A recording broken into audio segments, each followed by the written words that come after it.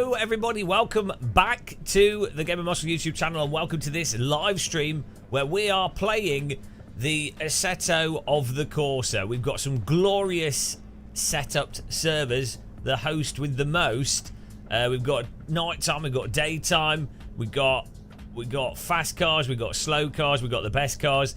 We're going to start out with this Lotus Evora GTC, which is, I think, one of the best tin-top vehicles in sim racing for your average driver, for like new drivers. This is like the ultimate thing after an MX-5. The servers fill up quick, so if you want to make sure you get on the servers when we do live streams, assuming you missed the live stream and this is a video and it's confusing you, you want to click the like button, you want to subscribe, and you want to hit that bell, and you also want to follow us on Twitter. But of course, we normally do these live streams at 5 PM ish, give or take. So that's a good way to know what's going on when it's going on. Welcome everybody in the chat room. We banned Dom GTR. Erwin's banned.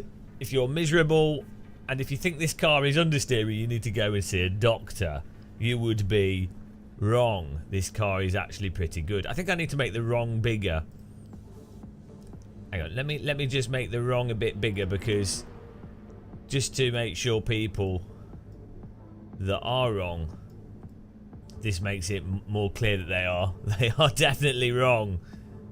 Correct can also be bigger as well. Let's make correct bigger. The bigger the text, the more right it is. There we go. You are wrong. You are wrong, Dom GTR. You are wrong. Imagine if you just tuned in now and all you have on your screen is wrong. Someone loads is expecting Assetto Corsa. Well, there you go. Nice.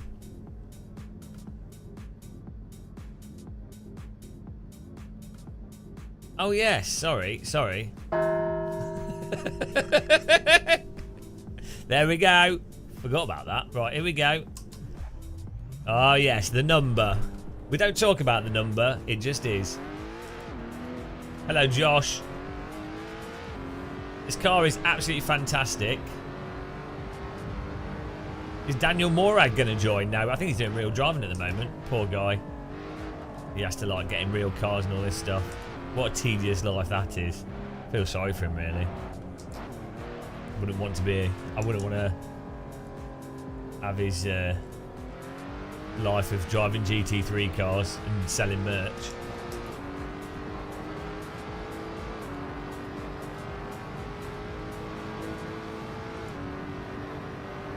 I'm alright, how are you doing? Disgusting.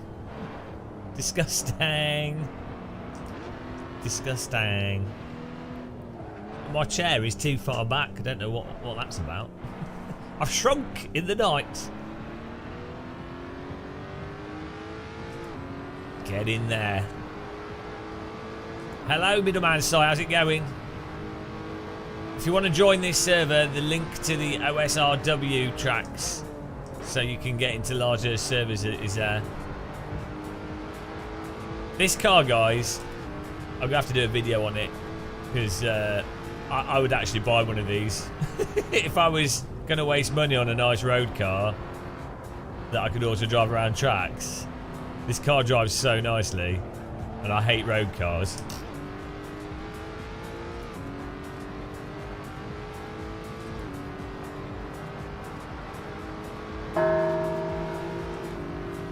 Can you explain the tracks? All it does is you add it to AC folder, extract it, and it just gives you layouts that give you more slots on the server. So we can have like 35 cars on the kunos tracks instead of the default 24, so more people can get in a race. That's what that's about. But the link's in the description, which people are going to keep asking me. What's this, PC World? Where in the world, PC World, do you need overpriced cables? Would you like to ask an assistant for help, but they don't actually know anything, so it was pointless? Would you like an out-of-date TV sold at an over the odds price? Where in the world, PC World? Would you like to look at TVs on display so you can pick a TV, but we'll put all the preview footage through a splitter so that all the preview footage is standard definition on 4K TVs? Where in the world, PC, would you like to look at TVs in an overly bright room that doesn't represent your sitting room at all? Where in the world, PC world, would you like to buy a computer with so much pre-installed junk on it will barely run even though it's brand new? Would you like 5 antivirus softwares? Where in the world, PC world? Oh, beautiful. Guys, candles, candles. DD girl with the DD wheel. What a babe, what a beauty, what a sexy lady. It's a DD girl with the DD wheel. She likes to drive very fast cars. It's a DD girl with the DD wheel. Kirith is now banned from the channel. It's a DD girl with the DD wheel. Perfectly formed servo motors on her legs. Everybody needs a DD girl. Even Kirith wants a DD girl, even though he's already technically got one. Everybody has a DD girl. Put her in your bathtub, but make sure your electricity is turned off. DD girl with the DD wheel. Kirith is cheating on his wife with the DD girl with the DD wheel. What a babe, what a beauty, what a the DD girl with the DD wheel. All the way from Eastern Europe, it's the girl with the DD wheel. Look at those powerful wrist muscles. There she goes again. She has ruined another relationship. She's gone to lap the Nordschleifer in a radical SR3 to set a world record. Kirith in the chat, how's it going, man? Are you going to join us?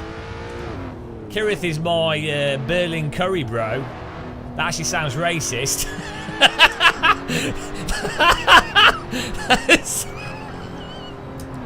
but he is. That literally, we were delivered curry. Reverb makes most people sound good, not me. Yeah, thank you for the channel membership. Well, there you go. We've had a DD girl. That's a tick. That's a tick off the. That's a tick off the list. Let's go. Kirith is forcing me to play some Gran Turismo at some point. He's holding me hostage. Go and subscribe to Kirith if you haven't, guys. He does do filthy console gaming, though. He's pretty much as bad as Super GT. You PC people are crazy. No, the thing is, PC gamers keep the cost down by not going overboard with equipment. You know, like force feedback joysticks, which you can't see on the camera, so I don't know why I put it to that view. What am I doing? I don't know. Small monitors, you know. We're used to high frame rates in PC land. Why do we have 3 keyboards? The more keyboards you have, the faster you can type, obviously. That's why people have 3 monitors when playing driving sims. Each monitor adds an extra, subtracts an extra tenth. Question, is there a way to have the windscreen texture higher res? I think there's an option in shader patch to turn the windscreen texture off. So there's an option there. It's in shader patch somewhere. Drink tea to save money for sim rigs. Are people struggling to get into the server here? I knew this might happen. You need to use OSR. You need to use a link underneath for more pit boxes. Why can't people read? Maybe they think the stream's starting at 5:30 because that's when I scheduled it. It's quite possible. How does time work?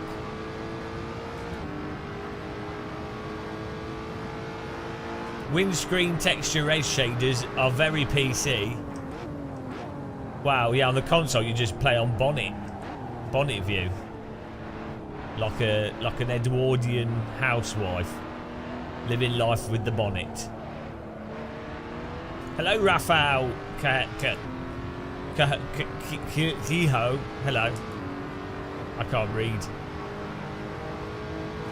John Hartley sim racing. Hola. See. Went to bed last night. You were streaming AC. Good lad. Woke up 15 hours later. You're streaming AC. Good lad. You God now? I don't know. Are you God now? What's this inside stuff? I know. Type joining in chat if you intend to join. Type confused in chat if you don't know how to download the link that's in the description that will let you get into this server.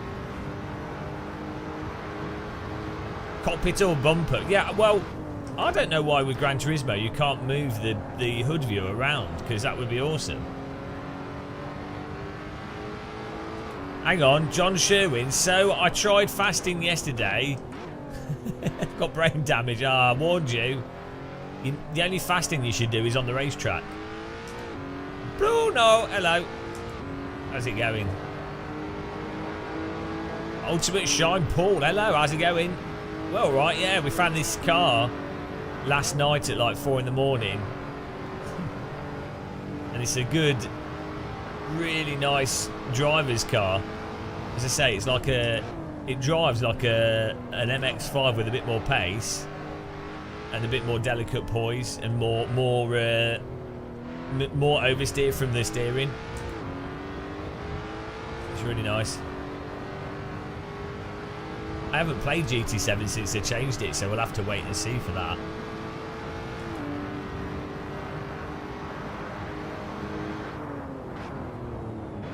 This is like a really good noob car. AC's basically sold me on this car, but I think they cost like £70,000, so. It's a Lotus Evora GTC. I like oversteer that's controllable. I'm happy. Bit of controllable oversteer. I'm having a good time. It's really nice how you just counter steer a little bit coming through the corner.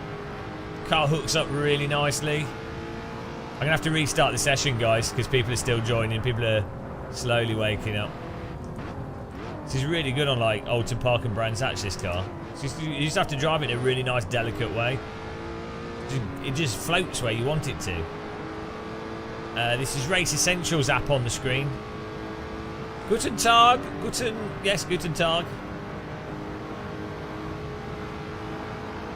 We literally were playing AC for 11 hours yesterday, getting everything set up. We've got some really good server settings now, though. I'm gonna restart the session so more people can get in, guys. We can't have a race with 10 people. I want a 30 car race.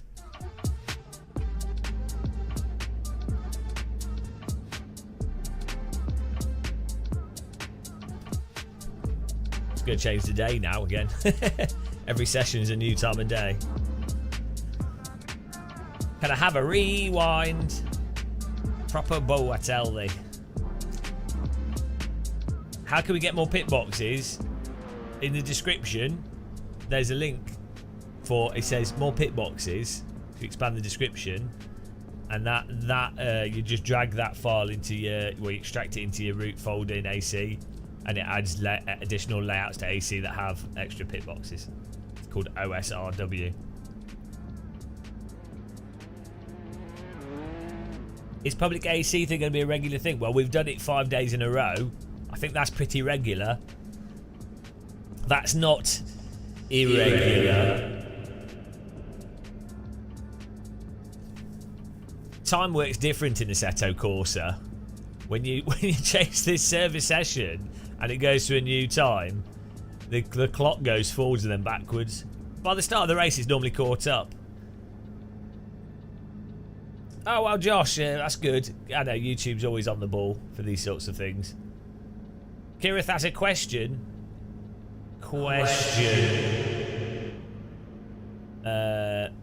Finally, Cat, AC question. When are they going to change the canned effects to real life? Mav, you forgot Kiami and Maku. Yeah, we might have to do a bit of Kiami.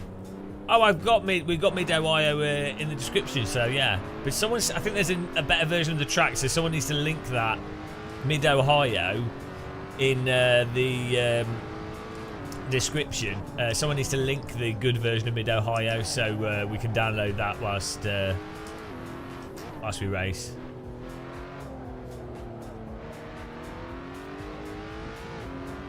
This is top quality Crystal Star. I want to get back into sim races so much. And Teria, I can't read. With GT7, since I have no PC anymore, would like to buy one. What, a PC? Buy a PC. I think Nvidia's going to release some cheaper 40s or 30 series cards soon, so. And for like sim racing, they might actually be really good. Might be at a point where you can buy an £800 PC that's an absolute beast again. I'll get at it. Starting with GT7, a connoisseur. Jesus Christ. Behave yourself, Kirith.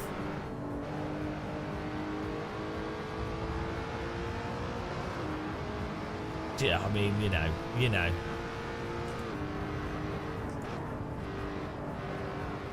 Ken Scott. Seal it bang, and the dirt's gone. So I'm going to take my Fitbit off, otherwise I think I'm cycling, and I'm not cycling. I mean, that might be how I drive, but I might drive like a cyclist, but I'm not actually cycling. Alfie, has anyone got a link to the Silverstone one? I'm trying to join. It's in the description underneath the video. There's a thing called More Pit Boxes. Download that, extract it into your main directory. I am hosting the mosting. Also, by the way, guys, you can hit the like button so we can maintain 100 likes per hour. We're on 28 likes at the moment, 69 viewers. Nice. But the like economy is diminished. Well, you can use the OSRW from Race Department, but what you need to do is you have to put them in the correct folder. You can't just extract them, otherwise it won't work. You have to like look at the file structure. But the one I've got is a repacked version that you can just extract into your root directory, thanks to one of our viewers making it, and then you just extract it there, and then it will put it all in the correct folders. Where's the link? I've said 3 times is in the description.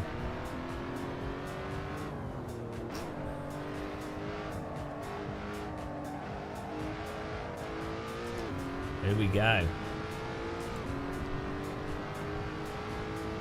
14 people. It's filling up. She's filling up. You love AC, sir. PC, yeah. To be honest, AC is like the most incredible value for money driving sim. Like, it is by far the most realistic driving simulator you can play. Like, it literally, to me, and to quite a few people I know that own and do race driving in real life, lines up to the real world experience of driving in the dry with perfect tyres in optimal conditions. It's less variable than reality. It's a little bit more simplified than reality, but the process of driving is feel what the car's doing through the steering wheel and respond to that, and then balance the car at the limit and hold a bit of slip. So it's absolutely fantastic.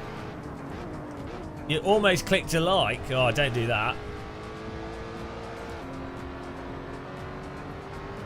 There's never been just 2 tracks and 3 cars. I know what you mean. The earlier version without mods didn't have much content. Am I looking forward to AC2, Kirith? No, because Kunos are insane, so it's impossible to know what they'll do. It could be good. It could be the worst thing ever made ever. Like, I hope it's good. I just, I've learned to be pessimistic and cynical about everything. Every time I have optimism, I fall into a state of despair when reality confronts the optimism. Ken Scott, throwing money at my face. I haven't got a pole, mate, so sorry. No dancing for you, but I really appreciate it. Helga will read the message out, so I'm not going to read it. I'm going to let Helga whisper the message into my ear with a fine German accent. Appreciate the donation, though. Helga's a bit dyslexic. She takes time to read the donation. She's, you know, and also she's German, so she has to translate it. Confetti bomben. Can't be worse than 8. Well, that's true. If you lower the benchmark, to be clear, ACC is a good value for money game. You can have a lot of fun with it. But as a developer, if you lower, there we go. We need to move that. What would it take for you to play GT7? Love ACFYE. What would it take me to play GT7? GT7. My favourite game, that. I actually literally have a sim rig set up behind me. Look, that was one of the reasons why we moved. Let's just leave that there. One of the reasons why I moved the this sim rig into my basement. Hang on, here we go. Look at this. Groino cam. Let's try not to break the... So we put this sim rig here. That's all set up. There's the PlayStations behind that monitor. So this is all set up with the Fanatec GT wheel. So that's all literally set up. There we go, that's probably better. So it's got a PC there, we've got a capture card. There's the filthy PlayStation controller. So we are good for Gran Turismo. Who doesn't have multiple DD wheels? Yeah, it's a WRC wheel rim. This is all behind me, I can't reach it. And then we've got some other wheel rims. It's actually I've left it turned on, haven't I? I don't know. Or maybe it's just... I don't know if the back of it lights up. If it does, I've accidentally left it turned on.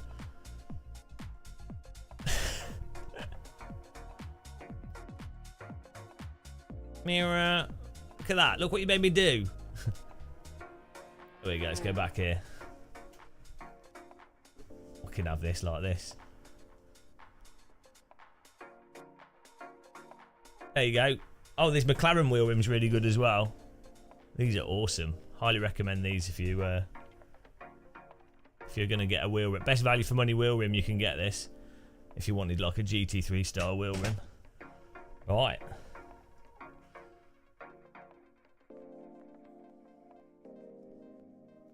Look, I've ruined my camera now. There we go. Groino cam reinstated.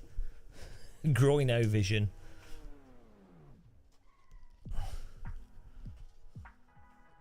Let's go. 16 people in here if you want to join, remember. You need to get the download link in the description. We're on 43 likes as well. How long are we into this stream? Where's my timer? 32 minutes. Oh, come on, guys. If we're going to get 100 likes per hour. Hello, BRT. How's it going? Fun fact, BRT bought a Logitech G25 off me 300 years ago. And then he sold it and got his money back. that G25 BRT is been around the world.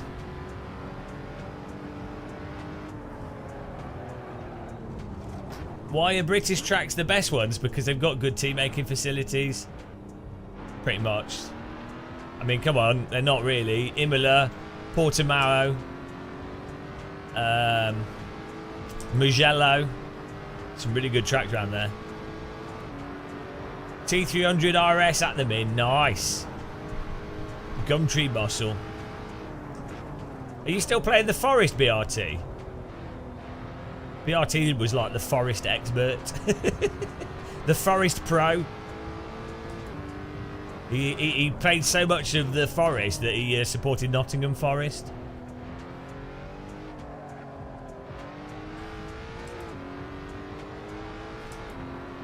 Get in there.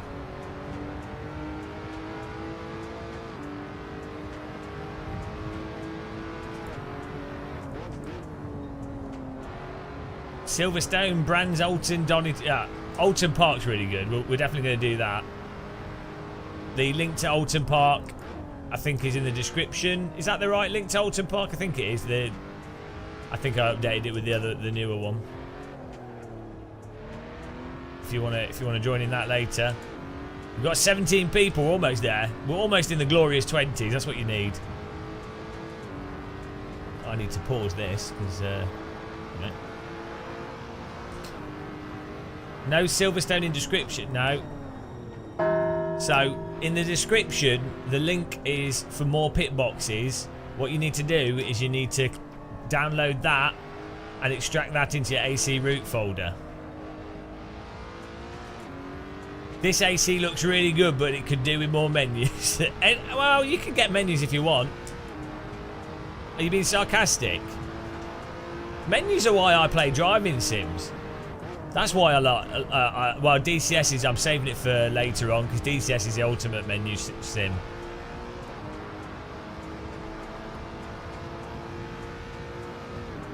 It's time for Strudel. Well, I need to do a qualifying lap here. We're 9th. We need to actually get a lap in here. We've got fixed setups as well, which is nice. So no excuses for car setup. Well, I came from the real menuing. Oh, Jesus Christ! Feel the power of the Thrustmaster. Please assume the Thrustmaster position. A group of Thrustmasters are on their way to show you the true power of the Thrustmaster. Thrustmaster. Thrustmaster. Oh, I'm assuming the position of the Thrustmaster. Thank you very much for the Thrustmaster message. That's a huge donation. $23 through the high skill donation link as well. Was that bloody Izzy? Who was it? If you're going to anonymous donate. Right, I'm going to turn. Yeah, the audio was a bit low. I'm just fixing it. Turn the master volume down, and so the alert volume should be higher. There we go. Right.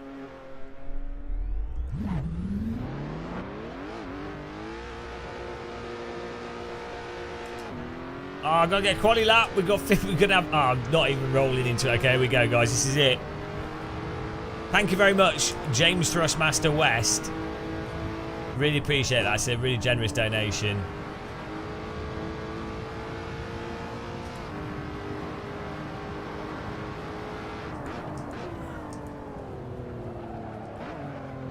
Right, here we go. Time for some delicate driving. Nice thing with this car is you can also just top the TC up on it. Hang on, 56 likes, 92 viewers.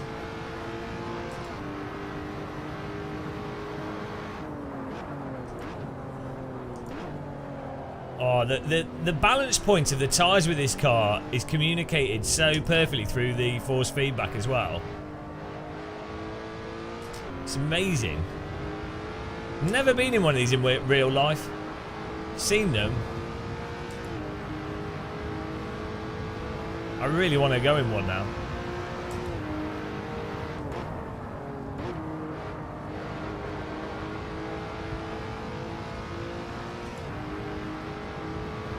Oh, come on. We're 1.9 seconds up here because we haven't actually set a lap yet. Whoa! Snook it through there. Pook it through here.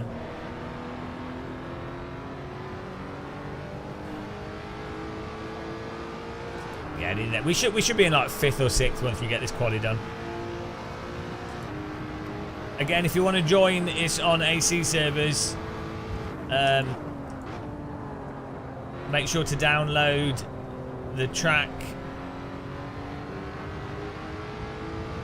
the stuff in the description.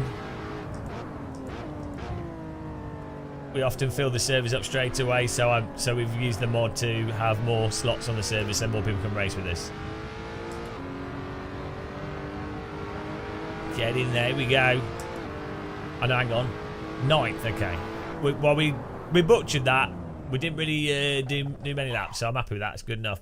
Hello, Brat Mouse Sim Racing. Welcome, man. How's it going? I need to go online and buy this. I like them for some reason. Eh? Did I tell you what car it was, BRT? It's the Lotus Evora GTC. This car feels loose, yeah, but it's loose but very controllable. If you can Control T will increase traction control, or you can bind it. But if you've not bound it and you're in the server, you can put lower the number, the more TC it is, and that will make the back more stable. But what you just need to do is get it so you can feel in the force feedback. You can feel the point at where the back starts to rotate, and it's amazing. Kirith, is this standard AC Silverstone, or do I need to download something? If you want to join, this is standard AC Silverstone, but what you need to do is there's a link in the description where it says more pit boxes. Download that, extract that into the AC root folder, and this is the AC Silverstone, but it's an additional layout that has more pit boxes. If so, where can you find the link? The link is in the description.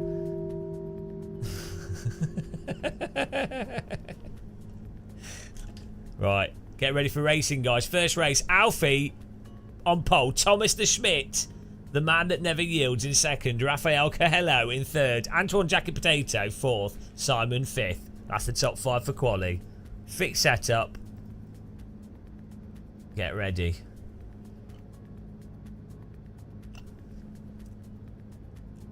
The description is under the video. Well, BRT, that's criminal. That's not allowed.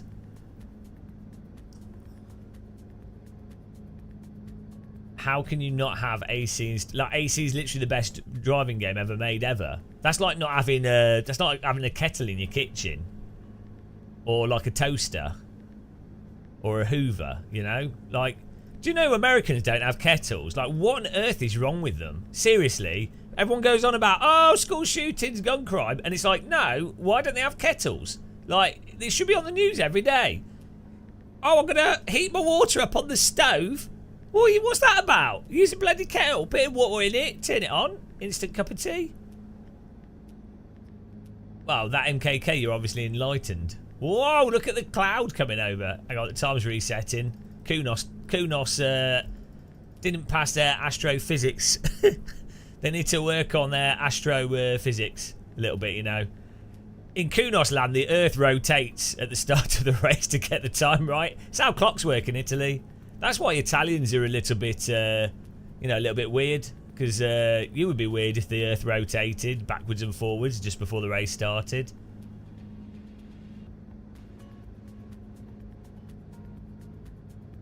Mid-Ohio track link is ready. Nice. Well, you could link it in chat now so people can download it. 64 likes, guys. We need more likes so we can hit 100 likes per hour. It's going to be close, this one. We're on 42 minutes. We might not hit 100 likes per hour. It will be a disaster. If everybody watching was to hit the like button, we will hit 100 likes per hour, which activates 100 like per hour mode, which is totally not just a graphic and a sound effect. It's more than that, guys. Right, here we go. Thank you, Josh. Get ready for the first race. Lotus Evora GTC, Silverstone. 19 cars, starting in 9th. Oh, someone did not start at all.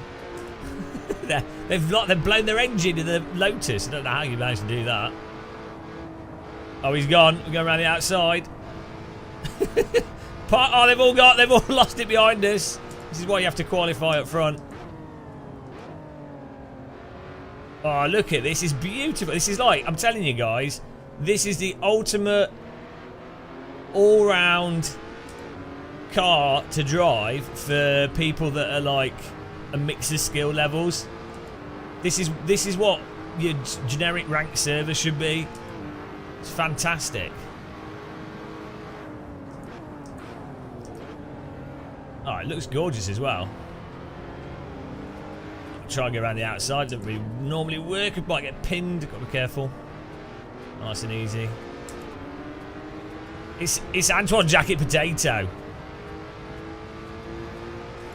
It's my favourite tea. Twinings everyday breakfast or English breakfast tea.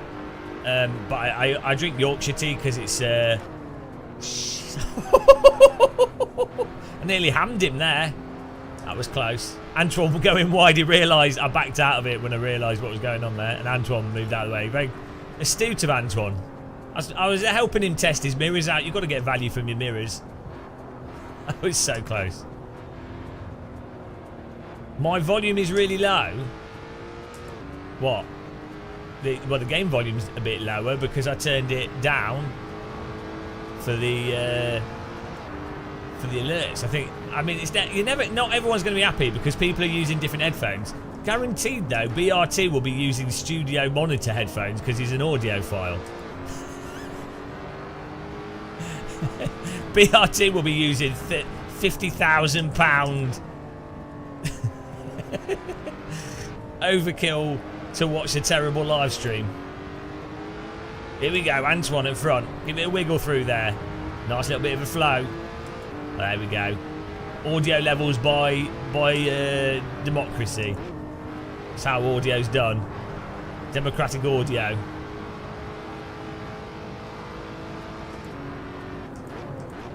Chilling out in fifth here. We need to get up there.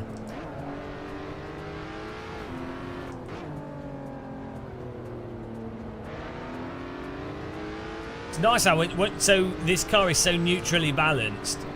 When you get onto the limit, the car just wants to turn perfectly. Honestly, this is like fantastic.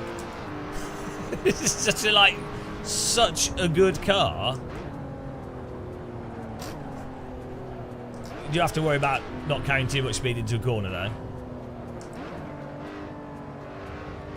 You really do have to listen to what it's telling you through the force feedback, but I think that's what makes it fun. A. Bevin in first place, Thomas Smith in second, Arkello in third.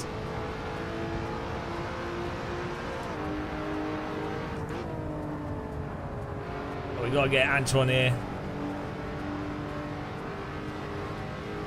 We've got some speedy potatoes in our servers.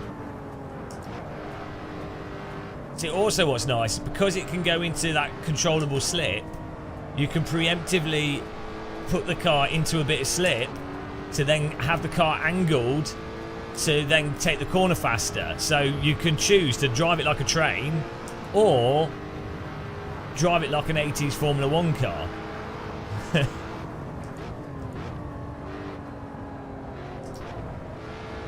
Like you can drift it, or like both are viable.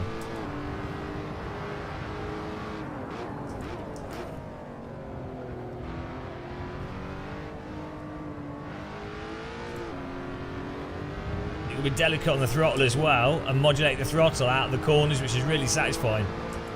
We're back on Antoine, come on.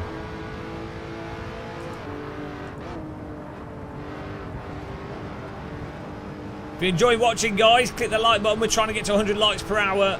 We are getting very close to not being able to get 100 likes per hour.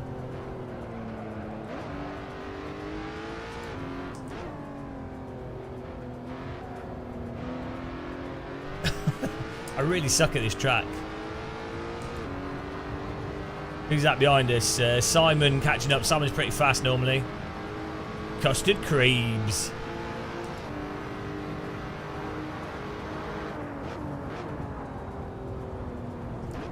Oh, that's better. There you go. So you can just lean on the tyres through that.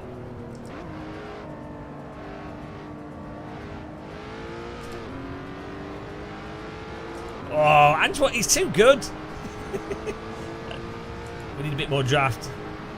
He seems, Antoine seems a bit slow through the sweeping corners. So, if we can line that up better, this is where we can close in on him.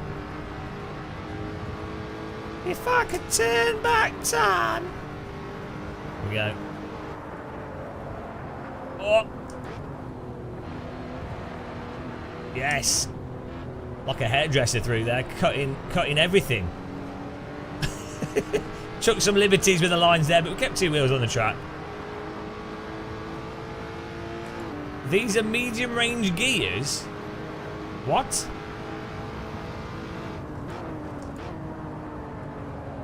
I don't know what you mean. Woo! Bit wide out of that AstroTurf. I'll take the time boost though. That would have been they're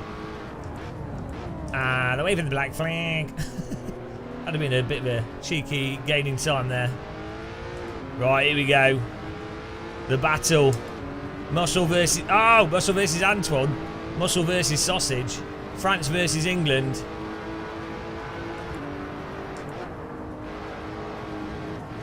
Oh, that was awesome. I threw it in a little bit. Gave it a bit of throttle welly, and the throttle kept the back pushed out, even though we'd induced a little bit of understeer. Oh, I'm going to go wide. We'll try and hook back. Oh!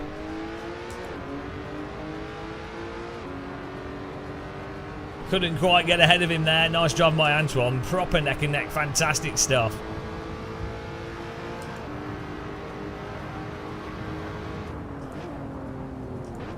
This is the battle, guys. This is better than the Euros. Forget the Eurovision Song Contest. This is a Eurovision Car Contest. And why am I so slow out of that? Jeez. Simon waiting behind me.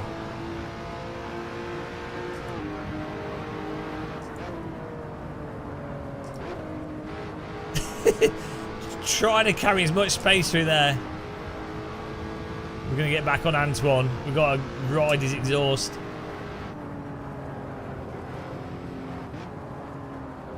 Oh. Don't think we're meant to be doing a combined drift through there. Oh, Antoine's loose as well. He's feeling the pressure. We've got a better exit. Should have the draft. Whew. This is the Lotus Evora GTC.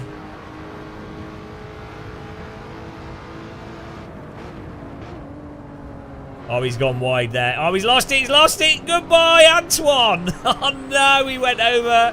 He overcooked the baguette. The bread oven's on fire. The croissants are ruined. Oh, no.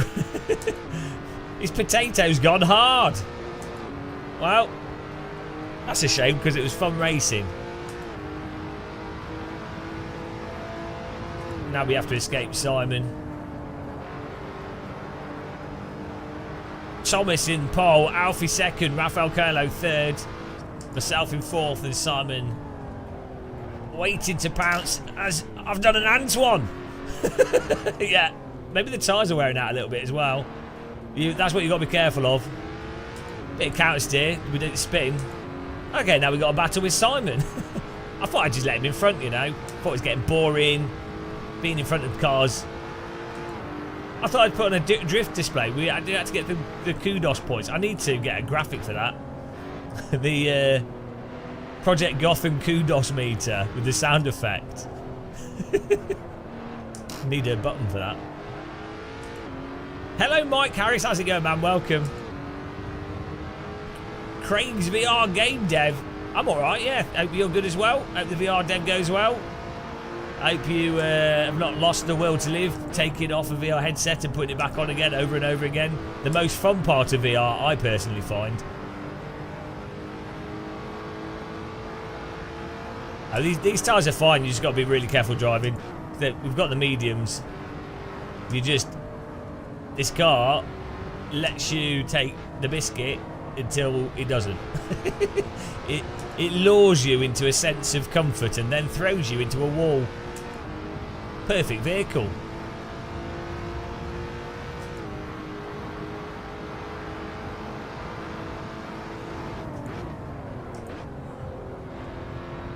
Simon's always pretty damn quick. Well, I'm going to go a bit wide out of this. Don't worry, the marshals didn't see nothing.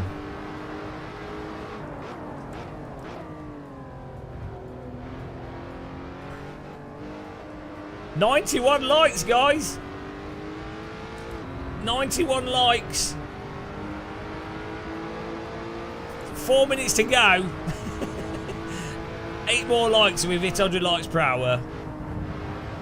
And then I can format my C drive. Come on.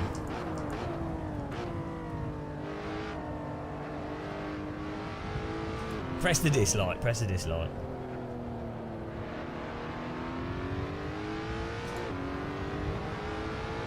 T in capital letters is the password. Oh, that's it, guys.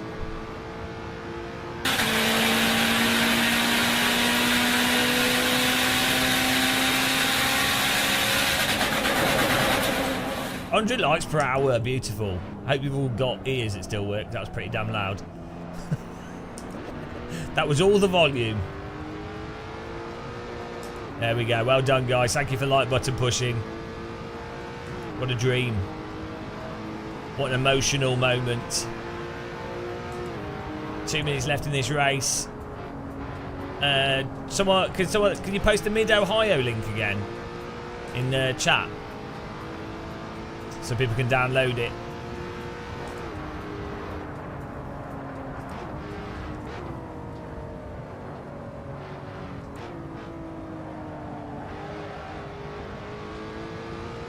Go.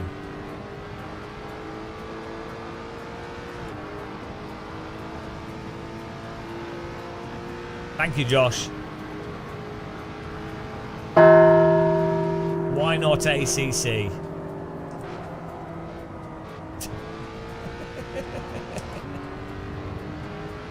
Here we go.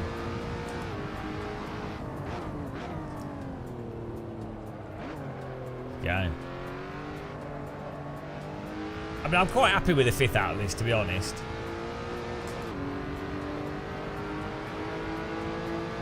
Best sim ACC. Right. Oh, shit. I've gone a bit... Hello, the Archie. How's it going? We're all good. Everyone's good. No one's bad. Everything's good.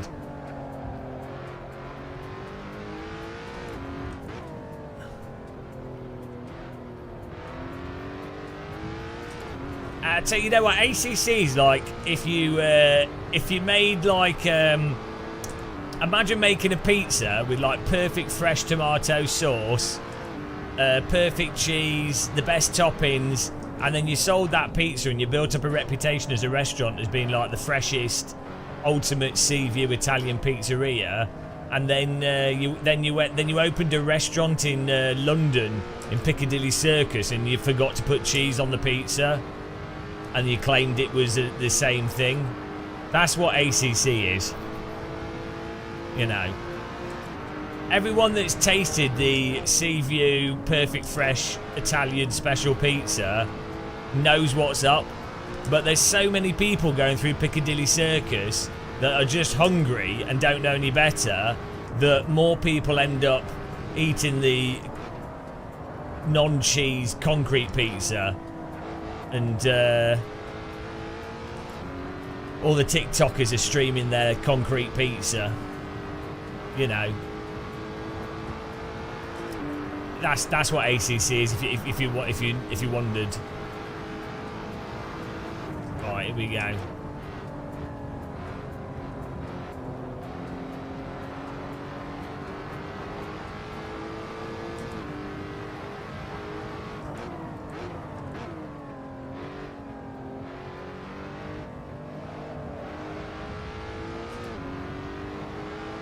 I think the analogy worked pretty well.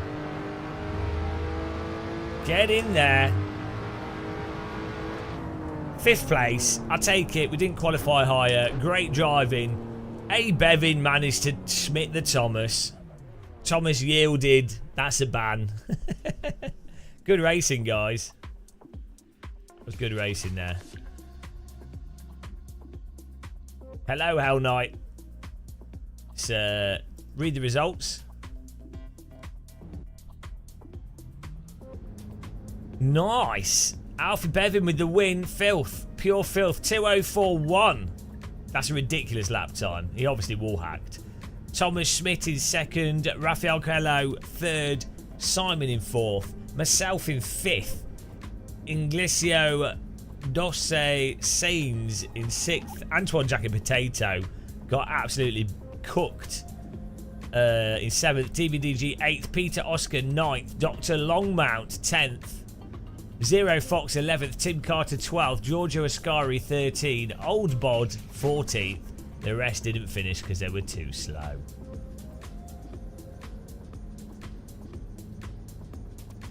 No, BRT. AC is pizza without cheese. Sorry, it's not about subjective choice. It's AC is pizza without the base. AC is like one of those restaurants that go, oh, it's a breadless pizza, and they put all the toppings on the table and go. I'm sorry. It's just a trick. It's a fact. I am correct and you are wrong. There we go. Let's get another server going here, guys. I think we might have to go radical. I'm going to download the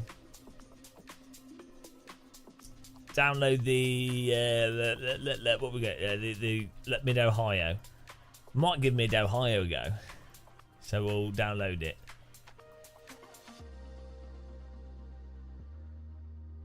Shall I put it in the description as well? Because otherwise people will be like, where is the link? Even though that link's probably not going to last around. There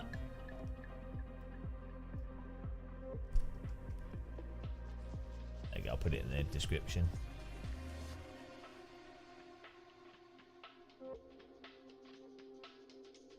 Please hold, ladies and gentlemen, please hold.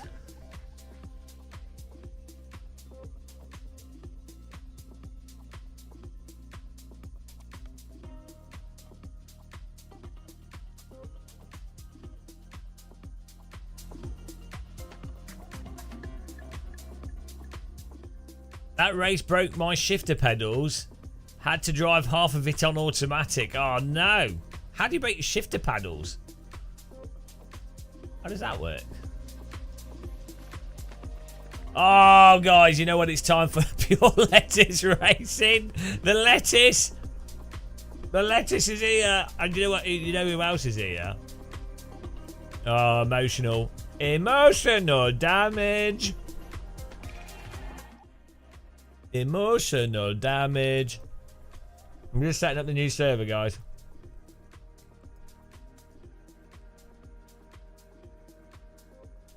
Please hold.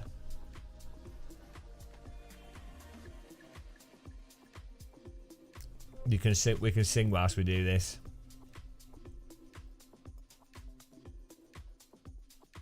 This track's in America. Here we go. Put your hands in the air, guys. DD girl with the DD wheel. What a babe, what a beauty, what a sexy lady. DD girl with the DD wheel. Perfectly formed servo motors for her legs. It's a DD girl with the DD wheel. But DD girl with the DD wheel. I can't find the track that we are racing. Everybody needs a DD girl, but a DD girl in your bathtub. Pure lettuce racing likes his women to have servo motors for their legs. DD girl with the DD wheel. What a babe, what a beauty, what a sexy lady. It's a DD girl with a DD wheel. She likes to tinker with a 4-speed back. It's a DD girl with a DD wheel. Her profile settings are rather loose. It's a DD girl with a DD wheel. Beautiful Eastern European babe. There she goes again, disappearing off into the sunset. She's gone to cry. She wishes that she was not a mascot of this channel. What a shame. Thank you very much. Right. Hang on. Is this version of the track from... Oh, thank you. It was already worth it. Thank you very much for becoming a channel member, Pure Lettuce Racing. and the support, guys. Really appreciate it. Mid-Ohio, this track, is this the R-Factor conversion? Is this the original VLM from R-Factor converted by Terra? Is that right? Or am I looking at the wrong one?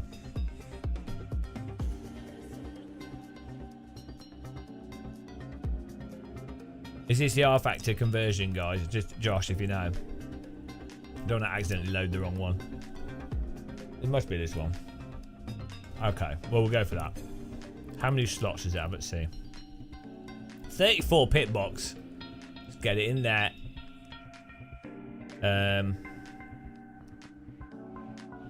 Will we get 34 people in here? We're going to go for the... I think we'll do the Radical SR3 here.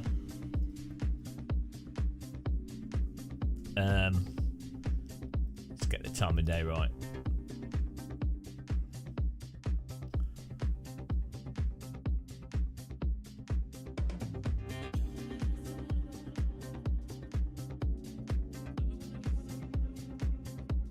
Get in there, guys.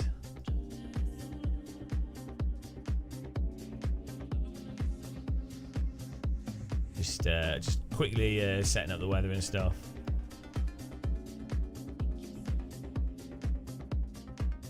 I've got pretty good at this. Bit distressing. I'll soon have we'll have a whole bunch of profiles soon, so I won't even have to do settings.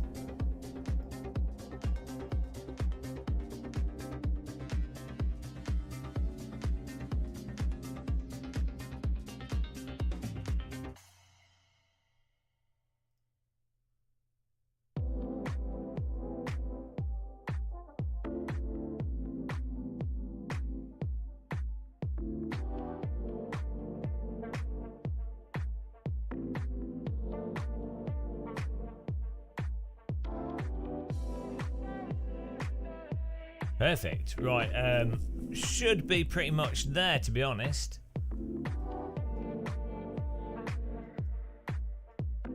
And if you want to get in the server, make sure you download the Radical SR3 from Race Department. Brave Lift music. You can't refresh from Silverstone. What?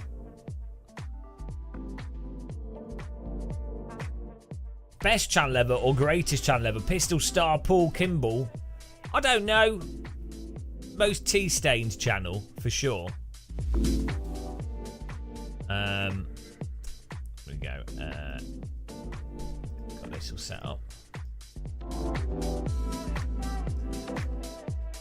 Setup is on. There we go. This should all work. Let's see if it does.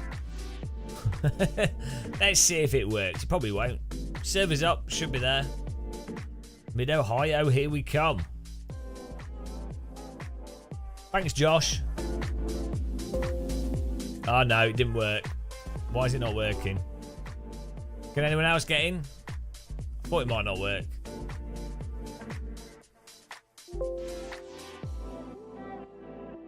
Oh no. Let's see what's going on here. Why did it...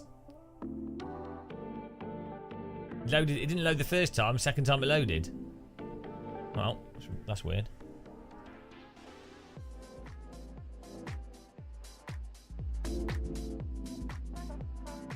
Yeah, that was weird. It crashed and then worked the second time. Is this... Here we go.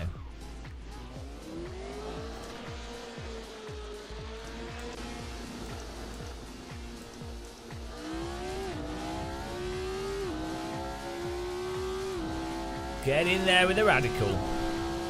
Free radicals.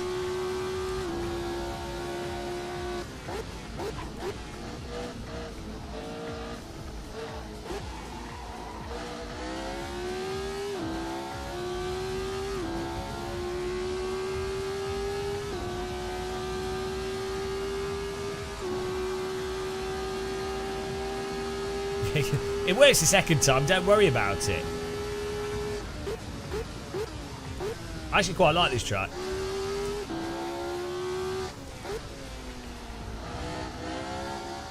It's almost like, it's like an American Brands Hatch.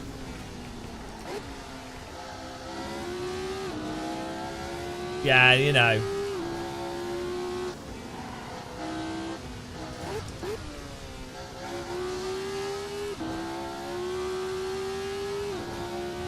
Look at that grass. All that beautiful grass.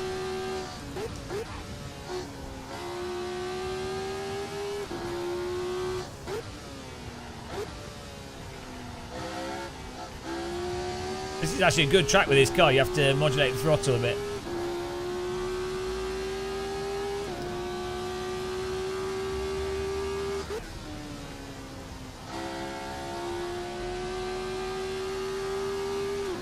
Try loading it a second time.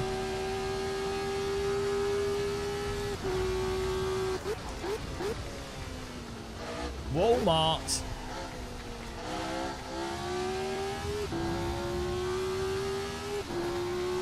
Shouldn't be. It's probably your shader patch or your soul settings or something.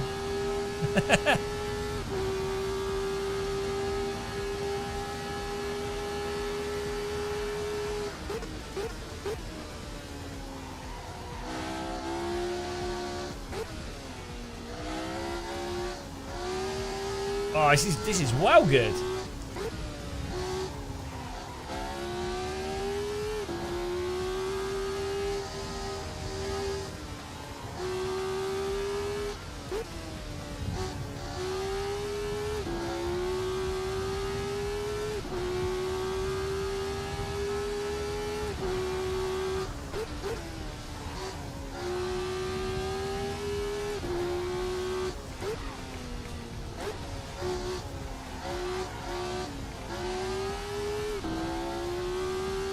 Get in there.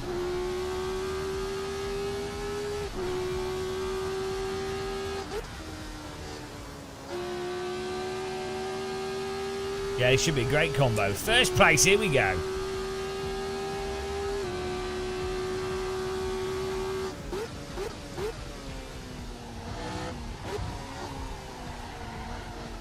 $18 people already in the server. Nice.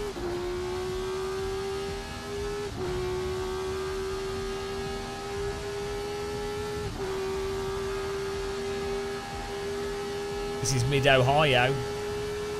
Link in the description. Oh, this corner is so easy to overcook it. Oh, look at all that. Look at all the lawn. Oh, £70,000 gone. That's Antoine. We seem to be able to crash into Antoine quite consistently. Oh, he's mowing the lawn. Look at that. Look at that. Most expensive lawnmower you've ever seen. Look at this lawn mowing. He's cut a hole.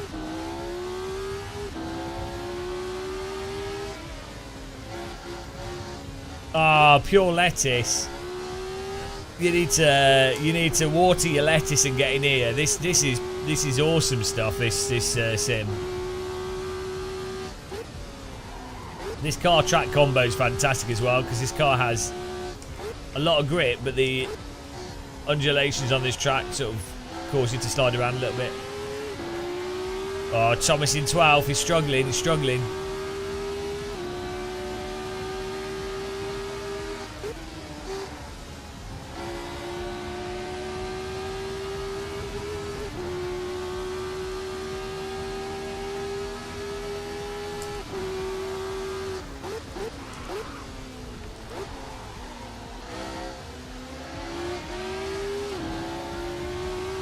How good is this? Oh, now you download the wrong track. That happens in real life. You drive to the wrong racetrack and you're like, oh shit. I was trying to go to Donington, but I've ended in Bathurst. Oh, well annoying.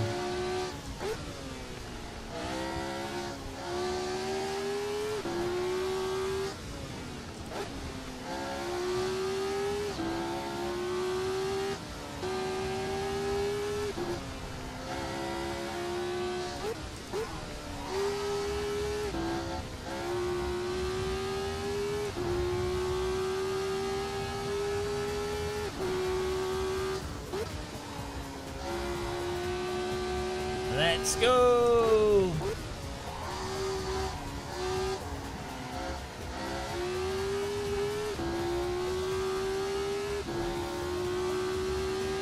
Has the netcode? Yeah, the netcode's better in AC than iRacing. It doesn't look as smooth, but the car, and you do get cars ping-ponging off each other, especially sideways through a corner, but it's no worse than iRacing. In many ways, it's better. Why? This is a 1440p stream motive. I'm literally streaming at 11 megabits. Oh, this is fantastic.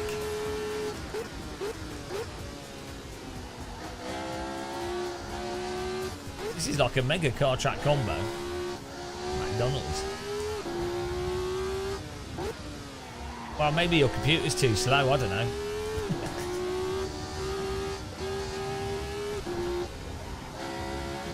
Whoa! Norris Ring in Nuremberg. Yeah, I've walked around. I accidentally, when I went to Sim Racing Expo, I got the train, so I landed in Nuremberg.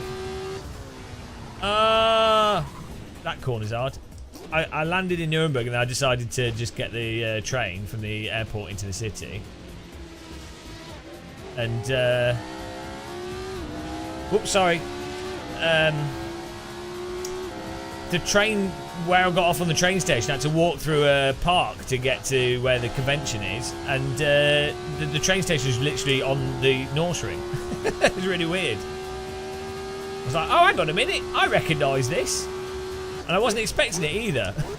That's what was strange. I was just like, hang on. This is a track I know.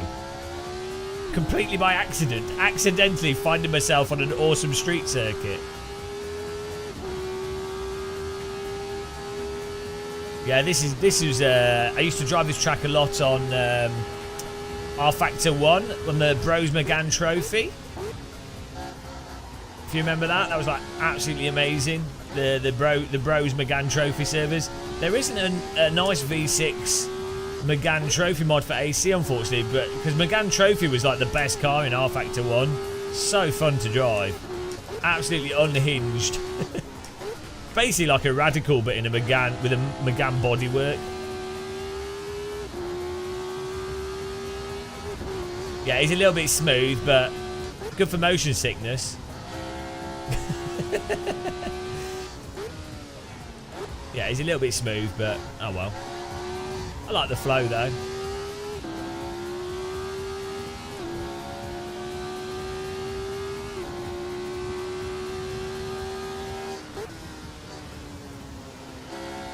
To be fair, if this track had been resurfaced in real life, it would actually be really quite smooth. I don't know if it'd be this smooth, and I think this track is one that struggles for funding, so it probably wouldn't be smooth in real life. I doubt they resurface it that much. But like Silverstone, for example, is like smooth as. Donington as well, super smooth. The Nürburgring, the Nordschleife, is really smooth.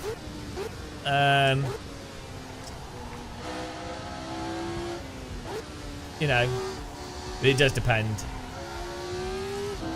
Yeah, maybe some higher frequency bumps added to this track surface, so it does make you feel more connected to the track.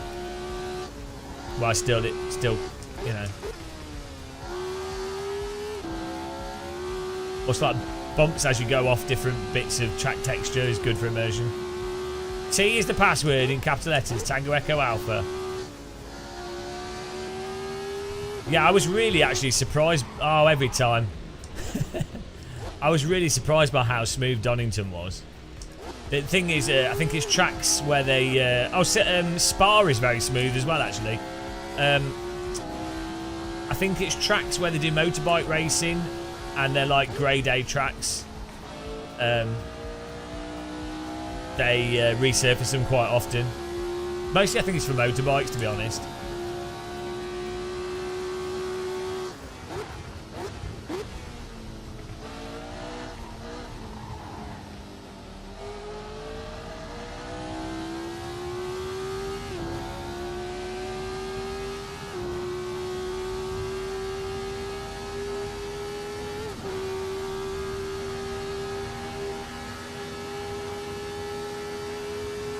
I like having traffic cones in braking zones. Traffic cones in braking zones. I think it makes it a lot easier to hit brake points.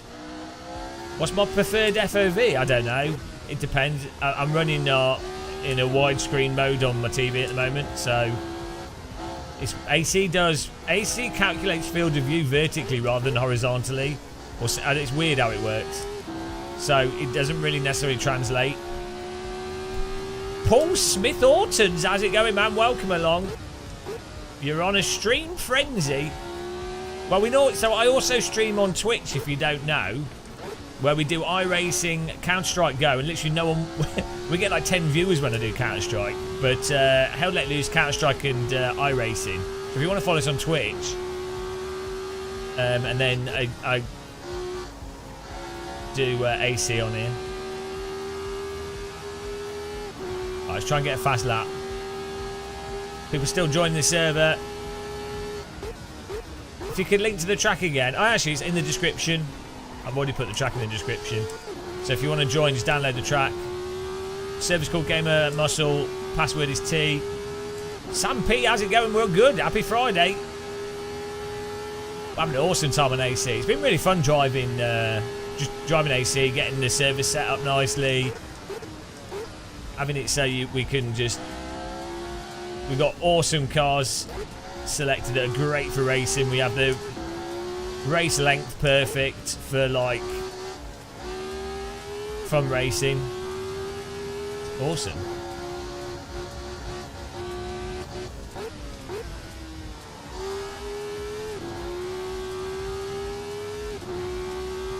Thanks, Josh.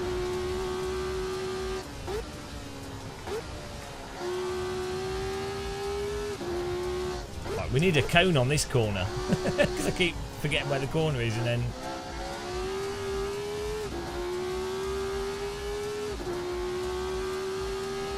Oh, this is a classic track.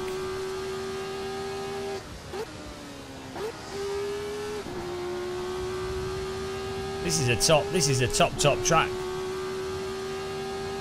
As I say, this was like one of the really popular R Factor 1 tracks back in the day, back in like 2003 or something, 2004. And the R Factor 2 version of this track's really good as well.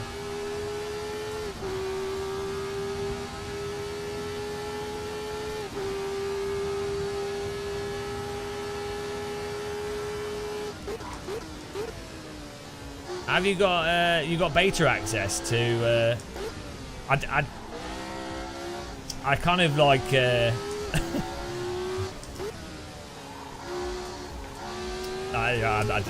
won't talk about it.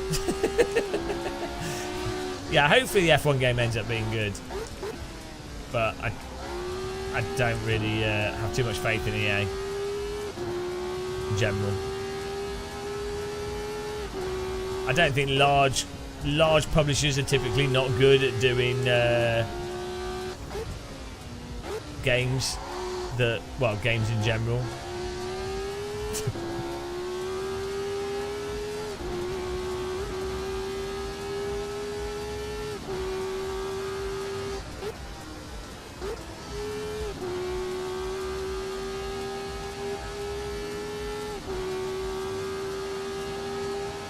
Yeah, I think real life, I don't really want to talk about F1, but I think real life F1 would be a million times better if everyone had the same car. One of the big problems in F1 is it's a constructors thing mixed with a drivers championship. Doesn't make any sense.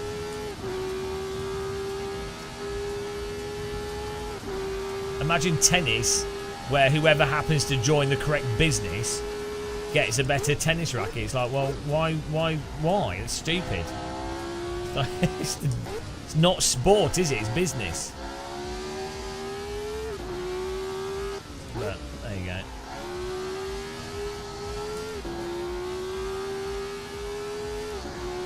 You don't know that. I mean, I don't disagree, but we don't know.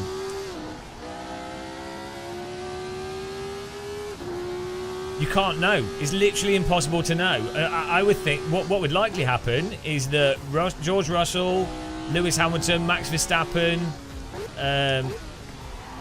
Alonso,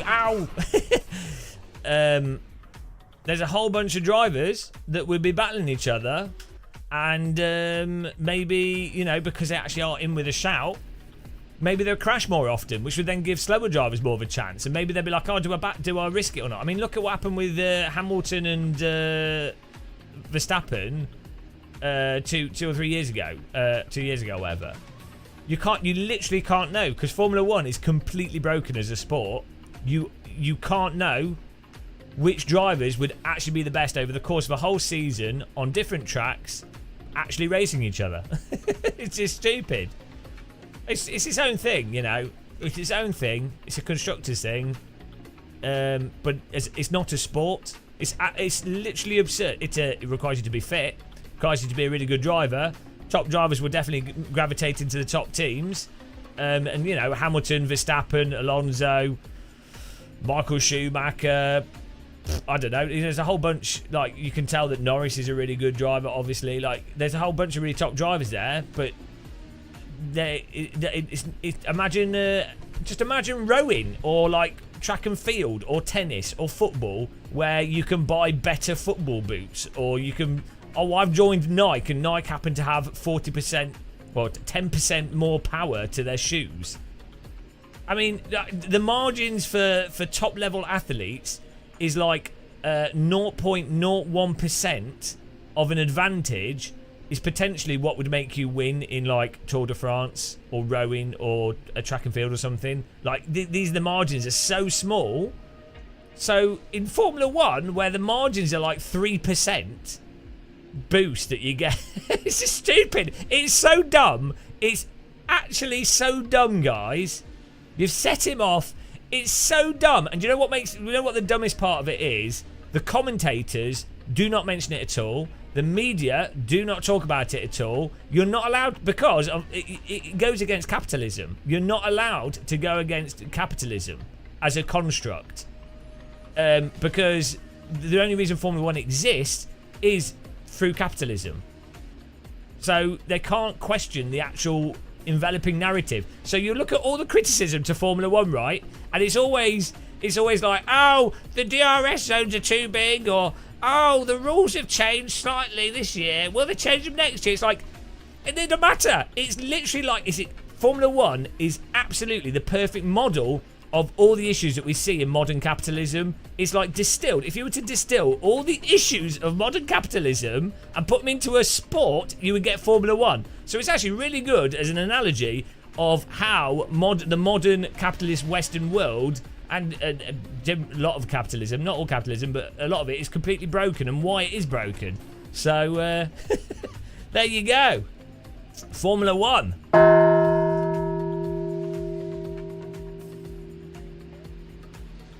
Get locked up in loony bins. That's my Formula 1. Enjoy. But it can be fun to watch. It can be quite fun to watch.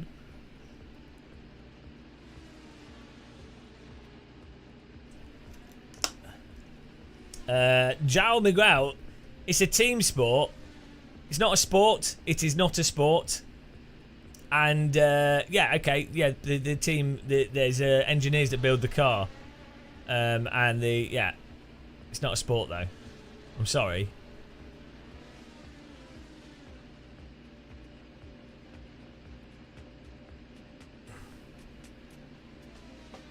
Best rants.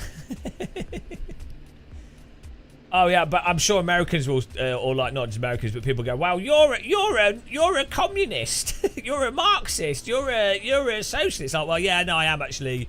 I'm a democratic socialist that also believes in free regulated. I believe in regulated capitalism, because you don't want a completely centralized government that doesn't know what the hell's going on, mandating that people do X, Y, Z, because it's inefficient. And you know, whenever you have like one person in charge, it always goes to shit because one person can't understand a lot of things. But I don't know why people don't seem to realise this, but the biggest problems we face in capitalism at the moment is because you have a small group of people in charge that don't understand how things work, but they're using their power and wealth to basically tell everyone how everything has to work, which is exactly the same as, or very similar to, having a ultra communist equivalent or a centralised government equivalent, there's no difference. It doesn't matter if you call it capitalism or communism. In the end, you need distributed organisational structures that are relatively flat in hierarchy and relatively flat in power. That allows most people to be productive. It allows the most amount of people to have freedom and free will. And then you also need to make sure that there's obviously objective scientific facts that certain things destroy the environment for everybody living in it. Dumping shit into rivers is not good for anyone, because guess what? People then die of Weil's disease when they go for a swim or kayak, or the, you know. It's like, this is not like extremist views. This is like bloody obvious dumb views that someone as moderately intellectual as me can understand. And the only reason that these views are like suppressed is because we have corrupt, very wealthy people that stand to benefit from squashing the average moron, the average person, from actually having as much free will as they deserve. There you go. Oh yeah, definitely definitely Stalinist views. The view that all people should be relatively equal, and that we should also still have capitalism. Stalin was 100% on board with that. Your anarchist granddad. I'm not really an anarchist. You still need to have some structures. I don't necessarily think it's a bad thing having like some businesses or some organisations, even charities or whatever, work having a defined structure where you're like, well, that the manager manages these components and they dictate what the other people should do within a certain remit. It's more productive. So I'm not, if it's justified, if they put like let's say someone's really good at playing the piano, they're a really good piano player. Well, it would be ridiculous for someone that can't play the piano to say, well, no, I'm in charge of playing the piano. It's like, well, no, obviously the person that can actually play the piano should be the one playing the piano. You know? But then if someone else is equally as good or could contribute in another way, well, then let them do it. You did set the race, also at night. No, I don't know. We'll see what happens. It brought up politics. Someone brought up Formula 1. It's alright. It's alright. Matt Motel Ghost, your ideas would be great if human nature didn't keep getting in the way. What? So you're saying, well, first of all, what argument are you making there? That doesn't make any sense. Secondly, are you saying, oh, you shouldn't do something that you know is better? Hang on, someone said something that I actually agree is a better way of doing things, but we shouldn't do it because oh well, some people are corrupt. We shouldn't bother with prisons. We shouldn't bother putting the occasional sociopath in jail because guess what? Some of them are, like, statistically, 0.1% of people are murderers. No, don't bother. Human nature gets in the way. Don't bother organising as a society to put psychopaths in prison or separate from society. Don't bother having farms. Guys, do not build farms because, you know, it's not human nature. You've made a naturalistic fallacy as well there.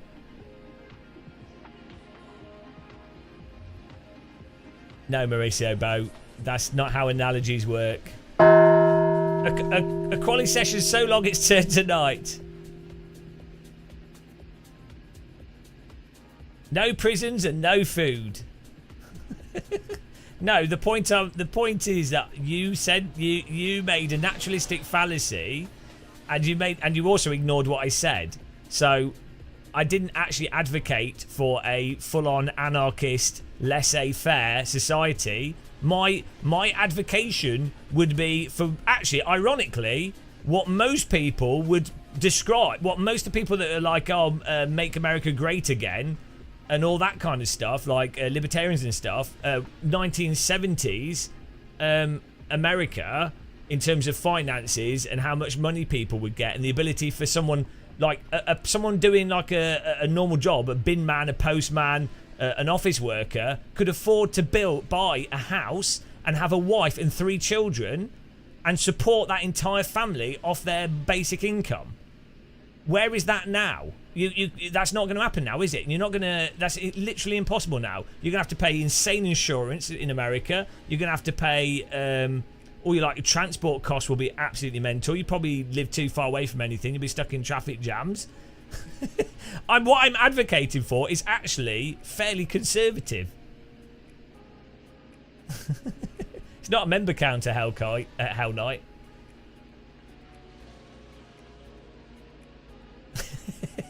I'm advocating for pretty bog standard regulated capitalism as a thing to go for.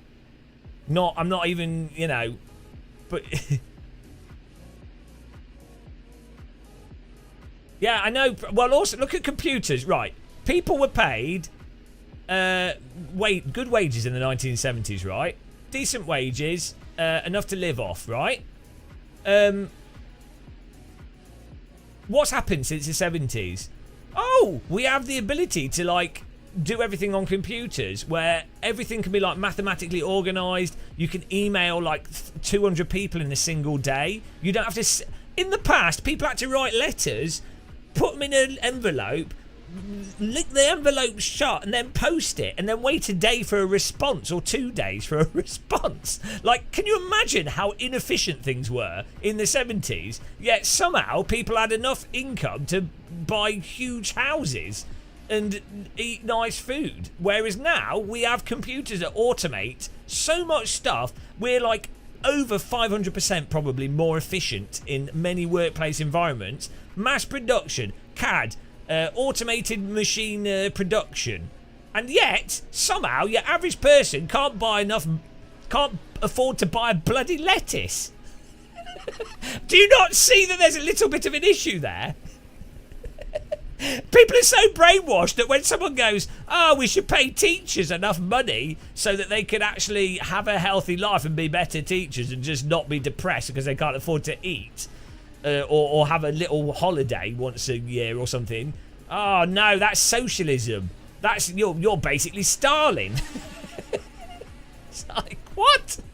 It's so people have been so. This is how propaganda works. You just repeat some dumb thing over and over again and play it through the mainstream media or through whatever the hierarchical structure that people think is oh, we trust that. And that's the window of conversation gets moved to this mental.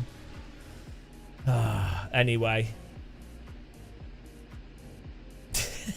who started this one?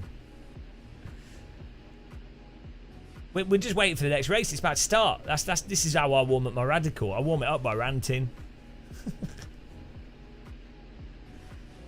J Topper, Century of the Self is great. Yeah, that's the Adam Curtis documentaries are quite good, but I would say you have to be really careful because what he does is he picks and chooses completely random shit at times and then stitches it together to form a narrative. They're really nicely, as a film, they're entertaining, and the stock footage and stuff is really nice, but you need to watch an Adam Curtis film and be oh, that's an interesting way of doing it, but don't think of it as the de facto reality. You need to watch Adam Curtis and then read a bunch of history books about the specific things, or actual specific history about the Soviet Union, or about the British history going through time, or American history, or actual financial stuff. And Adam Curtis, he does himself a really big disservice in how he sort of just links stuff together that isn't actually connected, but for the sake of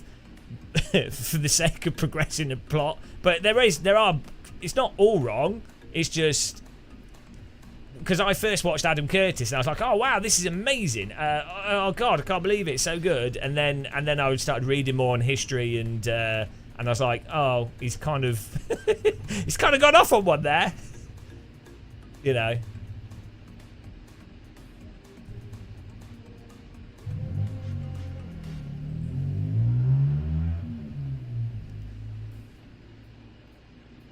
We're going racing, guys, though. Hopefully the sun comes up. It should do in a minute. I'm not sure what's going on here.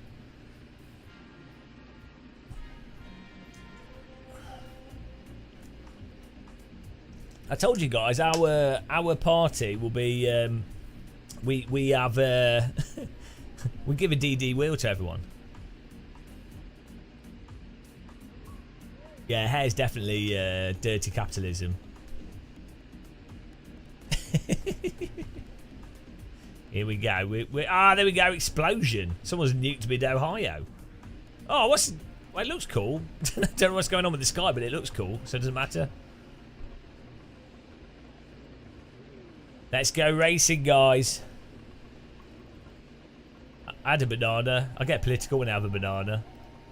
Right.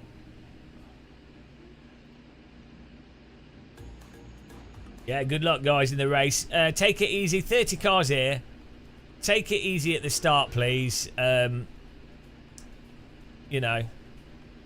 Also, watch out. If you've got a car coming up on your inside, try not to, like, close in on them, even if you've got the right to. You know, and if you're on the inside, try not to, you know you're going to understeer if you're going fast. If you do crash, try and stay still. If you're in the middle of the track, it's easier to avoid than a car that's rolling. Unless you've got lots of time, which you won't at the start of the race. If you're rejoining, you know, join sensibly. You know, all the stuff. Take it easy on the first lap. Don't try and win the... Well, you can try and win, but be careful.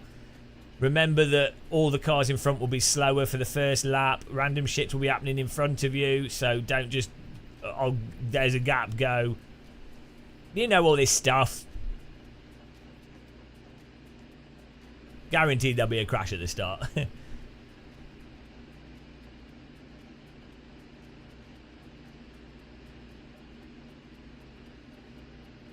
You will be mocked if you crash. Right, Radical SR3 XXR at Mid-Ohio. 30 cars. We're starting in 11th. 13 minutes. Let's get ready to go.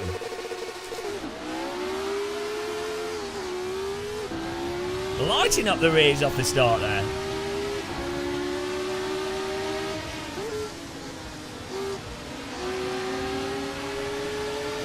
Get up to the inside for the T1 here. Much better. It's much better being on the inside of this.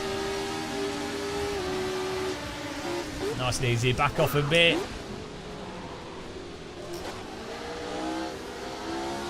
Nice and clean through there. Fantastic driving. Look at this. Absolutely superb. Antoine Jacket Potato in front of us. Peter Oscar in front of him. Let's see if we can get up the inside a bit here. Nice and gentle. Someone's surely going to lose it around the outside. No, yep. Simon going on the lawn, but he manages to bring it back. Oh, come on. Be careful. Jalis barging his way through. Oh, there it is. Carnage on the track. And we've managed to gain 1, 2, 3, 4, 5 places and a little bit of a tap there, sorry. Oh, I've gone in too wide. Caught it on the grass.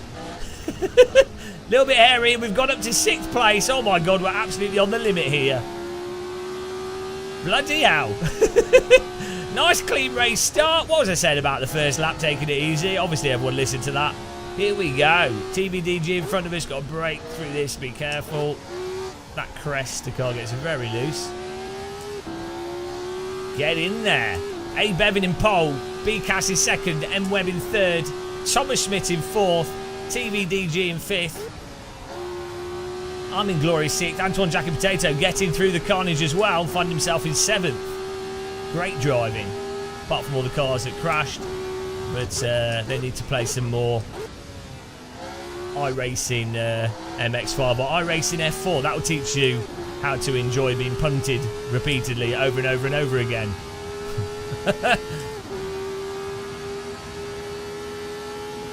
Now let's focus on closing the gap on TVDG, yeah? Smooth is fast.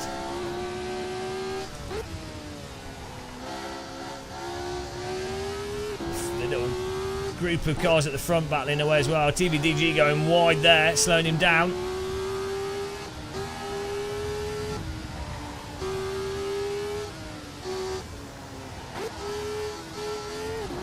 Milk that throttle. Antoine pretty close on our tail as well.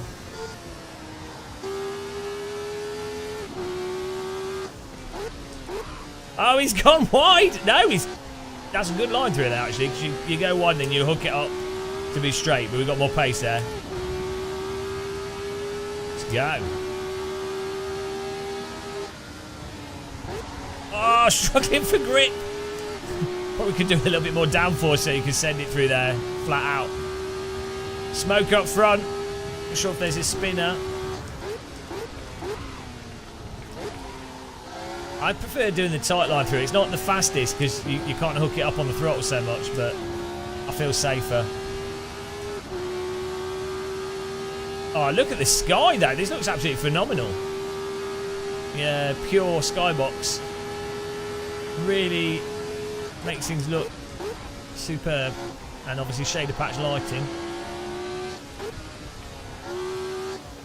Oh, TVDG's loose. We're right on him, getting the pressure going here. Come on. Superb racing. Oh, let's not get caught out.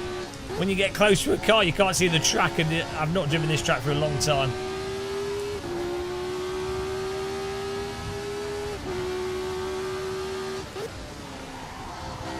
The lighting in this, how it is now with the sky and the grass texture colour, makes it look like it's just been raining and the sun's come out. We've just moved up a place there. Who's that? Abe Evans, I think. Yeah, Abe Evans just parked his car into the wall. Maybe, I don't know, maybe he wanted to test the damage of the Radical. And oh, Antoine's up behind us as well. It's going to be a battle. I'm going to try and go around the outside. Antoine getting the draft from me. Oh, this is racing. So good. So good. Oh, Antoine's lost it, I think. No, he's just dropped back 0.9. Try and go around the outside again.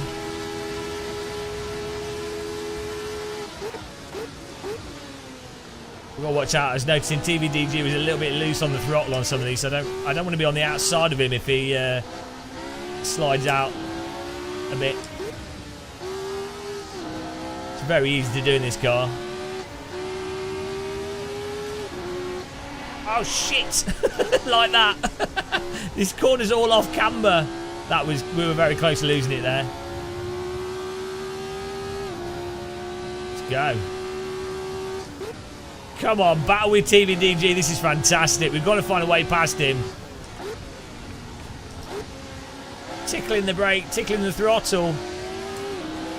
Oh! Dipsy doodled him. He gave it too much over the crest.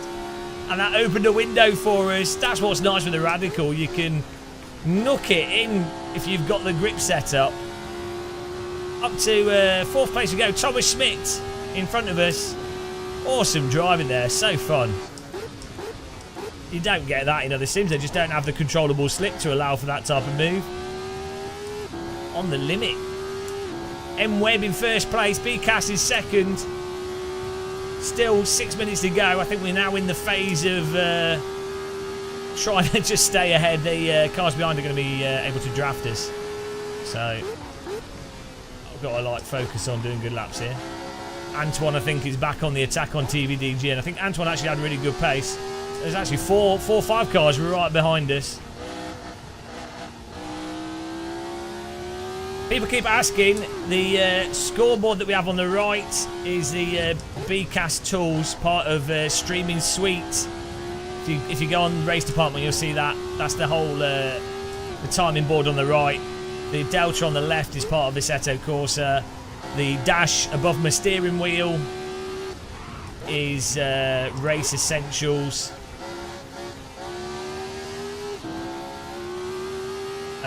That's it. That's all you need on the screen. 5 minutes and 46 seconds. Come on. Try and just focus on getting fast laps here. Delta's good.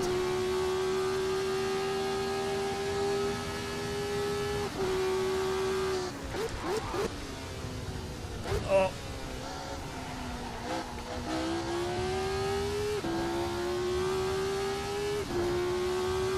Nice and easy. You want to get into a little bit of slip with this car, but not too much. There's a spot of like you're in the perfect zone of slip, happy times, fast laps, happy times through a corner, and then you go over it and you're in an unhappy, sloppy slide forever. Yellow flags. Don't know how it's cars in front. See any? Still got a yellow flag here. Is this for in front or behind? Oh, it's a back marker. Thanks for getting off the road. Appreciate that. Yeah, good job. If you're a back marker, if you can just drive normally or pull off the track, that's the way to do it. Don't do anything abrupt. Just be predictable. It's the best thing to do as a back marker. Or if you're playing iRacing, crash, go to the pits, rejoin the track a lap down, and then drive into everyone, ruining the race. That's the F4 way. Oh, here we go. Try and get up the inside. There you go. Just kept driving the line. Absolutely perfect back marker driving there from Thomas Nielsen. Really appreciate that. I actually think if back markers drive normally, it's actually fun. It's just another component of sim racing that's enjoyable. It's like you've got another car to pass, everyone has to pass them, they're driving normally, you just have to adapt to driving around it, and then if you're in a race and you're in a gaggle of cars, it's an opportunity to potentially get past someone or that you're battling. It's an opportunity. Like, you watched Formula 1 back in the day before it was terrible, pre-2007, and so many overtakes were done when skilled drivers would utilise back markers to their advantage. And then people would be like, oh no, terrible, back marker ruining the race. Like, no, it's part of the race. It's just both drivers are aware of it. As long as the back marker doesn't block, it's actually fantastic. It's why multi-class racing is like IMSA's really fun. Also, if you're in the fast car, you get to drive into GT3 cars, and all GT3 drivers should be punted off the road, obviously. Fact. Right. 3 minutes to go. I think we've got like 124. We might have 3 laps here, because I think we've probably got 3 laps. The leaders go. This race length is absolutely perfect. Sort of 6-7 lap race. Spot on. Because what you tend to find happen with jumping racing like this, a lot of people are miles off the pace. You probably have like with a 30 car race, probably have 10 people on the pace. There'll probably be an accident at some point of the race. And if it's any longer, it's not like you would need the race to be like 35-40 minutes for me to catch up with the gap up front. Let's say I'm only 2/10 faster a lap or more consistent.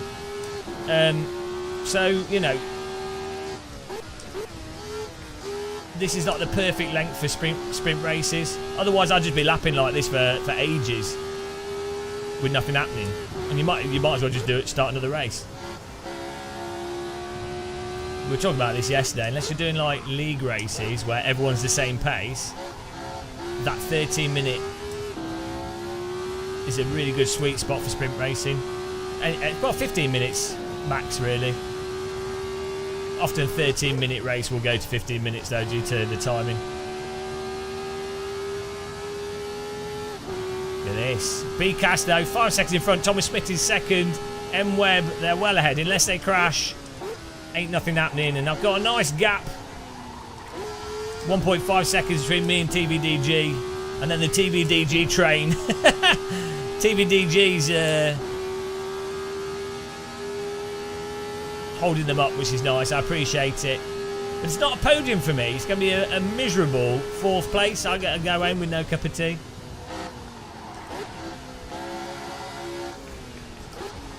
Make sure to click the like button, guys, if you enjoyed this. And subscribe and click the bell if you want to be notified. Under the Honda Bridge.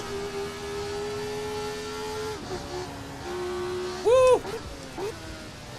It's such a hypnotic track, this. Find that with like Alton Park, Nordschleife. These are sort of like flow tracks. You're never like stopping. you know. Oh my God, slippy curbing. A little bit of a slide there, it's fine. Bit of oppo. Yeah, this is all on the latest shader patch, latest Soul. Highly recommend getting them.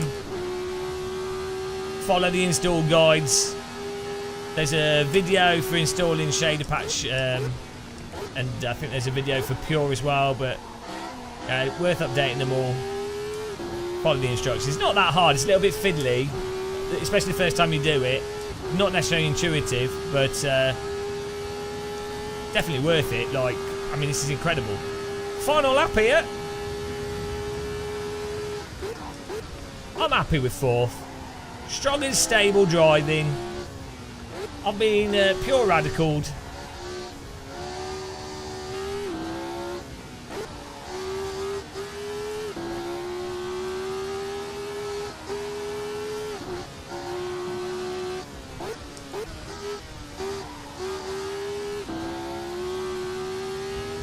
Unfortunately not P7, but I would take a glorious P4. And I enjoyed this drive through the American countryside here. Final round here, dab with the brake, slide it through there.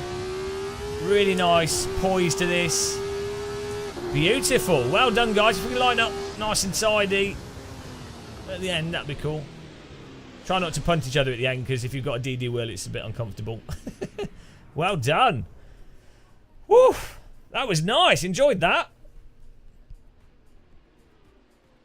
It's got a good mixture of left and right, that track, so it's not. Whoa! There we go, guys. Try and park it up neatly. It'll look nice. It's got a nice mix of corners and stuff, so and balance, so you don't get worn out. You know when you do Donington, you end up.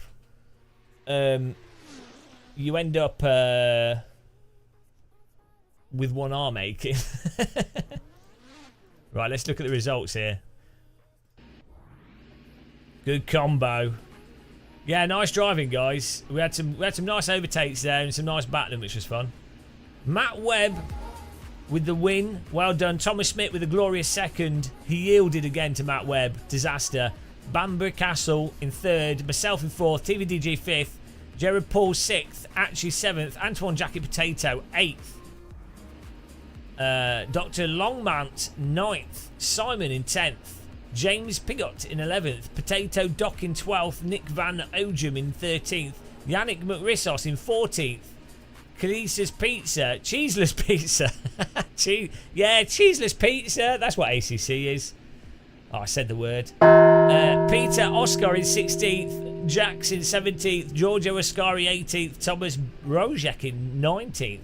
Satoshi Nakamura's back in here in 20th. Scotty GT 21st. Bruno Asante 22nd. Silent Shock 23.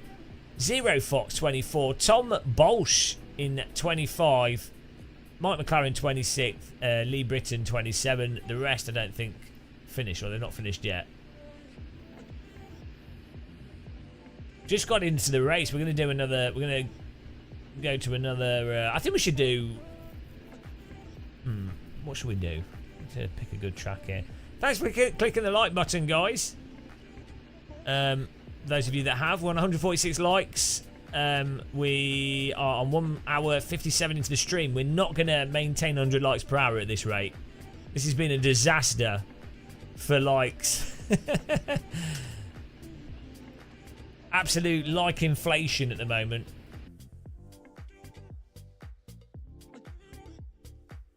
Good race till it wasn't. Jay Topo, it's a joy to watch this channel. All you guys work well together on track. Great races. Game of Muscles is particularly sexy. And I didn't need to ask a thumb from me and the gang. I expect you to post the thumb in a box. Thumb box. You thought you could just click a button. That's not what we do here. We all have no fingers. F2004. F2004 sounds like a good idea, you know.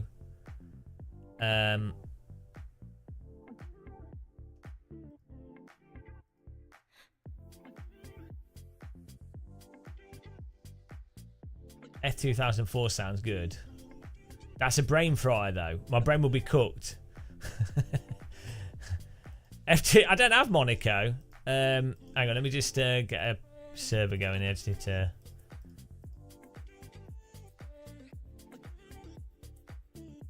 We'll make sure we're on daytime. Here we go. Oh no, it's not used that one.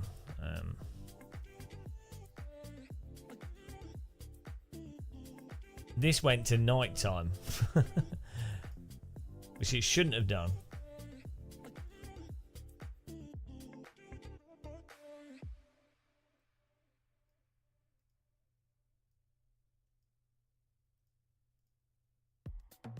Yeah, maybe we can do an F2004.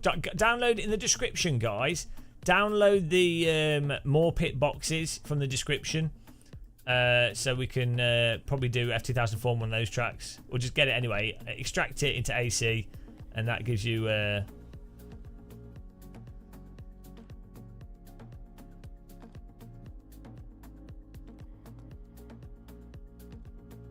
more servers and more slots so you can join the server. Right, here we go. I've got this set up. Good.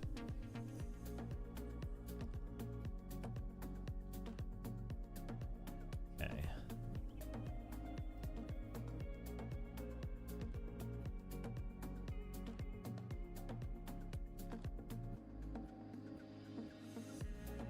Kiami is a great track. Yeah, I don't have Kiami.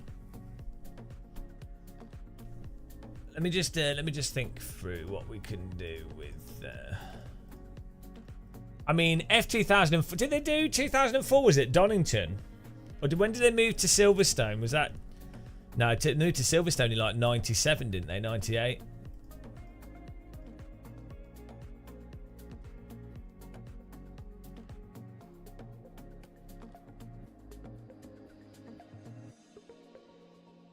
No, they did Formula 1 at Donington for a while, and then it went to Silverstone in like 90. It must have been like 90 something.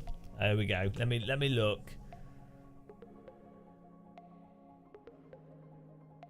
When did F1 drive at Donington?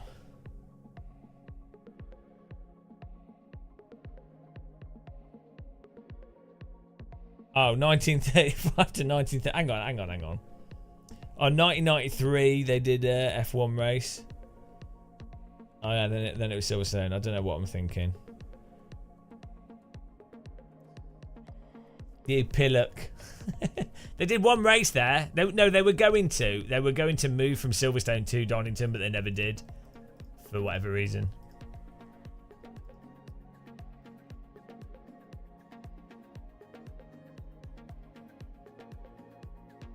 Ah, this will be good. Here we go. Get ready, guys.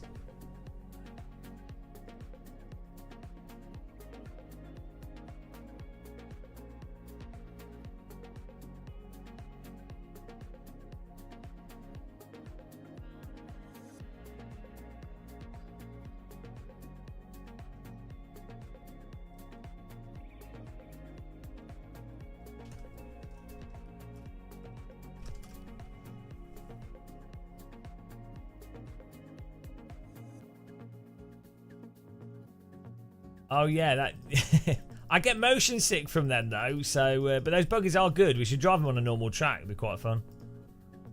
Yeah, on dirt tracks I get really motion sick. Well, we'll just get in a car, guys. Please hold. We've got to get the car to the racetrack. I've had to organise this with Ferrari. Make sure you've installed the OSR extract from all. The extra pit box, more pit boxes link underneath the description. Hello, JMS TV. How's it going, man? Welcome. Right.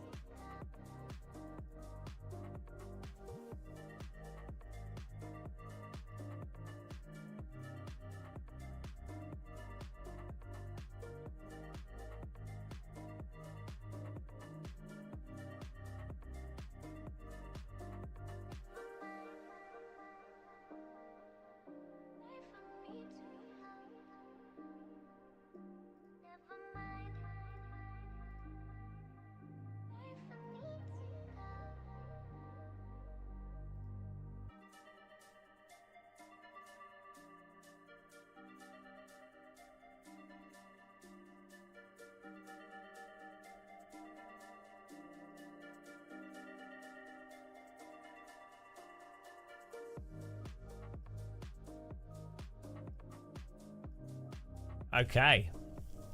Server should be up in a second.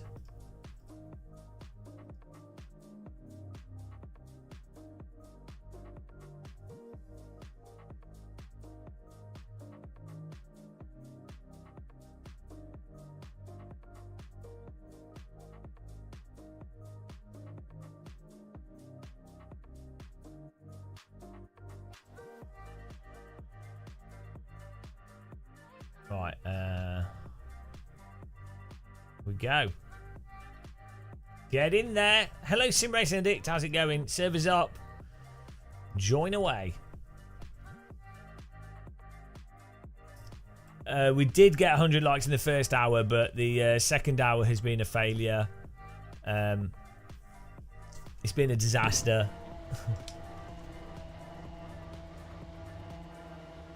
It's always get stuck on. If someone has a good setup for this car, can you share it in the game so I can save it and then we can have fixed setup with this? I don't have a good setup for this. Got a Formula Rim back on.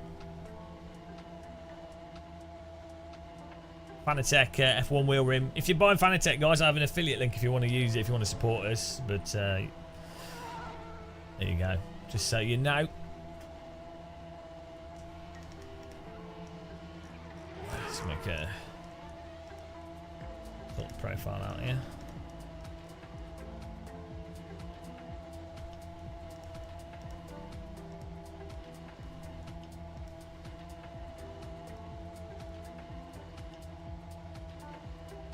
Righty. The link is in the description under more pit boxes. Click on the more pit boxes, download that media file, extract it into your directory, and you will be able to join.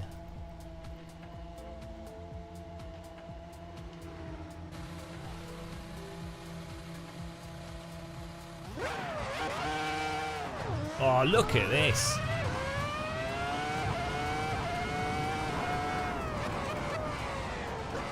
Oh, perfect car.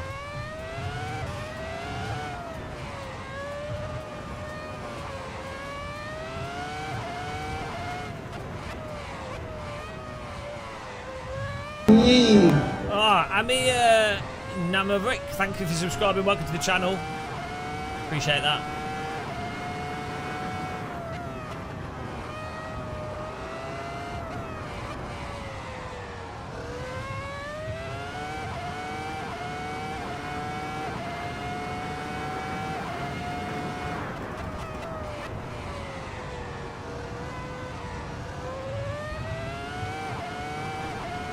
This is AC content, stock content. Woo-hoo-hoo.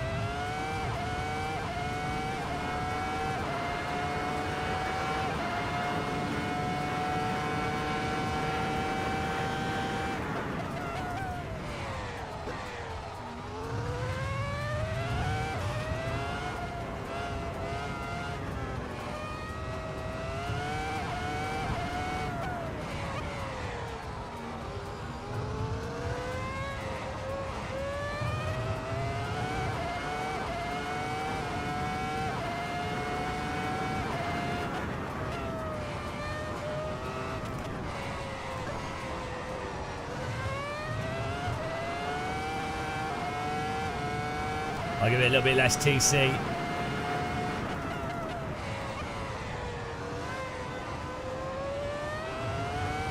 I will forward to the next session. I think it'll carry on the qualifying positions.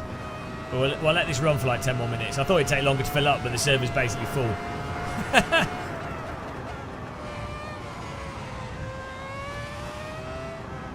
If you max out, well, we are maxing out the server. The problem is in AC, once you get to about 35, once you get to about 35 players, it starts to cause issues when you have someone that's got a higher ping that joins in, or yeah, when it makes it lag for everybody basically. This is Race Essentials. Yeah, Rhino. Hello, Rhino, as well. I hope you're well. Really good HUD.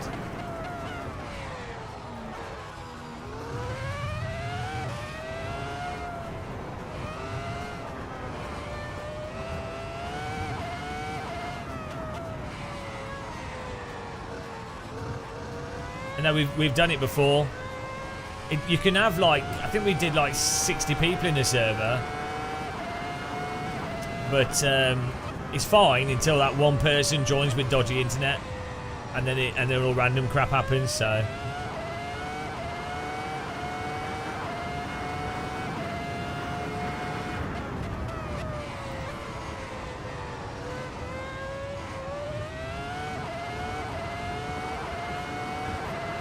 yeah, if anyone gets a setup for this car that's good, make sure to share it. So then we can have fixed setup.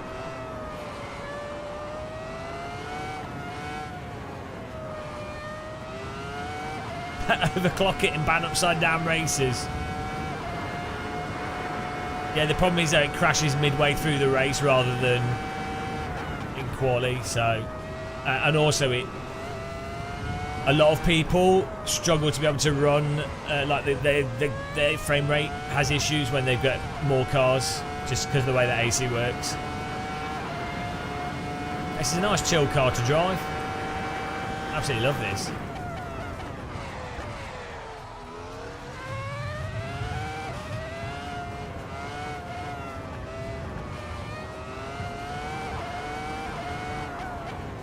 Whoops. Missed a brake point. You know, even with sprint races, like I said, we've already tried all these things out. Oh, we had a little bit too much fuel there. Whoops. So I was carrying an oil tanker. To be fair, this setup is alright actually, that I'm running.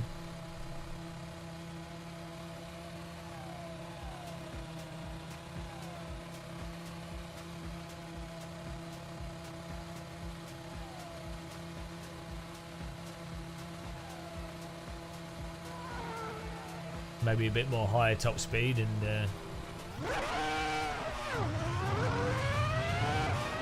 what I really want to test out, which I think would be really fun, is if we have mandatory pit stop racing. Even if it was just a stop and go.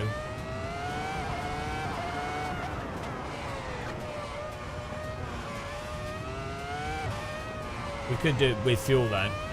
Fixed setup, low fuel, and then the thing is, we'd tell everyone that you need to add X amount of fuel. So the strategy would be, like everyone knows that you have to pit for the fuel, but it'll be like, when do you pit? You could pit early, you could pit later, you know what I mean? For like a 7-lap race with a pit stop, I think it could be pretty fun. Yeah, it's just mixes it up a bit, doesn't it? I used to do it on Live for Speed, was awesome. Oh, sorry. I'm a dunce. Who's that? You're lagging? Jesus Christ! Oh, look at that ping. When they're red, you're in trouble.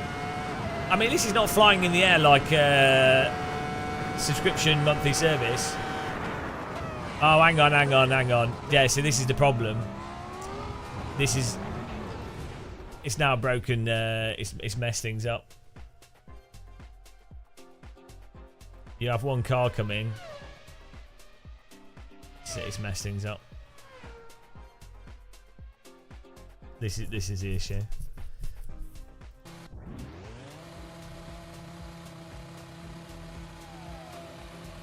It like breaks everything.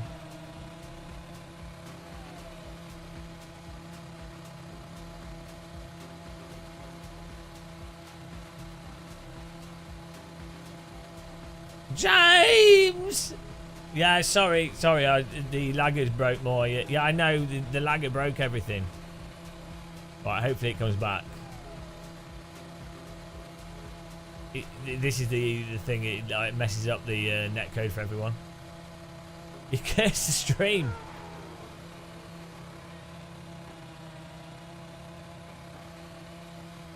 Right. I think we're back. I think we're good. We'll see if it keeps going. That should be okay. Stream probably stuttering a little bit there, but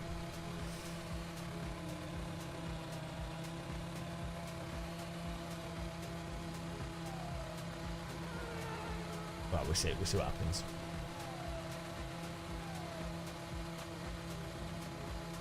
Can you share the setup, Thomas?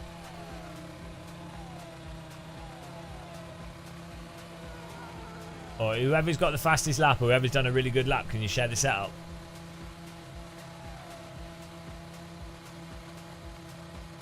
Hello, Bob Windy. How's it going, man?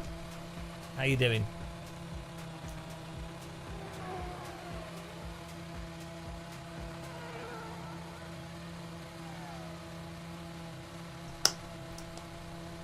Yeah, well, what happens is when someone lags in AC for some reason, it causes like the bandwidth requirements that they jump up massively.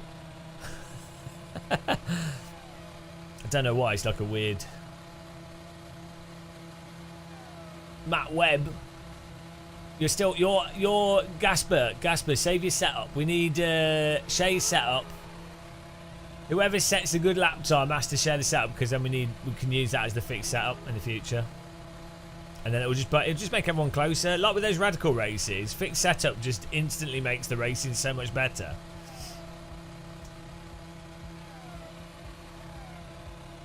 Whee! Whee! Whee! Whee! Yeah, if you go to a racetrack now, you don't hear that. You hear bang, bang, bang. Or Formula E.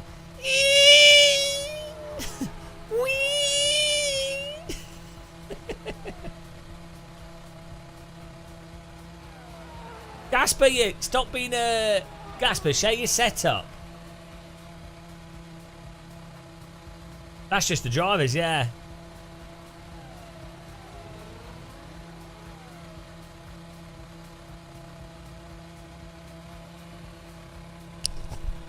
Gasper, this is God. This is God. Gasper, this is God. You have been commanded to share your setup. This is a commandment from God.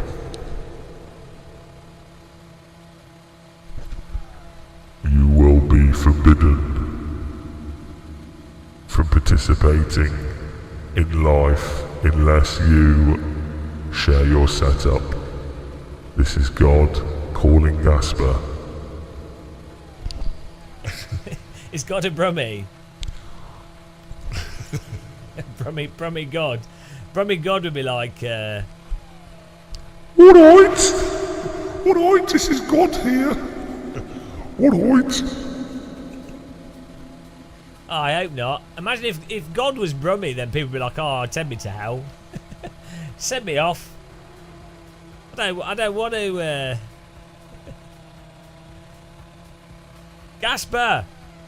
What is it? I'm going to kick him until he shares the setup. Gasper, share the setup, you idiot. Oh, yeah, Billy Strange. He still doesn't have a graphic on this stream because I keep forgetting to set it up. How's it going, Billy? Oh, Raphael. Okay, he's done the same lap time as Gasper, so that'll do. Save his. Alright. Should kick Gasper from the server.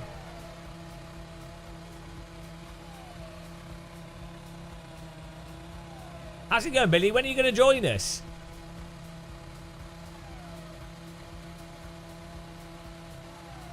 I want God to be Murray Walker. Oh, he's in the grave. Is it? Yes. Yes. Oh, it's Kimi Räikkönen. So he has kicked the bucket.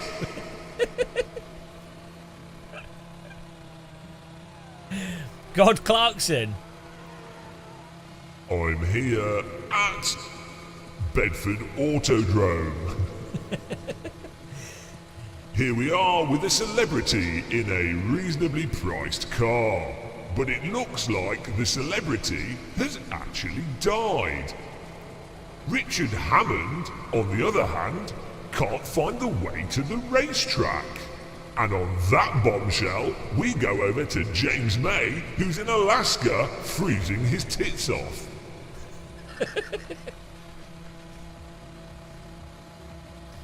And it looks like you have run out of power on your pacemaker. Jeremy God Clarkson.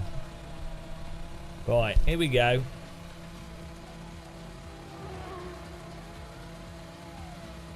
Oh, Gasper's shared his setup now, but Matt Webb is beating him, so we need. The rule is whoever has the fastest setup is the one we use. You get to be the default setup. Right, I'm gonna do a lap here. It turns out that you are the most recently deceased person in the world. And on that bombshell, we're gonna look at a reasonably priced coffin. Here we go.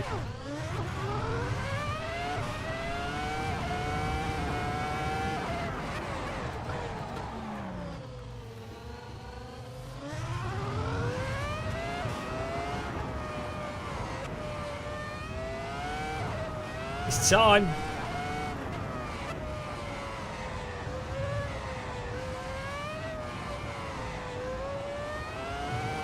Oh, he has it a bit loose. He has his car a little bit loose.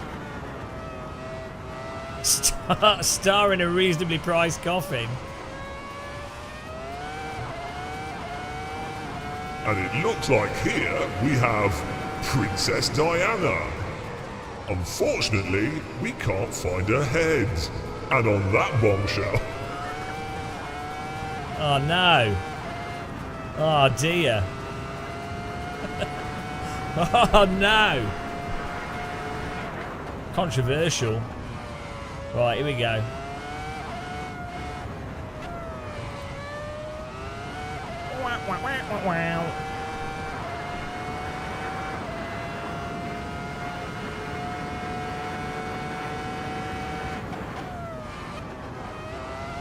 Whoa, God! A little bit loose there, a little bit loose. Let's put the TC on 5, I find. Oh, I'm sorry, I'm an idiot. Sorry.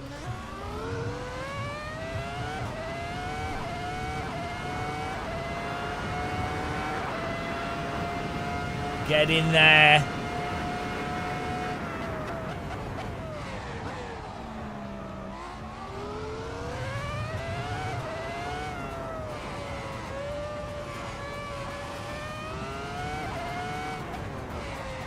Server is full.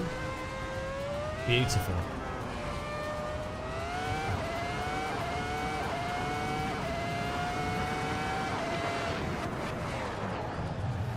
It's not going to work. Okay, I'm going to have to... Oh, shit, I'm getting off the track. Sorry. It was slower than I thought, and I was faster than I thought. The ingredients for Bing Bang Bosh. Huge error. By the way, guys, you can hit the like button if you like this. If you like watching me murder people.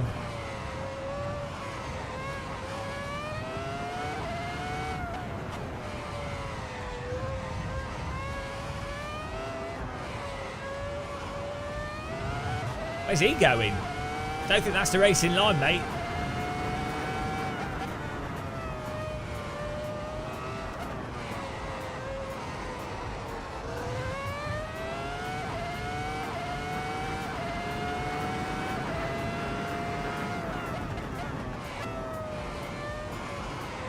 By the way, guys, go and check out Billy Strange Racing if you haven't.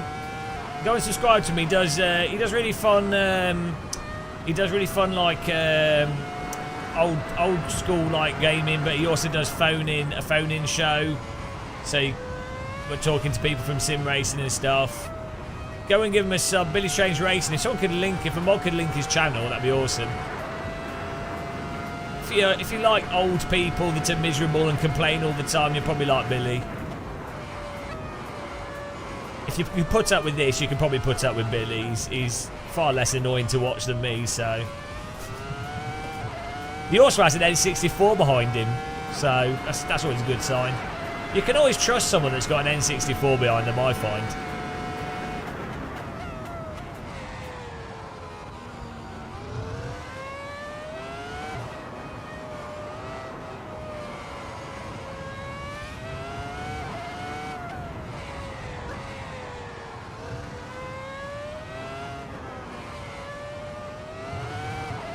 There you go, Thomas with the link. Go and give him a sub, guys.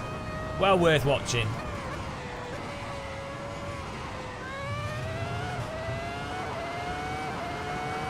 Three-handed controller? You mean saying you didn't have three hands?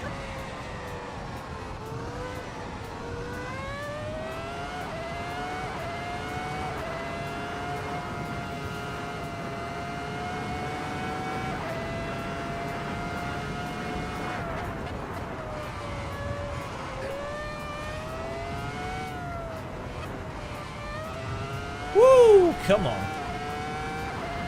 Submarino. Thanks, guys. Appreciate it.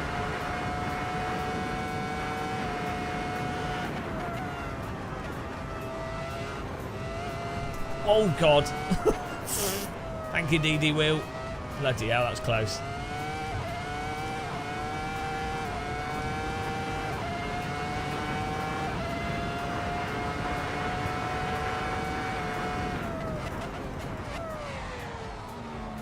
So fun to drive this car.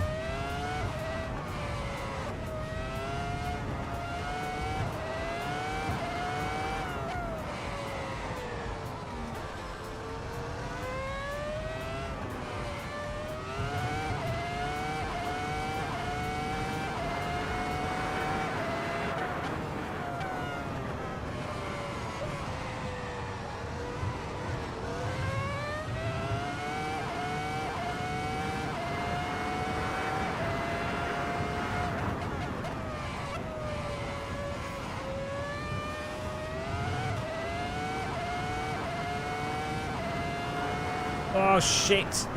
Come absolutely wrenched the wheel at me, haven't they?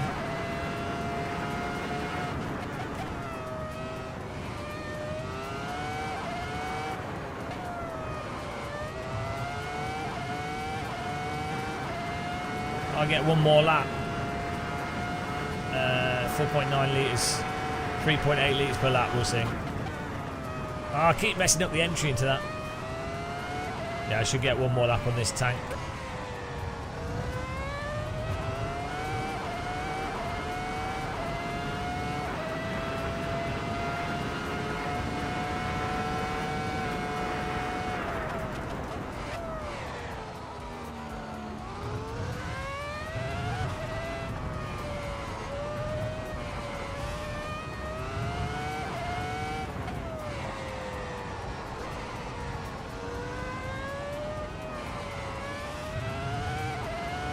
Oh, this is way better, that.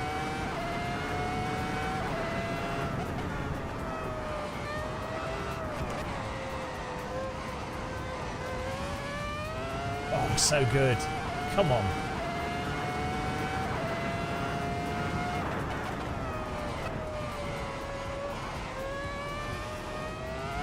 Ooh, come on, come on, come on, come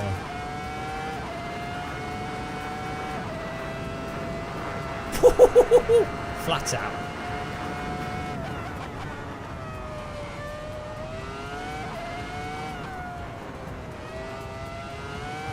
Fuck. Come on. Oh, don't block me. Shit. Shit the bed. Oh, cock. No. No! My lap! Oh, we still got some time. We still got some time. Ah, oh, 6th place. Ah, that's good. Felt a lot better like that. Well, good. Michael Schumacher, I think, and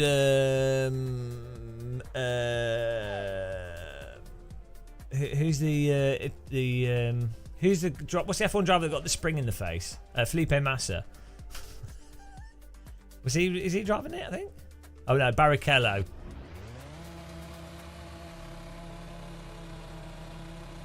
And it's Barrichello. It's Mansell. Yes, it's Mansell. And Felipe Massa.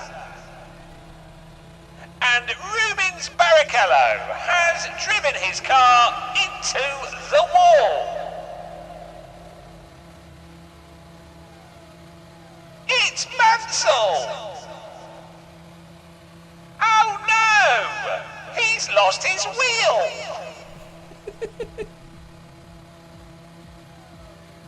And Kimi Räikkönen is out of the Hungarian Grand Prix. It's more high pitch. It's Tarquini. And Michael Schumacher is having a dreadful race. Well, we're in 6th place. I'll take it.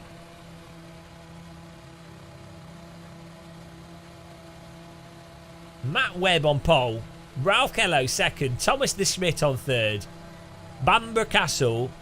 It's not Banbury, it's Bamborough. Or is it Banbury? I don't know. Right, let's find out. It's like Banborough. I don't know how he says it. Where is Uhtred's home castle?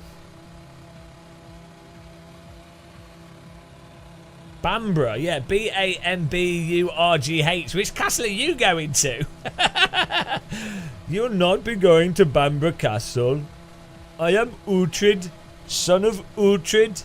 You have no honour. Bamborough Castle. Raw skill and talent, Thomas. Skill, talent, raw sex appeal. All come together.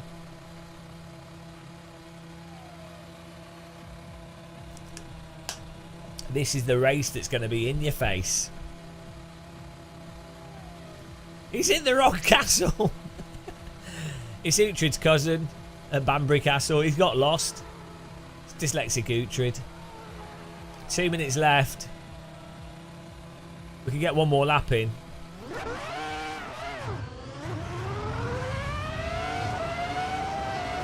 And they've rejoined the track for a final qualifying. This is incredible. Will he be able to improve his time from 7th position? And it looks like Ferrari have tried a new setup.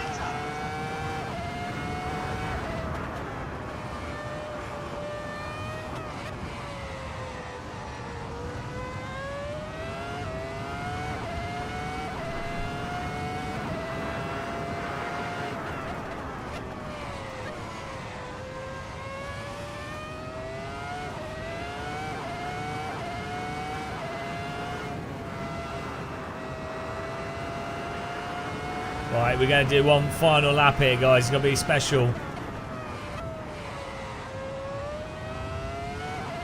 Simon's put prick stick on his wheels. I can't believe we've got a 33 car. 33 F2. This is like... Oh, no, there's more traffic than a motorway, Jack. Oh, no. Oh, no. Oh, guys, it's all over. It's all over. Oh, maybe not.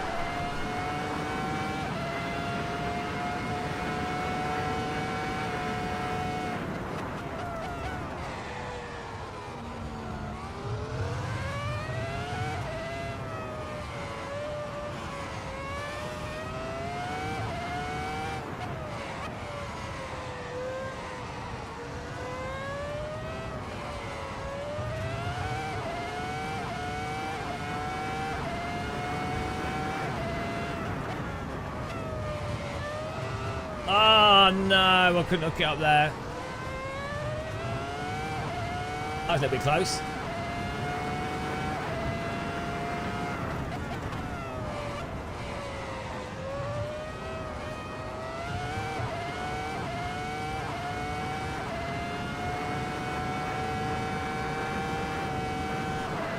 I mean, I guess our fast lap was pretty good that we did. You really have to get into a flow with this.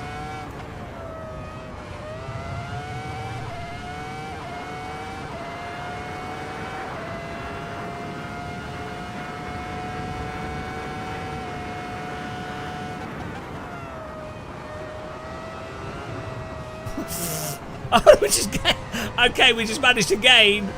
We managed to gain 4/10 through the NGK chicane. Well, we know what's possible now, at least. Bloody hell. 4/10. 4/10 through the NGK chicane. That's a send. Well, there you go. That's where we were losing our time. At least we found out. Bloody hell. Pure power. Right, fuel in. 1 minute 26. Oh, we'll just set this and save it as the default setup.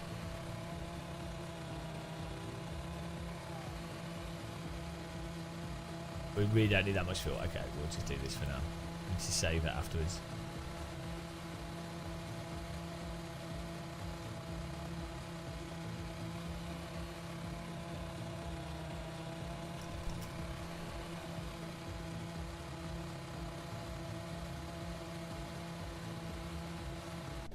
There we go. Get the restart button ready. Well, I'm excited for some proper racing here. Simon on pole, Edward second, Ralph Kello third, Thomas in fourth, Bamber Castle in fifth. Lap times for quali 26.0, 26.8, 26.5, 26.6, 26.8, 27.1, 27.3, 27.4. So pretty reasonably close. We should all be doing 26s really, but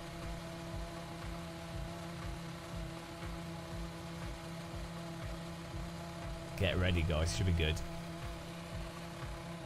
But yeah, everyone take it easy on the first lap. You know how it is.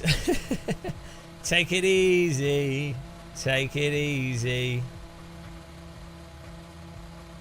Don't bin or winkle it on the first lap. Just because there's a gap doesn't mean you need to put your car in it, you know.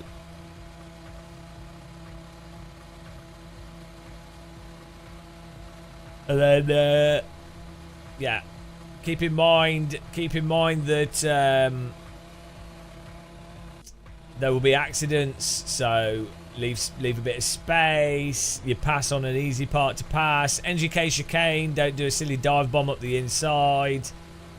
What else do I normally do? Just because someone's gone a bit wide, don't full send it unless you unless you know, don't go.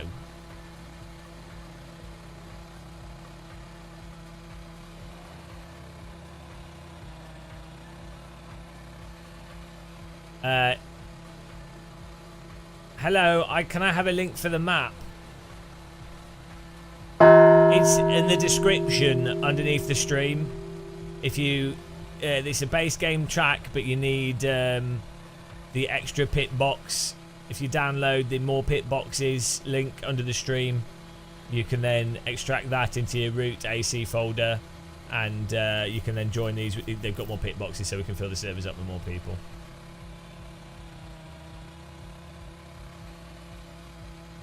Yeah, remember to rent. Remember to, if you forget to brake, use the car in front. Good idea, good plan.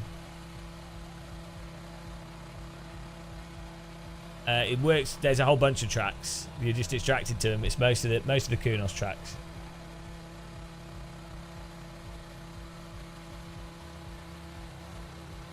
Oh, I will restart it for you, Thomas. For Thomas Smith. Why won't it let me go back to? Won't let me go back to the pits? Oh, is it broken? Hang on. Why is the menu not working? Oh, I'll restart it.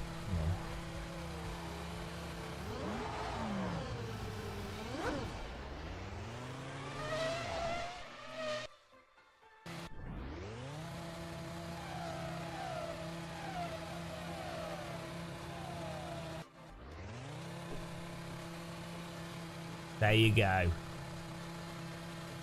God has spoken.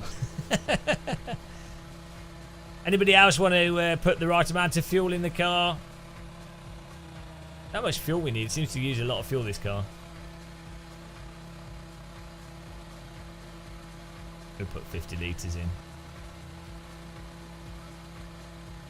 It doesn't make too much difference really for pace. Well, it does, but not at this level that we're racing at.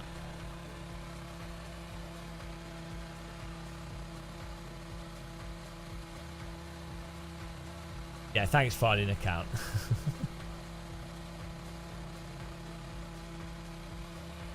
Don't try and get a number illegally.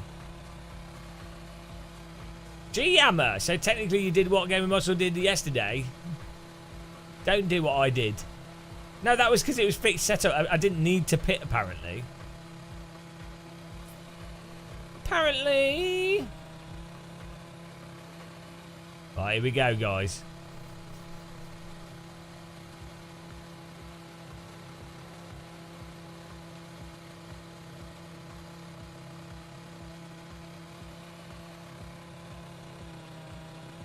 Control L to turn driver names off, if you ever wondered.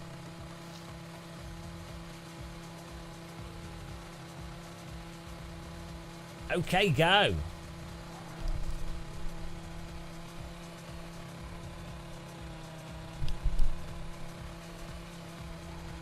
$182 likes. Click like button if you like what you're seeing. Here we go. Nürburgring GP in the glorious F2004, probably one of the top cars in the Assetto Corsa and Formula cars all round. 8 out of 30th on the start grid. Let's go racing.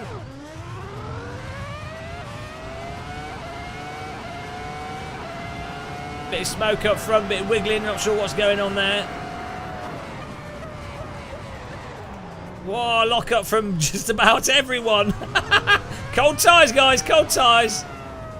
That's pretty funny. Oh, the track's got well low grip. Up the inside we go. Bloody hell, that caught everyone out.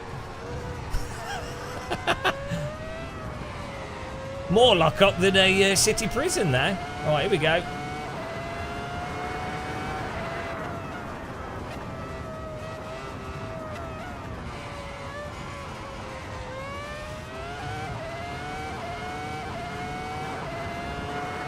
Managed to gain one place.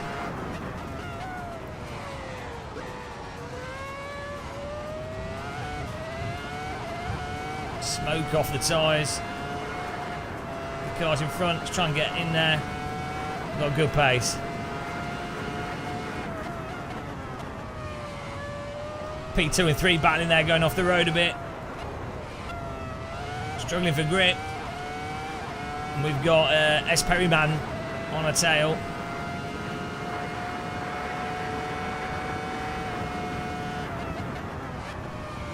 Oh, come on.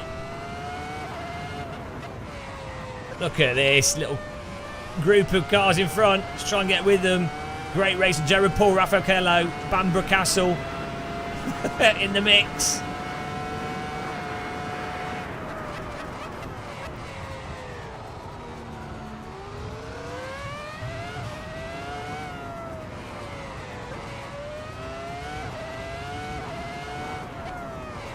Absolutely fantastic. This car's an absolute dream to drive. Oh, he's gone. Who's that? He's been sent. B Castle, Bambra Castle has been ejected from the race. He's kebab shopped. And he's out of here. I'm getting, that's probably going to be me in a minute. Car behind, right on the tail, Perryman pushing.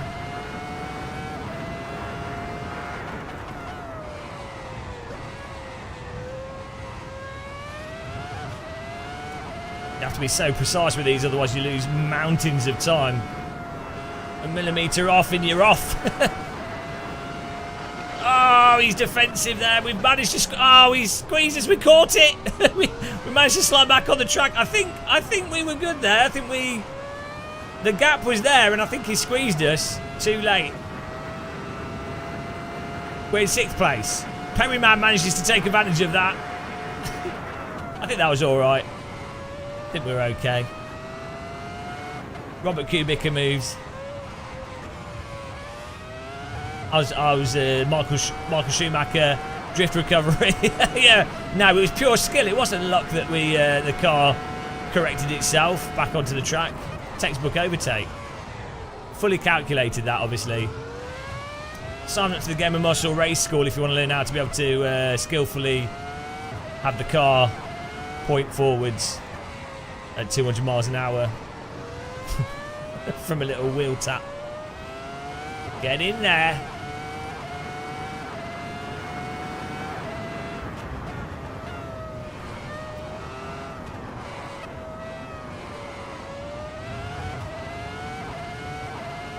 Perryman holding out in front of us. Where's he going? Bit windy down the straight. He's gone wide. Simon in first. Thomas Smith second. Gasper Meded third. I have to concentrate to drive this. Look at the sky, though. Look at those clouds. Beautiful. Guys, nice. We've got the traction control on 5. So you get a nice little bit of slip without it being too mental.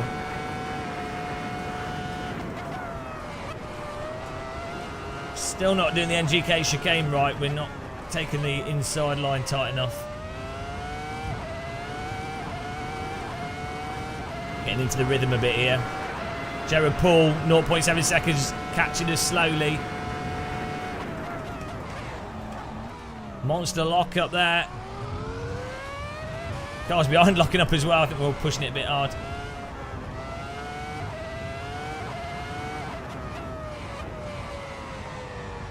Oh, he's locked. He's giving it too much throttle through the arena corners and gifted me 5th place. I'll take it. One mistake and you are punished in this car. The slightest 3mm too much throttle and you're gone. The leaderboard is, if you look for streaming suite on race department,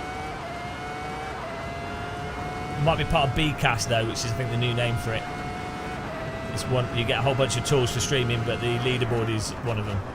A really nice leaderboard. Probably the best one I could find for AC. Oh, fuck! Come on! I was a little bit slow through the corner and he did not react to it. Alright, keep going.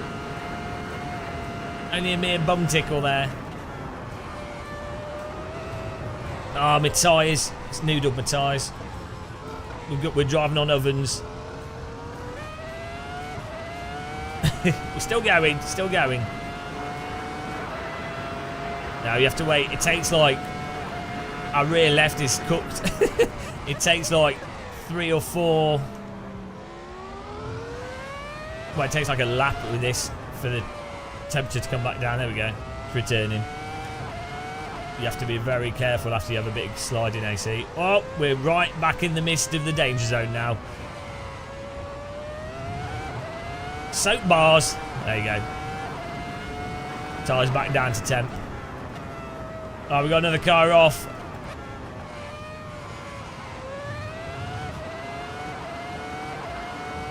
Go. We can get 7th out of this.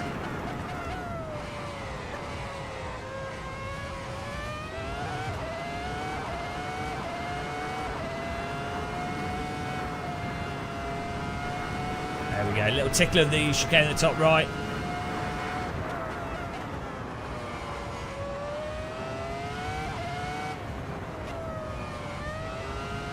Woohoo! He really wants to slip out and the throttle through there.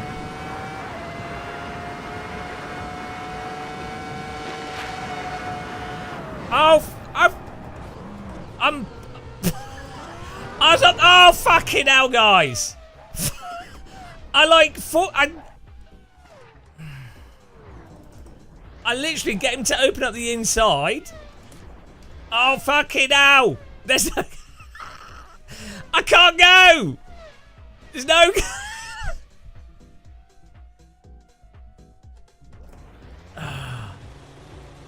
We got up the inside. We fool him. He opens up the inside. I do a really nice move. It bloody closes me and takes me out. That's it. Gulag for them. Rip. Gotta wait. There's no gap to rejoin the race. You can't move twice into a braking zone, guys. To the back we go.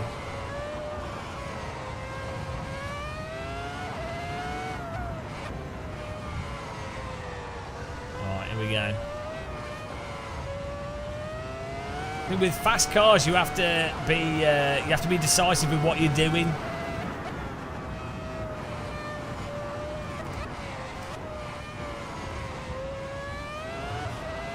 I think. What do you guys think? Was our move all right? I thought it was okay. We had nice. I think we pulled him to the right and then went for the move up the inside, and then I'm pretty sure that they moved back to the left more. Like at that point, they were slow into the corner.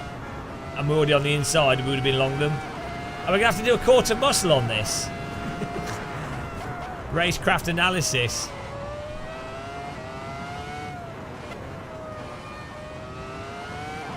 The old court session. I think we might have to, guys.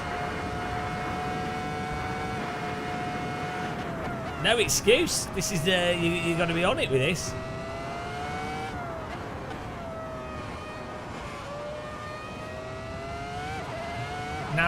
Now I've got to spend £2 million on a new...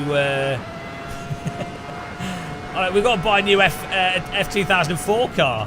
How much do they cost? I bet they're like £4 million now. Right, we've got to work our way up here, guys. 23rd. Come on.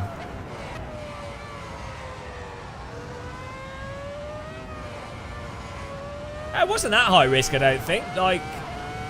You've opened them up. You've got plenty of space on the inside.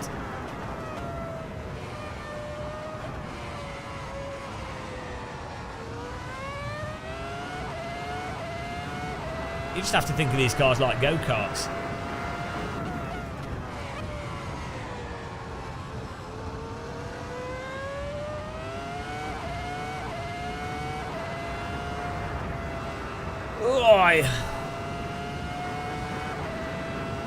I think we might have to do a rematch on this track, guys. We can't have this. It's unacceptable. Really good fun car track combo.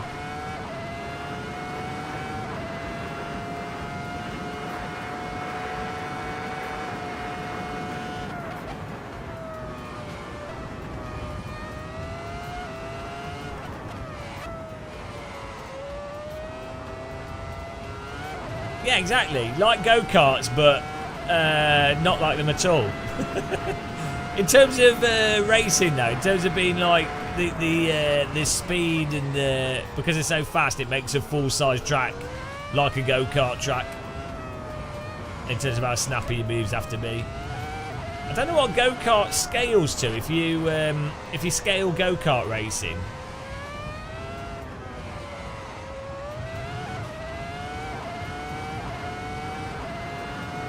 I think it does scale to like Formula 1. Weirdly. Because the tracks are so small, the cars are so small.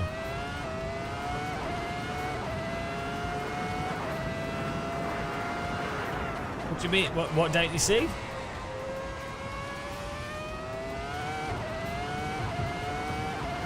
Scales to truck racing. To Jeep racing.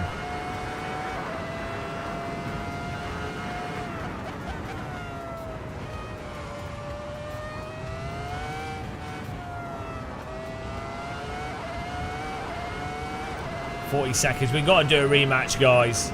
It's so fun driving this car on this track.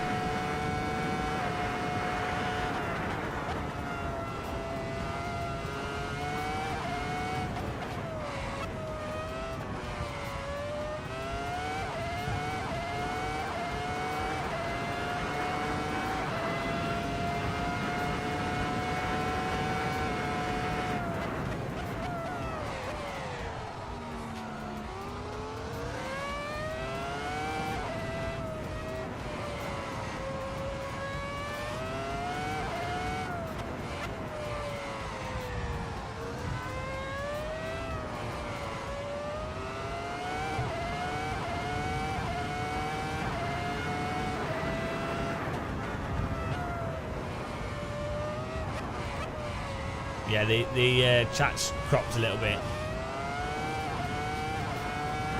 For some reason.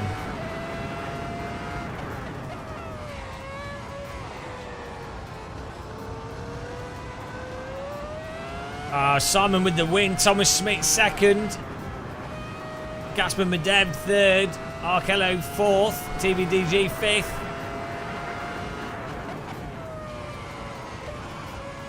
J. Paul sixth.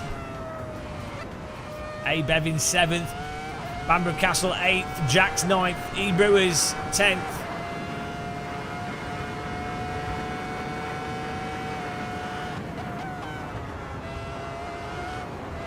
Whoa! Really wants to get loose through the NGK. Right, we're going to do a rematch on this track, guys. We got to.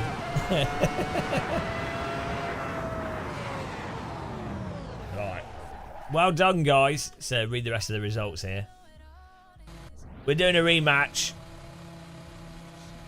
Yeah, people need to be really careful. And, no, Jared, that's it. You're off to the gulag. People need to be... You have to be careful.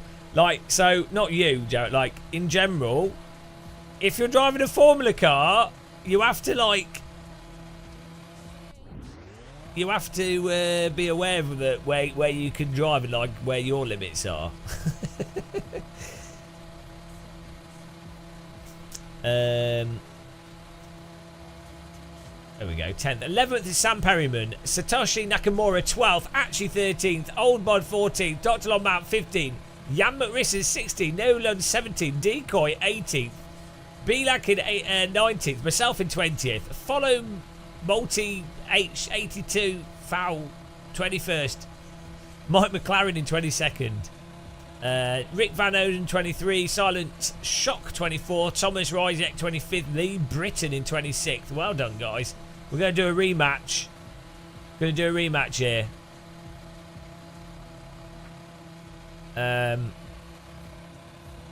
I'll remake this server with a shorter quali so we can do a rematch.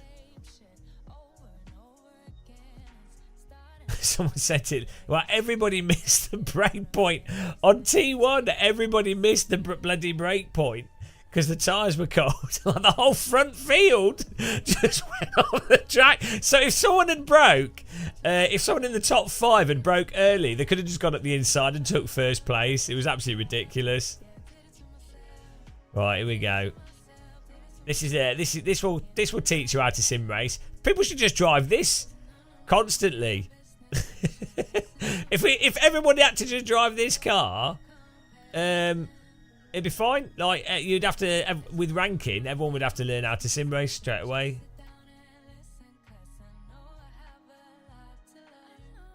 Right.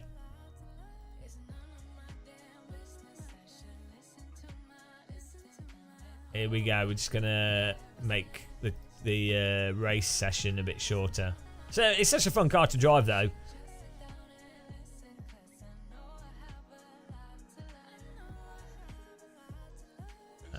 Right, here we go.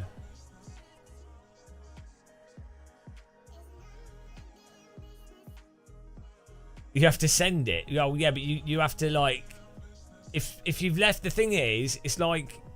It's proper racing where like you have to like you pick a line. You're either in the middle, you're either on the inside, you're on the outside, or you know you can't move once someone's making a move, and it all happens quite quickly.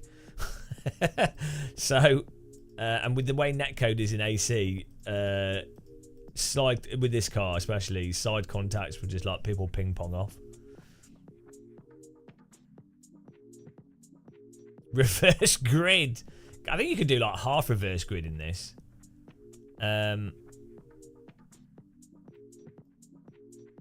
we need to just put quali. Sprint quali, guys. Try not to get in the way of people if you're not on your lap.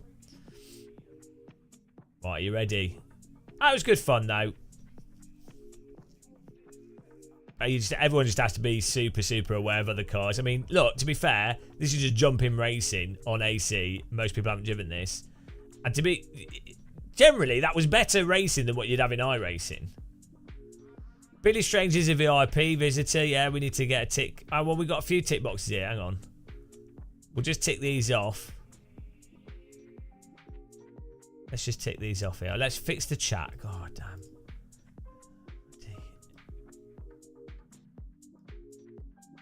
Fix the chat. There you go. Fix the chat there. And then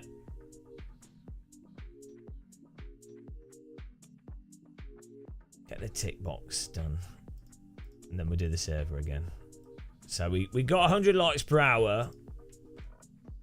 We've had 190 likes, not 300 likes. We haven't had 200. Like, we've had hardly any viewers on this stream. I mean, I appreciate 100 viewers, but I tell you what, sim races are absolutely dense. Like, these races and this, like, not necessarily watching the live stream, but as far as like driving, like, how much better than iRacing is this? It's just so much more compelling. But people are so brainwashed into ACC and iRacing. It's like, it's mental. If I was playing ACC now, we'd have like twice as many viewers. Playing iRacing, twice as many, because people are like, oh, iRacing AC. Oh, it's like Jesus Christ, guys. This is what ruins sim racing. We haven't got a top 3 finish yet. I don't. Oh, have we? Don't think we have. VIP visitor. There we go. Nice.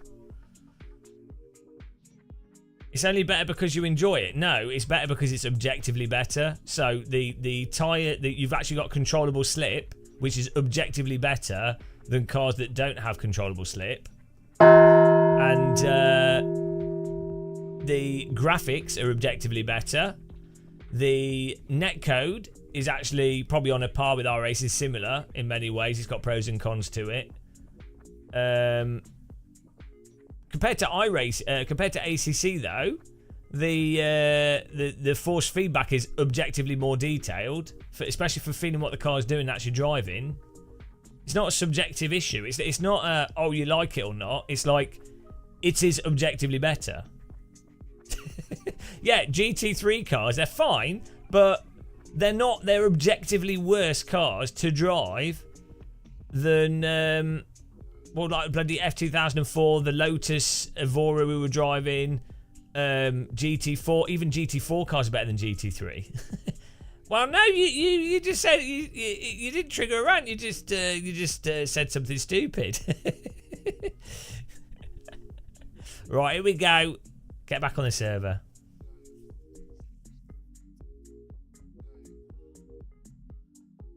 The link is in the description. Here we go. If you think this is understeery, I don't know what's wrong with you. This is way less understeery than ACC. Just like, I don't know what to say.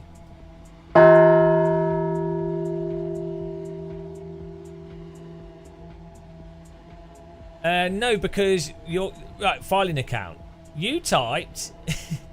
You typed, it's only better because you enjoy it. And that's not true, is it? It's better because it's objectively better. I do enjoy it, but it is objectively better. And I then listed out 3 things. The force feedback is objectively better in AC. The handling at the limit is objectively better in AC.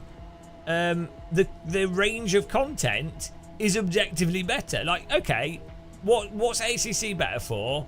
If you enjoy driving GT3 cars with low quality, with force feedback that lacks detail, and piano recital driving that's like iRacing, where you can't balance the car on the throttle on the limit, it just doesn't support it. The car, you have to drive preemptively, and the car goes into train track slides that you have to wait to finish. That's objectively worse handling. No, well, I enjoy it because it's objectively better. You could subjectively enjoy either or either, more or less. But the point is the point previously was that what's popular is not based on objective qualities. Oh no, I'll get lambasted by anyone that lacks the ability to understand what's objective and what isn't. Off to the gulag. Icola de Moda Medusa. I nailed your name there. I have AC. How do I have an F1 car and play with you? So this car is in the game, and the you can join the servers by getting the more pit boxes. Make sure you have the Ultimate Edition of AC though, or the DLCs. I tell you, ACC, the objective qualities of ACC that's better than AC1. It has weather built into the game. It's easier to initially load and use, and low fuel motorsport has ranking. So those are objectively better qualities than AC, and I prefer ACC for those qualities over AC. So that's, you know. Well, that's not true, filing account. That's just literally not the case. I don't. Drop right. Call me weird, but if you're playing a racing simulator, you would imagine that an important component of a racing simulator is being able to balance the cars at the limit with controllable slip. So race room, R Factor 2, AC, AMS1 all allow you to do that, and allow you to do that to some extent based off the force feedback. So iRacing and ACC do not allow you to do the most core component of race driving.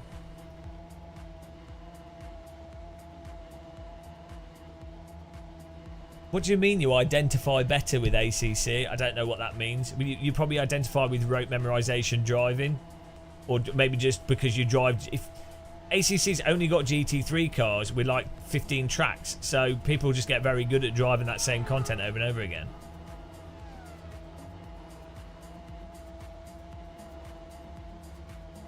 The force feedback in Project Cars 2. Well, I don't actually have a problem with the force feedback in Project Cars 2 or AMS2. The issue with them is that the physics is so weird that it doesn't really matter what the force feedback is. But yeah, the fact that they expose the force feedback is really good actually, and that you can edit it is really good. Yeah, I don't disagree. All right, here we go.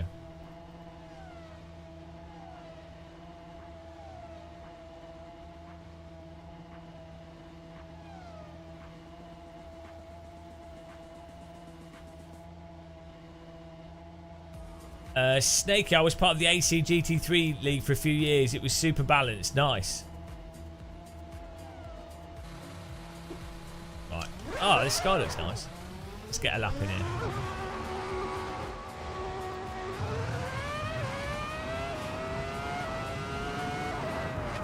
Oh, I'm perfectly happy for people to enjoy. I enjoy playing iRacing and ACC at times, but just like the curbing in AC, I keep going on about how stupid the curbing is in this.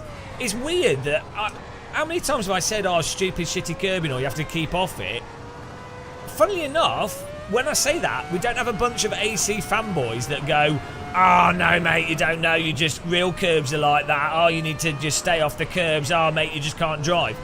They go, oh, yeah, no, the curbing is shit in this. You know?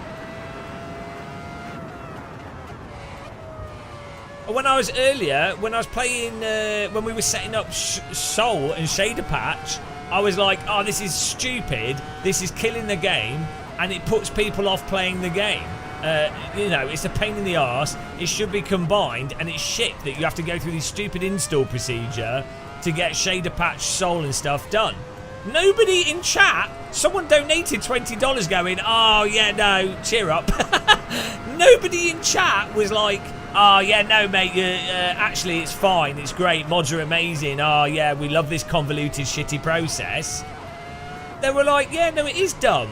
It's just, you know what I mean?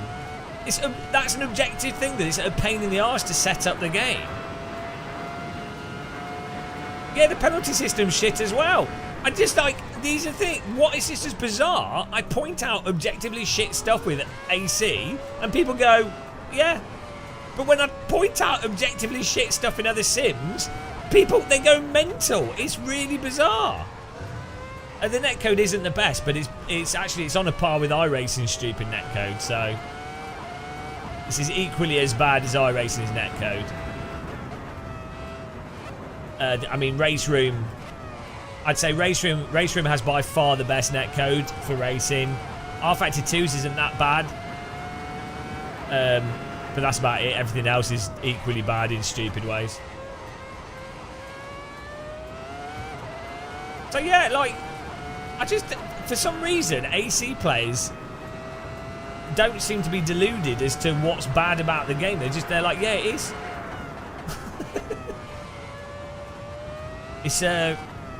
It's race essentials. Yeah, the damage model's bad in every driving sim though. I mean, visually, iRacing has a really nice visual damage model, but it's completely broken. Ironically, like it doles out damage completely randomly because the netcode doesn't work properly. Actually, Project Cars 2 had a really nice damage model that worked pretty consistently, even on hosted servers. AC seems more what? AC seems more of a simulator. I don't know.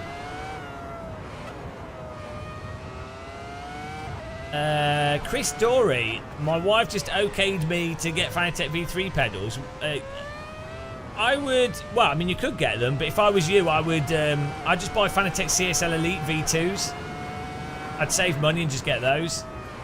To be honest, I personally prefer the V2s over the CSL Elite V2s. I prefer them over the CSL the Club Sport V3s. I have an affiliate link in the description if you're buying Fanatec stuff and want to use it. I mean, by all means, buy the most expensive thing you can using my affiliate link, but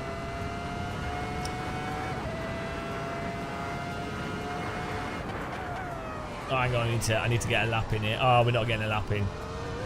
Shit. I messed this up. Too busy chatting. Oh, well, we're in 11th. It's fine.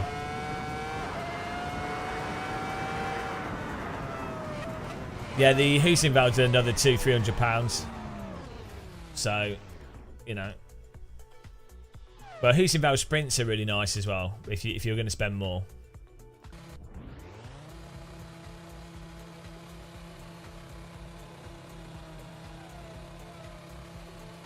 Yeah, Race Essentials was replaced by Sidekick, but I prefer how Race Essentials looks and works. It's open setup, but we will have a fixed setup in the next one we do.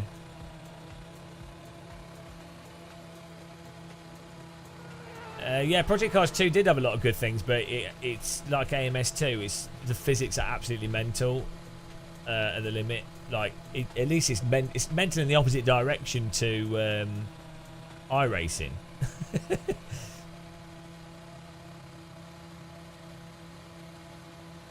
Stunt car racer on the Amiga. Well, yeah, you can do loop the loops in that. So, fact.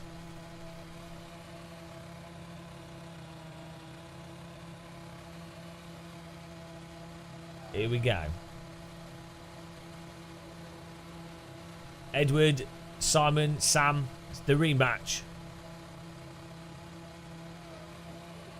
Do you find the CSL, Aaron Todd, do you find the CSL E better in general or more? I prefer them in general. Like the I've got them behind me actually on you can't see it. These are the Hoosenveld Ultimates, but I have the CSL Elite V2s on the rig behind me. The way that the brake works and the way that you set up dampers on the load cell means that it's much closer to this sort of configuration. You see where the dampeners are there, and the feel of the brake pedal on the CSL Elite V2s. The brakes just feels better than the Club Sport V3s. I do have the V3s as well, but you can adjust the V3s. They're just a little bit cumbersome. They're sort of, they're using a similar design to older like the original Fanatec Club Sports, which were good. They're really good pedals, but we do iRacing on Twitch and Counter Strike and Hell Let Loose, and I do AC on YouTube.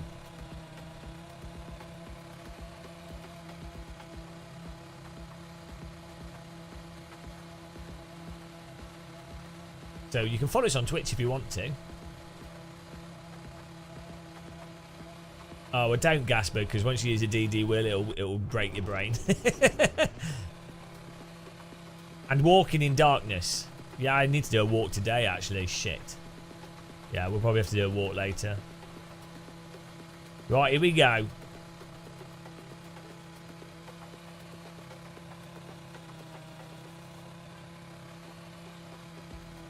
Go racing, guys. Make sure you got enough fuel in the car.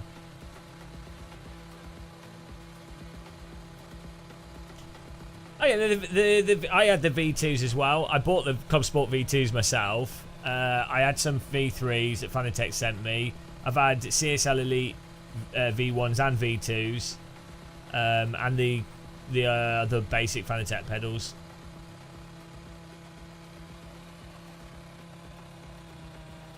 Yeah, but you don't really need to adjust the pedals that much, really. And the cost that you save with CSL Elite V2s, I know people that literally drive race cars that just use CSL Elite pedals.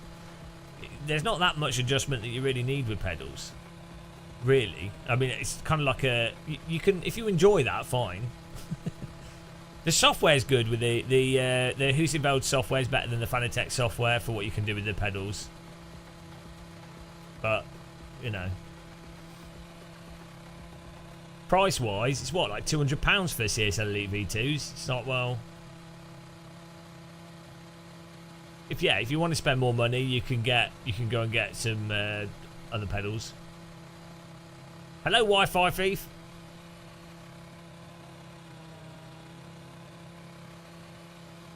Here we go, F2004 Nürburgring GP.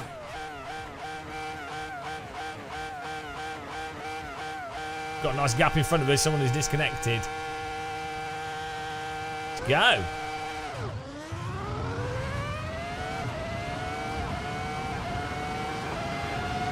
Got a good start there.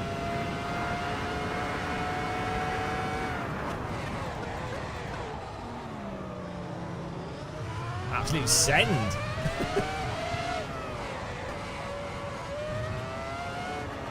Nice and easy, guys, nice and easy.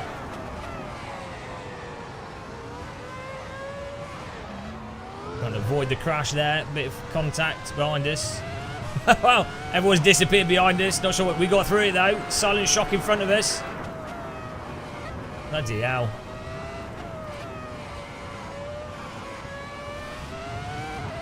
Let's go, guys. Up to 8th place. Absolutely fantastic start. Still, things are going to be in disarray until like lap 2. 3 maybe. Right, Ty's still lacking in grip as he's just discovered. Silent shock. Silently shocked himself off the track.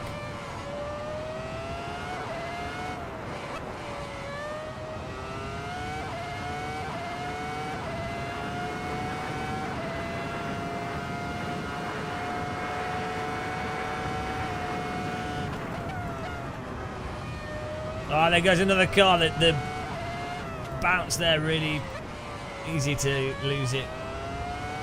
Nice and smooth off that. Peter Oscar in front of us, Jax in 4th, Sam in 3rd.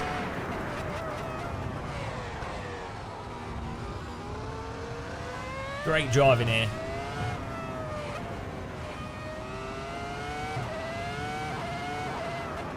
Need to concentrate to try and close this gap.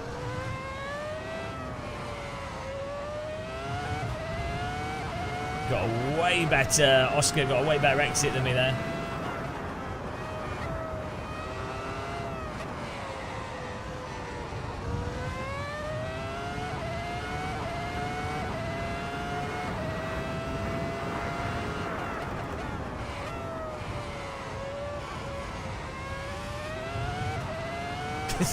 Smoke coming off the wheels. All yellow flag. Nice line.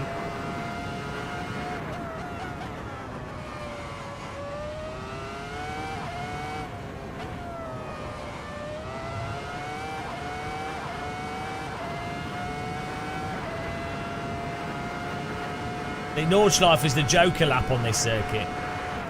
Yes, a really committed Joker lap. 6-minute Joker lap in this car.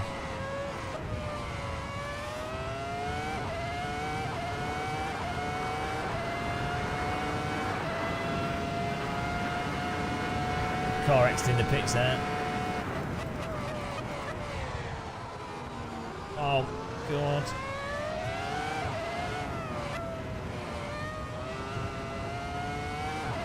Squeeze through.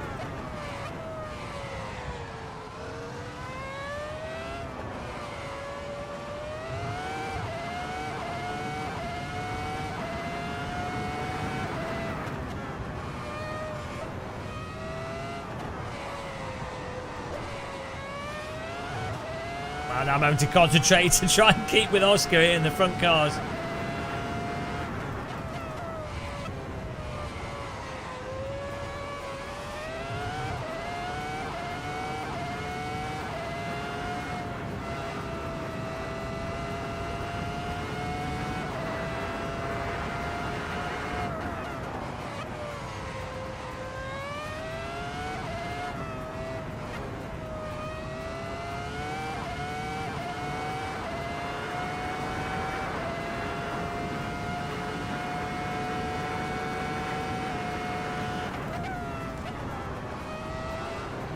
Come on. I'll be happy to get 5th. This is a proper chase down here. He's got good pace. Get a little bit of draft from him.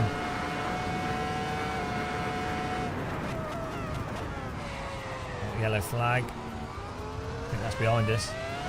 Come on, here we go, guys. Get in there.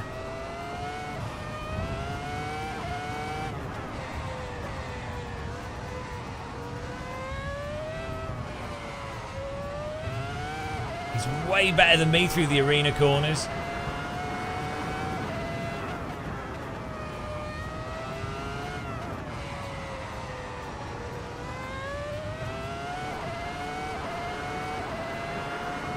Seven minutes to go. Plenty of time to catch him. I seem to be better at braking. I'm better through the mid part of the track.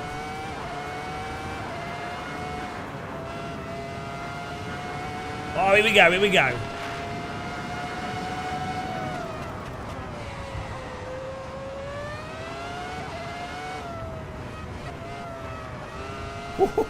He held the inside line, good driving.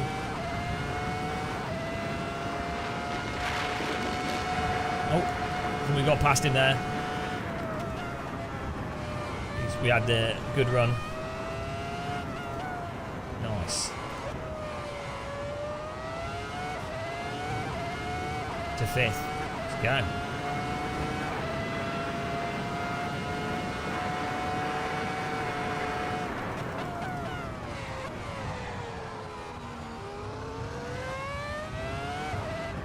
Lock up from the car behind.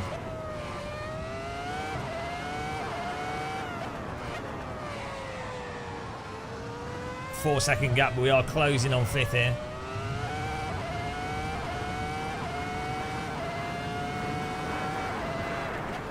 How nice does the sky look? I mean, I'm obviously totally focusing on the driving here.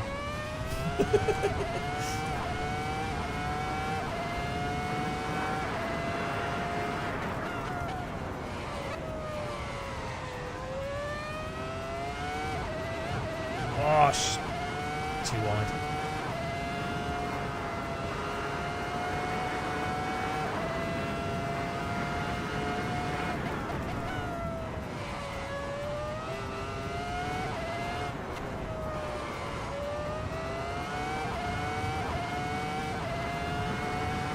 I'm 1.3 down.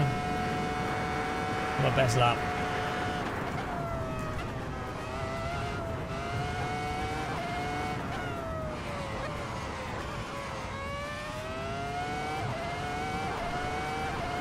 Come on.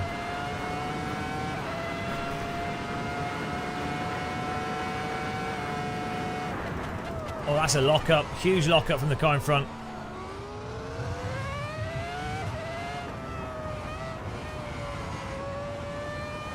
Three-second gap still.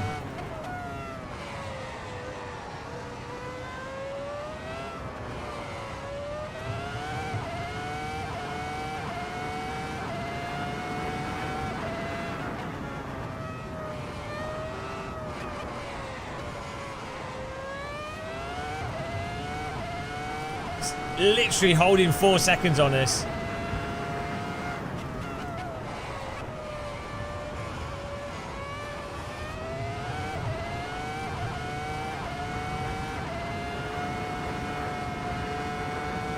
Woohoo! Speeding it.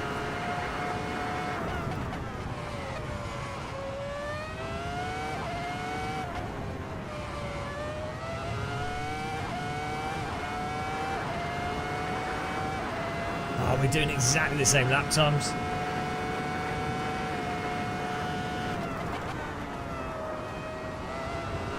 Ah! Caught it. Shit. Hooked it on the inside there. We were lucky to catch that.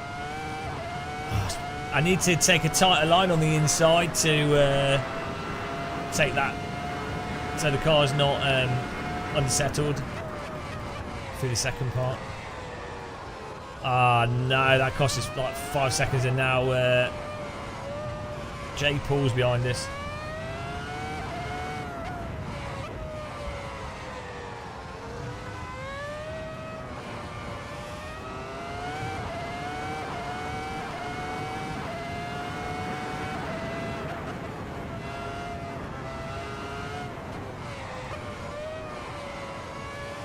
Gotta get a gap from the car behind.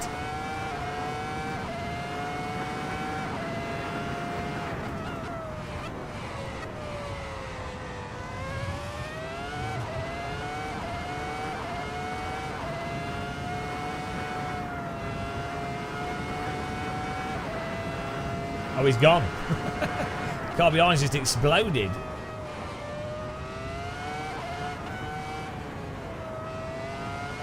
Alright, let's try and get a PB.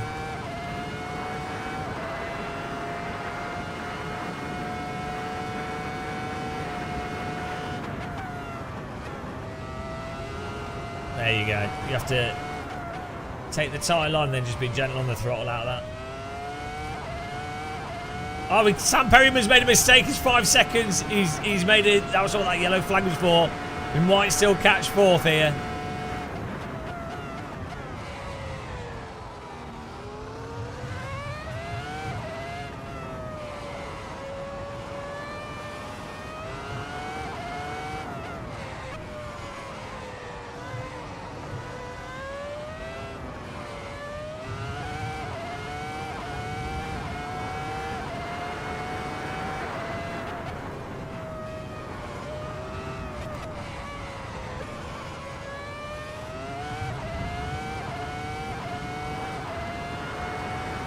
Three-second gap, come on.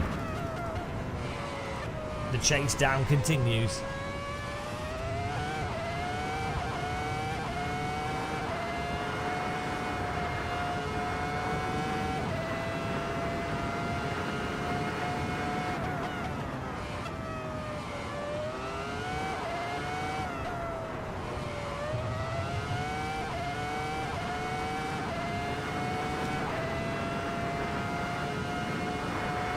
Gonna have to send it through the NGK.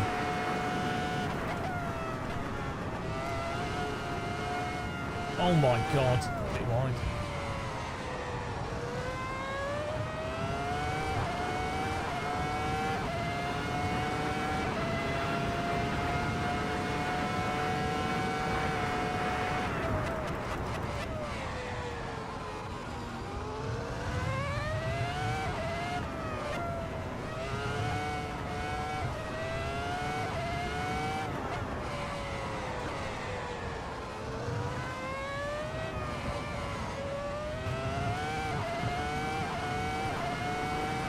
Three seconds flat.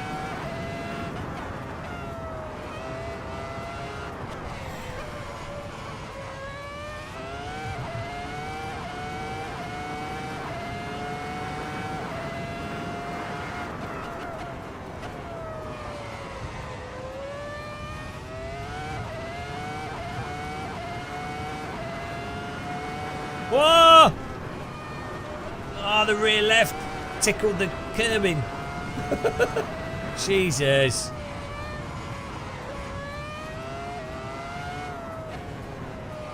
Thought I'd drift the Schumacher S's for fun. Oh man, I was trying to push as hard as I could there. We got We've got some nice laps in there. I'm happy with 5th place. Some nice racing.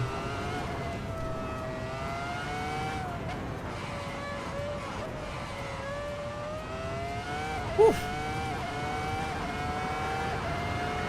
Nice driving by Sam there. He kept in front of us. That was good stuff. You have to concentrate so hard.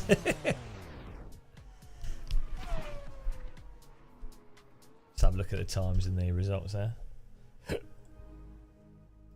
Well done, guys. Simon with the win there with a 126.397, which is a a good lap. Edward Brewers with a 126.8 and Jax with a 126.8 as well. Close times actually between Edward and Jax for the fastest lap. 4th place Sam Perryman, myself in 5th, Peter Oscar 6th, Silent Shock 7th, Kit 462 in 8th, Neo London 9th, Henrique in 10th, Odd Bod in 11th, Mojojo in 12th, Foul Mao Mauchi 82. I can't even read his name, it's too small from here. 13th, Satishi Nakamura 14th, Josh Kaminsky 15th, Mike McLaren 16th, Lee Britton 17th, Ed Kawa in 18th. Nice driving there, guys. Oh, you ran out of fuel. Huge error. How much fuel does it end up using? I need to save the setup actually. Oh, here we go. Got yeah, you probably need like 40 litres. But I'm going to save this as a fixed setup because this was driving pretty good, the setup I got. So we're going to have this with, we'll make this 25 minutes of fuel. Keep the TC on 5. It's pretty good. I think this is good as a fixed setup. It's pretty stable and safe to drive, so and nice and oversteery. So let's save it as a new one.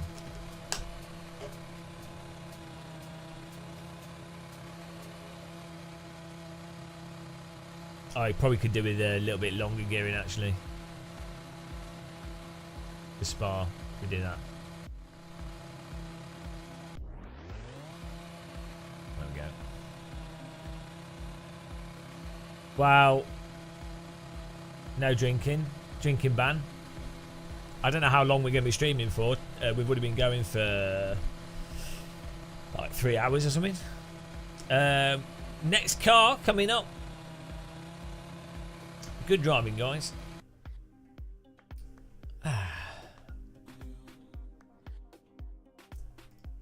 Right. What should we do next? Special first lap. Let me get this set up. I think a bit of a Monza would be nice in the nice chill car we've got. There we go. We're going to do a Monza in this bit to relax a little bit. You need to get the add-on, guys, so you can join. It's in the description.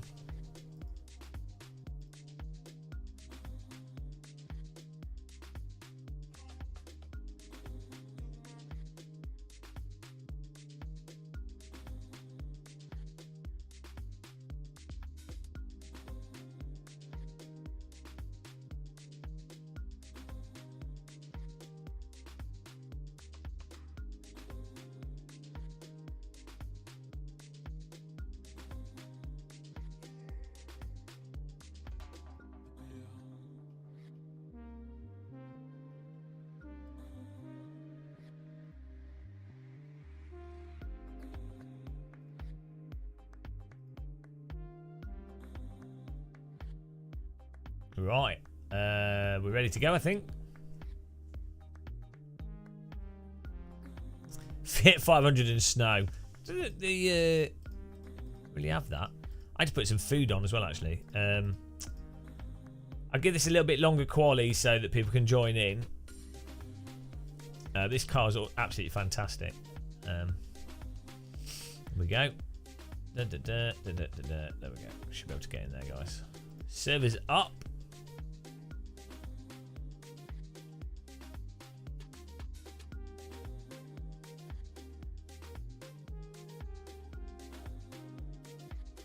Get in there.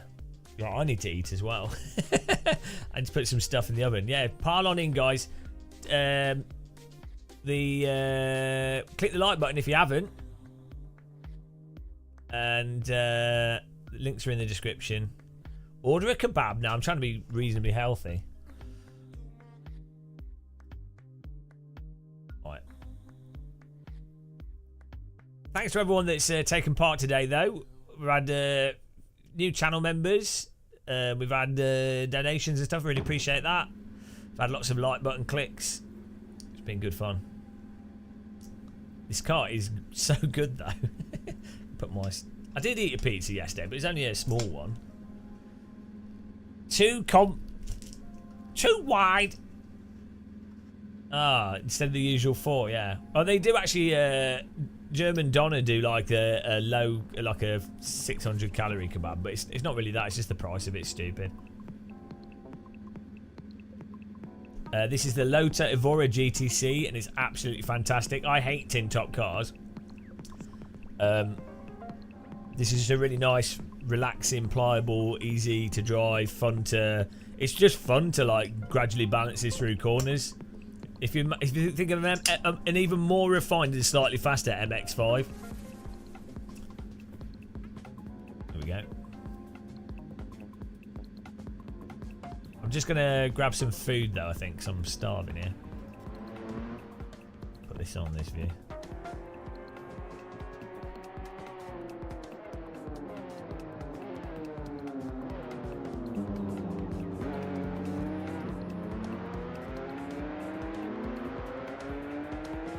Be back in a second, guys.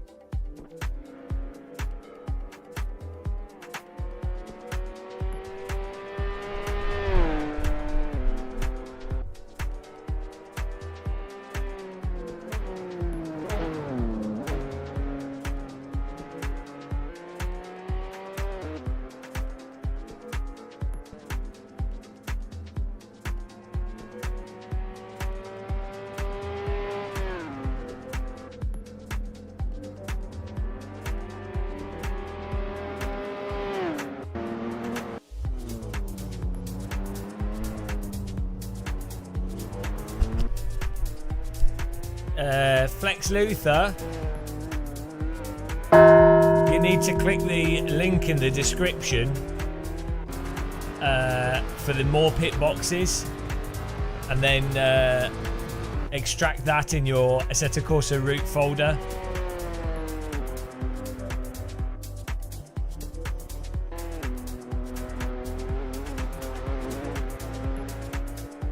And then you can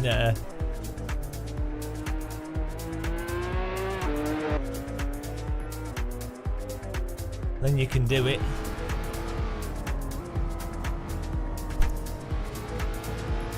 Then you can join.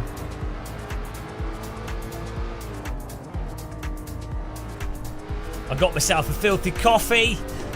What?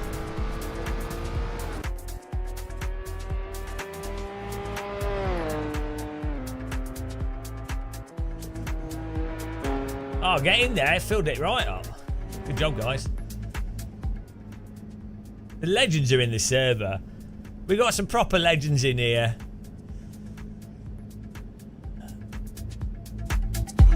What am I cooking? 2 fish, 2 breaded fish, whitefish, probably Alaskan pollock. Don't know, it's whitefish, could be any fish. Probably it will be Alaskan pollock because it was cheap. And 2 bits of potato. I know, Gertrude. How you doing, man? Put it in the dust. Put me in the dustbin. What can you do? But I appreciate all the cultured viewers. You know, you guys that understand that this is the premium. This is the ultimate. I just the state of sim racing, guys. It's just sad. It's just really sad. It's just sad, isn't it? Like, just think how good this is and how many people are missing out on it.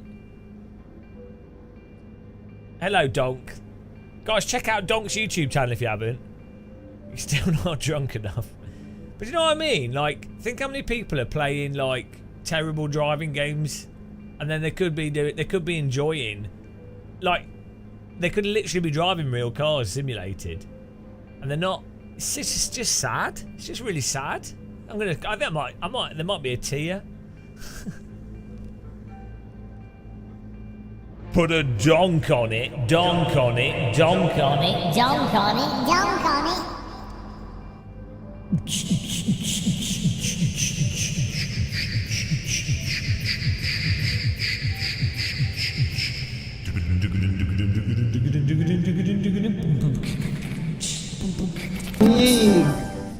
Give it a donk. Andre, Enrique, hello. Mike McLaren, AC should come with every wheel by default. I know.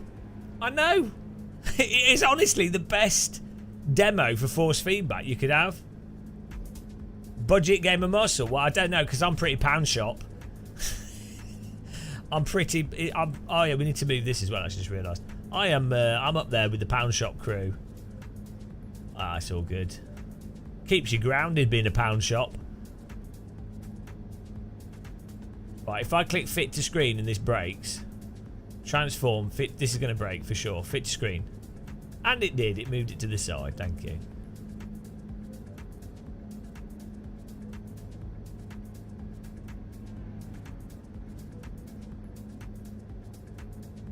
Tell you what, if I move this app slightly over, people won't notice. There we go. Fixed it. What a bodge. When in doubt, bodge job. I'm a bodge job. There we go. Perfect. Nailed it. Bodged it correct. Did you enjoy that now? For those of you with OCD. Thanks, Gerto, for linking Donk. Right, we've got 13 minutes here. Perfect. Whew. Man, that F2004 car absolutely knackers me. It tires me out so much. Just have to concentrate so much. It's fun though. Have I got? Oh, I got a car behind with the lights on. So my brightness setting's a little bit too bright for this. Maybe the exposure could.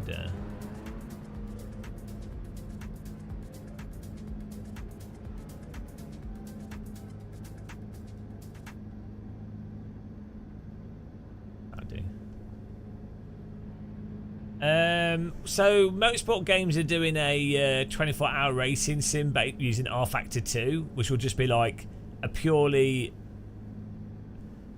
like an R-Factor 2 focused, well, R-Factor 2 physics, but purely endurance racing content. I think that could work quite well, especially if they do ranking properly in it.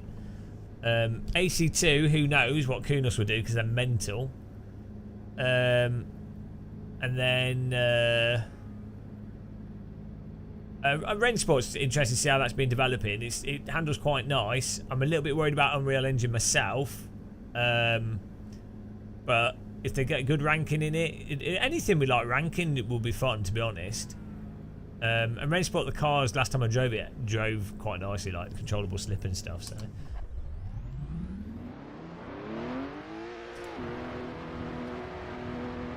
New Forza could be interesting. Yeah, they own the rights to World Endurance Championship content. How nice does this look? Look at this. Would you look at this? Yeah, I can't say anything. I'm not optimistic though. I've not played it, to be clear, but I'm not that optimistic. I don't think Codemasters really know what they're doing. But who knows? I mean, I don't know. It's hard to tell with stuff. We'll just have to wait and see. Wait, thing is, there's no point getting hyped about stuff. You just have to wait till things are out. Oh, this looks so good, guys. Jeez. We've got this time of day set up just right.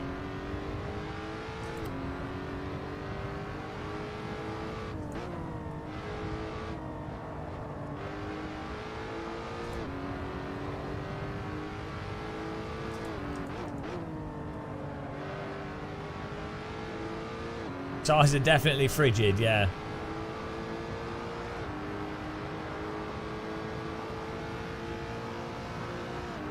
I like my tyres frozen.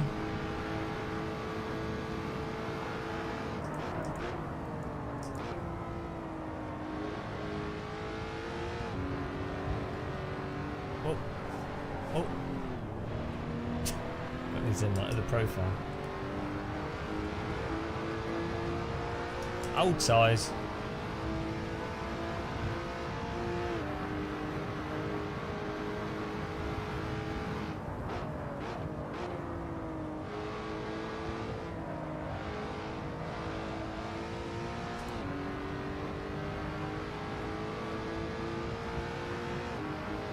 "32 people in the server here. Awesome."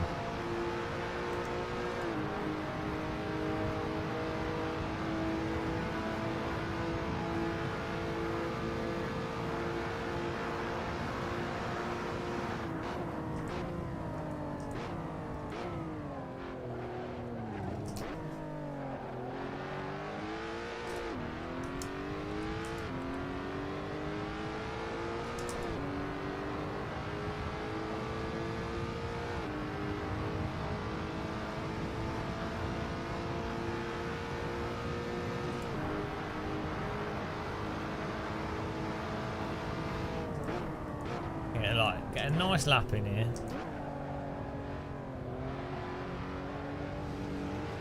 At least try.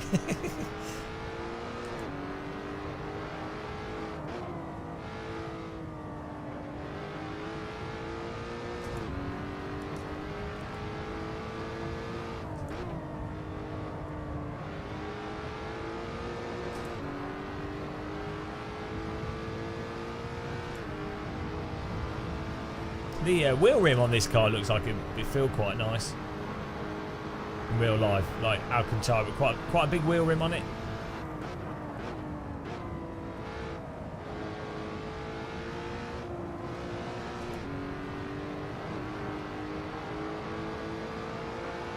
Wow. Deal with it, Gasper.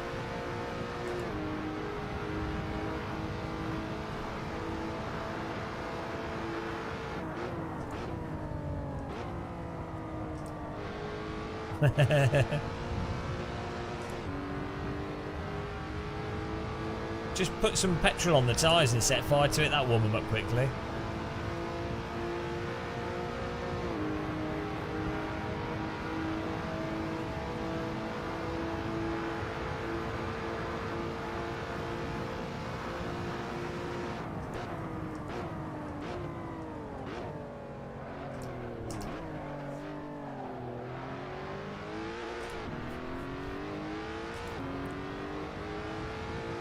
Yeah, Lotus are normally pretty nice. They're quite nice balanced cars.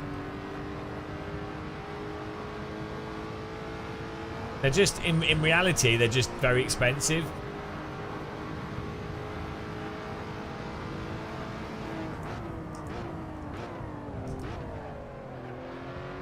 Well, maybe not relative to their performance, I don't know, but...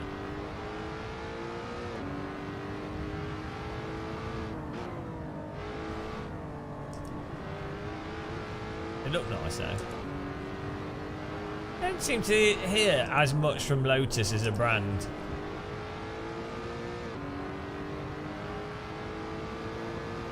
Was there a Lotus Formula 1 team? Was that like in the 90s? Or do they still have a Formula 1 team? Am I missing out? Is that I don't even know who owns Lotus now.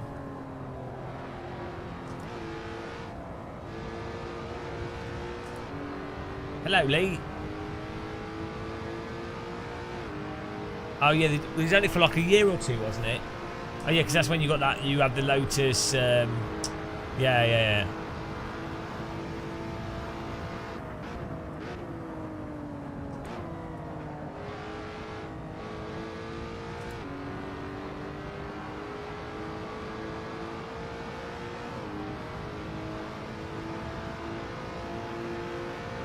That's what that rental Lotus that you can buy, that Formula 1 Lotus car is based on.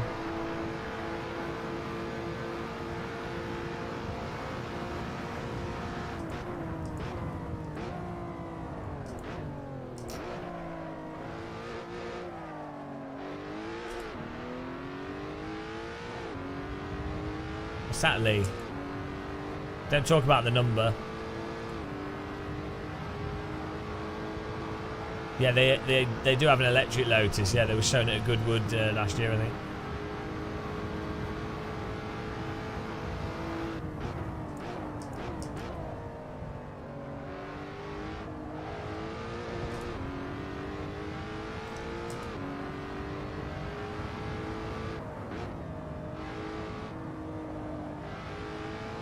Oh, Astro, turf.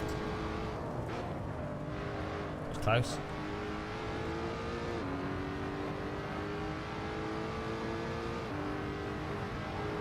Yeah, I don't know what they're doing with it.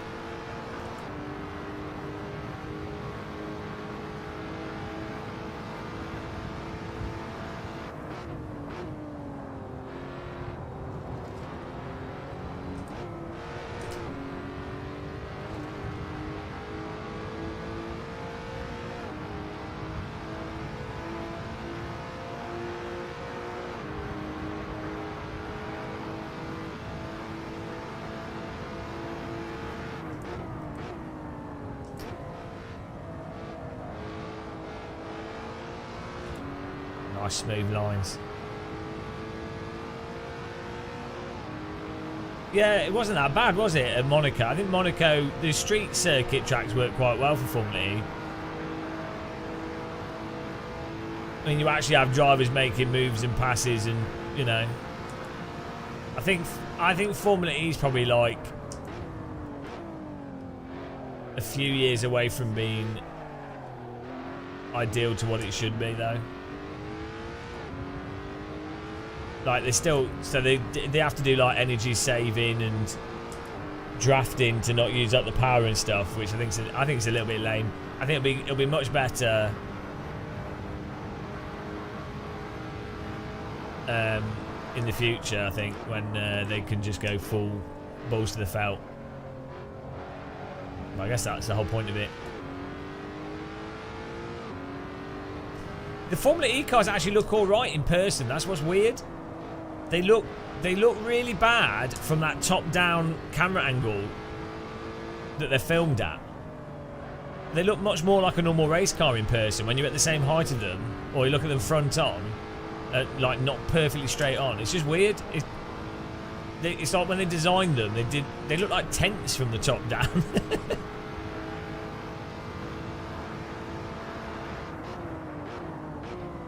No, the design remit was to make something that looked different from other cars to make them stand out, but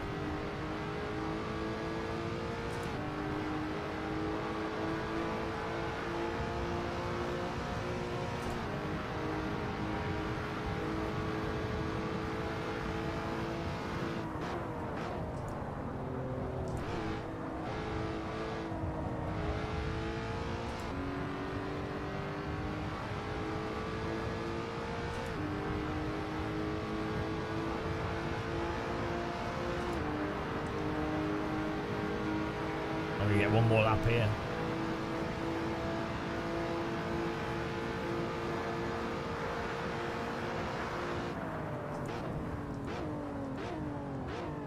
Got 32 people in this server, which is cool.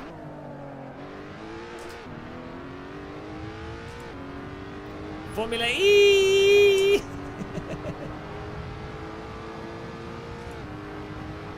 One of the positives, as a brand ambassador for Formula E, I have been paid. As a brand ambassador for Formula E, focusing on the positives, they have the races in city centres, so you can get to a race nice and easy. If you have a younger family, they're not so noisy that your family would all go deaf. Mind you, neither's Formula 1, so...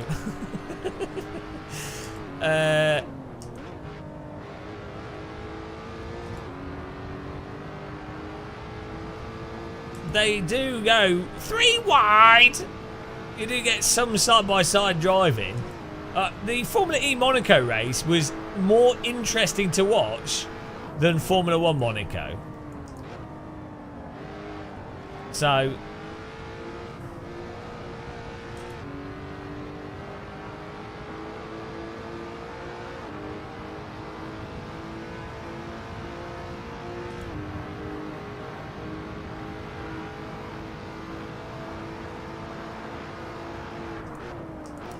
what I would like them to do, what I think would be really good, is to just tie Formula E races in with like big tech trade shows. So you would have a trade show event in a city centre. Wouldn't even have to be at the same location as the track, but the closer to the track the better. You'd have a big trade show, like, you know, like one of those tech shows where they show off like monitors and gadgets and motors and like cool gadgetry stuff and tech. Really like, and a really positive tech show in terms of like being showing off the future of tech and things, and it's still be like for marketing for those companies and things, but like a big tech trade show. And you have Formula E happening at the same time, and Formula E often does like double header races. So Formula E will have like it'll go on from Saturday. From Friday to Monday, basically. Monday is like for there's driver training. It's not like covered properly or whatever. It's, you know, it's for testing and stuff. So that would be awesome to have Friday to Monday, much more affordable tickets on the Friday and the Monday for Formula E. But you also have access to a trade show, which is largely funded. It's a general public trade show, and is largely funded by the fact that companies are getting that in-person marketing and all that kind of stuff. So that adds a lot of value to the tickets. And then you'd have the Formula E is genuinely a platform for electric promotion, right? For batteries and stuff. And it's probably, I mean, batteries are not the most exciting thing, are they? Like windmills and like a solar. I think solar panel and batteries could be interesting, but you need to lump it all together and then make it into a really big thing. And then I think that makes it actually really a good standout event, as opposed to, and then you're not going, oh, how does it compare to other racing? You know, it's its own thing. I think the more that it does its own, it's like sim racing needs to do the same thing. The more sim racing like tries to be like Formula 1 or like something that already exists that is objectively better, the stupider sim racing looks. The more sim racing is, anyone can take part, it's accessible, you have live streamers and gamers and esports drivers, or you can all do the same race, or you can race along with them. Just real drivers can still do it, it can still use real cars, but the more you make it into its own thing, the better it looks. And the more you leverage the things that it can do that the other stuff can't do, the better it stands out. So that's what you have to do with all these things, I think. There you go. That was a little rant there. Hope you enjoyed that. That rant was brought to you by Twinings Tea Bags.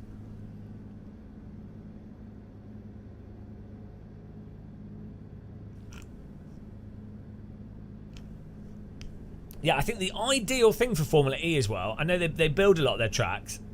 Like the Berlin one I went to, it's like a temporary circuit on the Tempelhof. Although the Tempelhof circuit is actually a defined layout that other stuff has used before, but the absolute ideal thing would be if it was in the street, so like Monaco, or like, so if you had a London Formula E race and it was literally on the South Bank, or is, you know, or also with Formula E, inviting more, like having more female drivers in it. Like, why not? If instead of using, what's that thing they've got with the Formula One where they to promote gender neutral equality, it would make more sense. Well, or to equally, to maybe like have more equality in Formula E, but you know, the problem is you need wealth equality before gender. Like, if you want to address gender, wealth, all the other equalities, not wealth, like racism, gender, all these things. If you want to address them, fundamentally, you have to address wealth inequality, because that's that's the root of most of these issues. It's not the only issue, but it's like pretty much at the core. So, and therein lies the problem with motorsport, is that it's fundamentally not a... It's fundamentally, by design, unequal due to how it operates with wealth.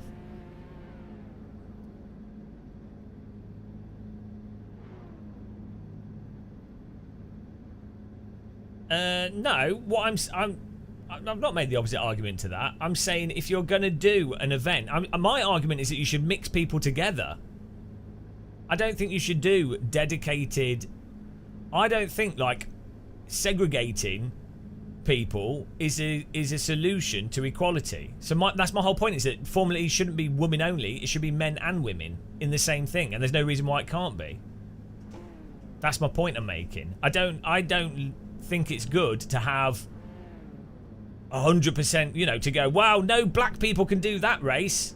No white people can do that race. No women can do that. That's a trans-only event. It's like, no, put everyone in the same thing where you can. Like, if there's literally a reason why you can't, so like boxing or something, I don't know, something where it literally... Like, you would have, like, age categories, for example, less contentious. It doesn't make sense to have children boxing fully grown adults, does it? So where there's a genuine safety thing, or a way where someone physically couldn't stand out, then you should have, you know, bloody hell, guys, come on. Then then it makes sense to have full-on different categories. So, you know, it's like having the Paralympics versus the Olympics. It's because they literally just wouldn't ever be able to get a gold in certain scenarios. But in scenarios where there's literally no... I'm pretty sure there will be female drivers that would be able to stand out in Formula E. Oh, fucking hell. Guys! I'm restarting the race. Use your brakes! You can't just plough into the car in front.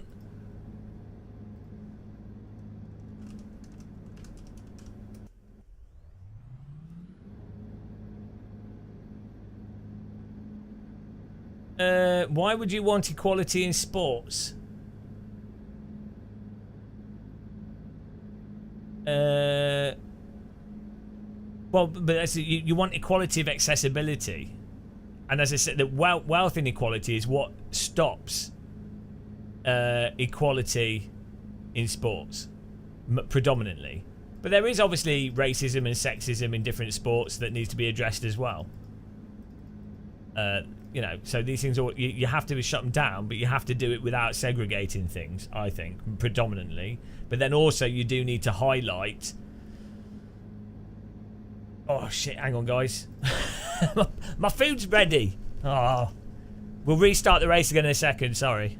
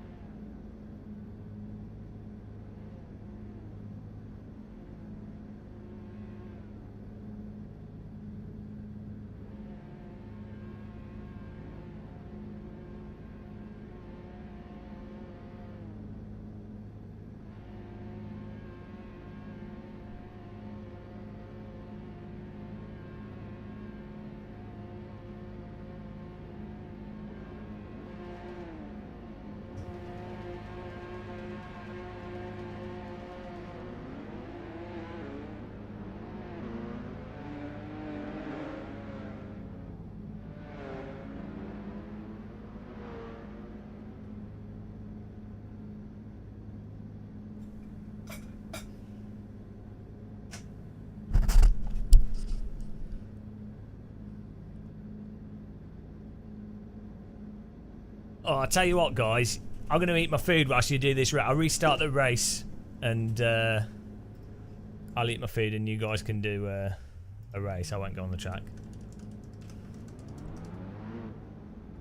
Oh, that's the setup. That's not the chat room.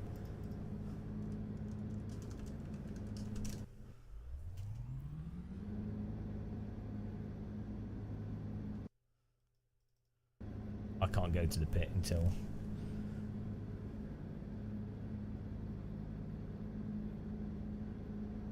Oh, Kowalski, there's no such thing as a pay gap between men. There's just more extremes, more homeless junkies and more rich. Oh, yeah, well, you know, this is a whole conversation. Shit! Shit! Shit the start, guys, shit the start. I'm gonna go to the pit.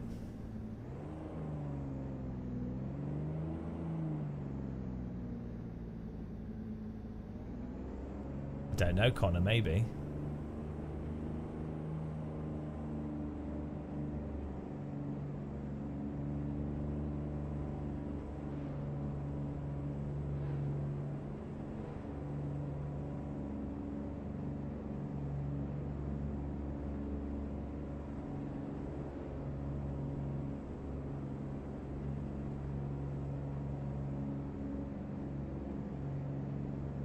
Eat my wheel rim.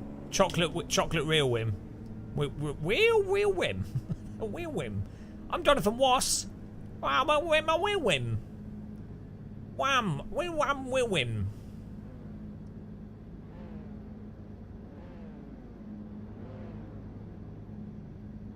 Ryan, provide your sources on the lack of a pay gap, or do you have a PhD in the subject? What's this? We're having this argument. It's people arguing. Well, I think what you'll find with the pay situation between men and women is that a lot of stuff isn't... It's subtle. So it's like, well, maternity leave. What country are you in? What degree do you have maternity leave? What are the employment opportunities?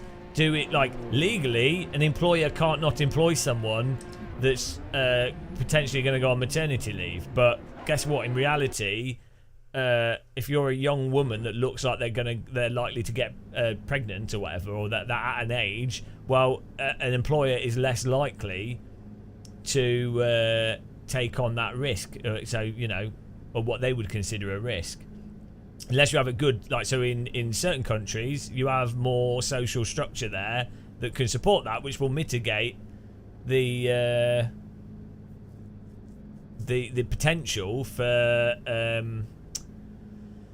what's it called, like so employers to not select employees based on the fact that they're a woman, you know. So you know, then you've got like historical aspects of, or just cultural things. Like if a business is a predominantly female business, they're more likely, generally speaking, to probably get on with other female employers in a general sense. Or that'll be the general company culture. Might be more feminine, culturally feminine, as defined by like general culture. And so they might be more skewed to being like... and they'll just probably have more female friends, or more friends that are in their local vicinity, who then they'll be like, oh, that person seems like a good fit for the business. So it's not even like an evil thing that they might then employ more women by virtue of being a female business. The same way with like a male business, they might have more male friends and they go, oh, that guy's a really good fit. You know, we've been playing football, we've been doing stuff, so well, they fit in with the business, so we'll employ them. Or we you know, when we do employment, they're probably more likely to be picked. You know, that's just, it's not even necessarily like people being sexist. A lot of it is like super murky, just like imbalances that have historically occurred, and then to try and redress them requires you designing this social system in a way to balance those out in a bit. But then to do that in a way that's complementary to everyone is obviously very complicated. And also to do it in a way that doesn't actually end up making the problem worse is obviously a very difficult thing to get right.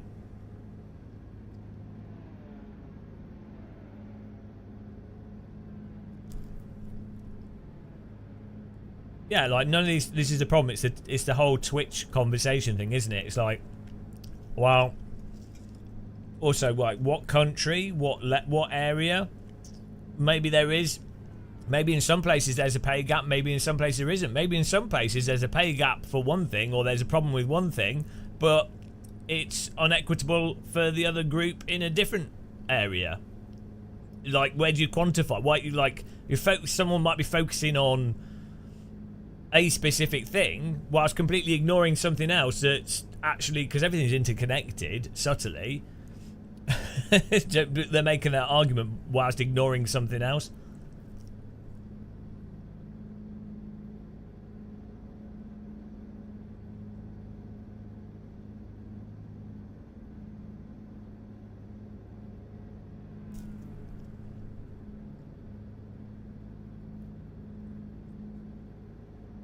Yeah, but I mean, sexism is also goes. You know, there's like misandry and there's misogynism. You have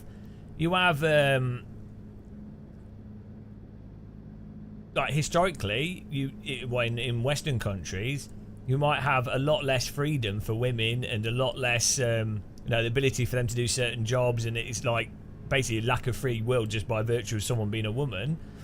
But you also have the lack of free will of a man maybe being conscripted or maybe being expected to be the breadwinner, which is, I'm not making an equivalence, but there's going to be sexism towards both genders. Normally these things are actually a product of exploitation of humans in whatever way they can be exploited by someone that's in a controlling position. And some of that will be sexist, some of it will be racist, and there is racism and sexism, but often the argument gets focused on the pure sort of on the macro levels rather than the systemic structural levels that would probably fix things. It's almost as if people arguing keeps them distracted from addressing the actual root causes.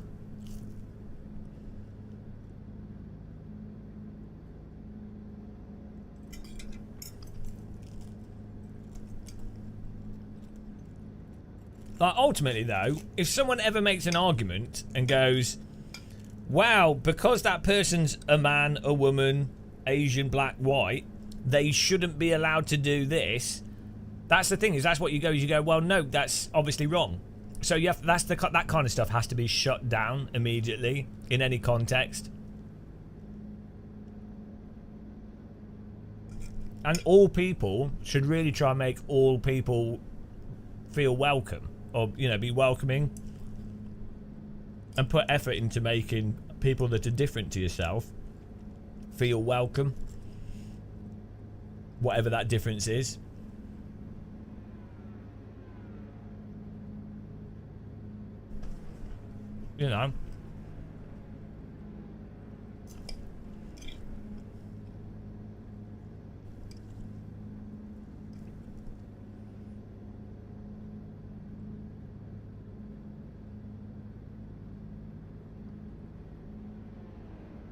Yeah, well, it's all, again, critical thinking skills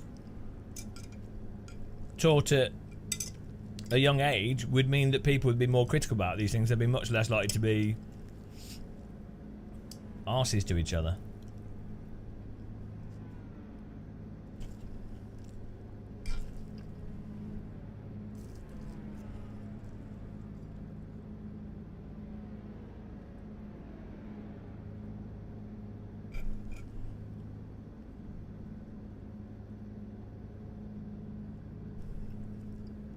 Wow, what are those crab things that bleed that are blue?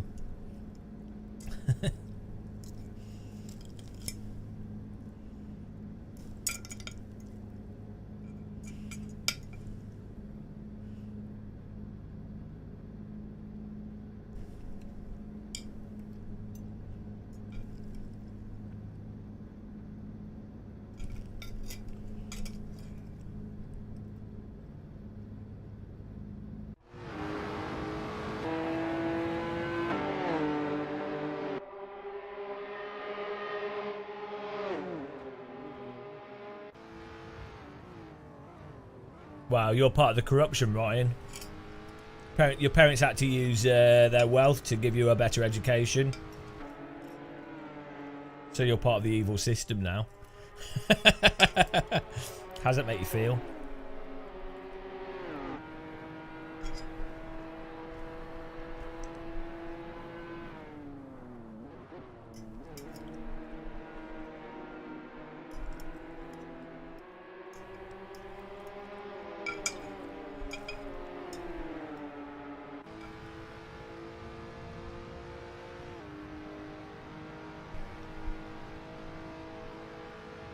You won't be able to join the server until the next race.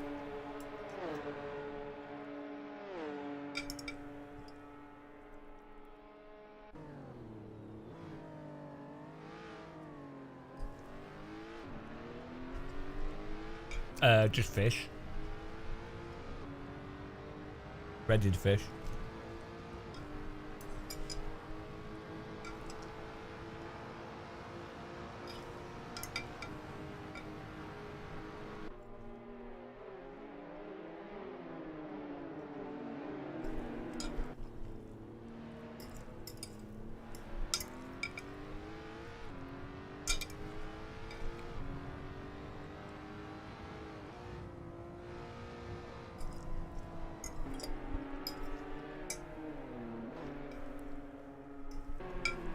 Oh, dirty coffee. I've got coffee as well, so.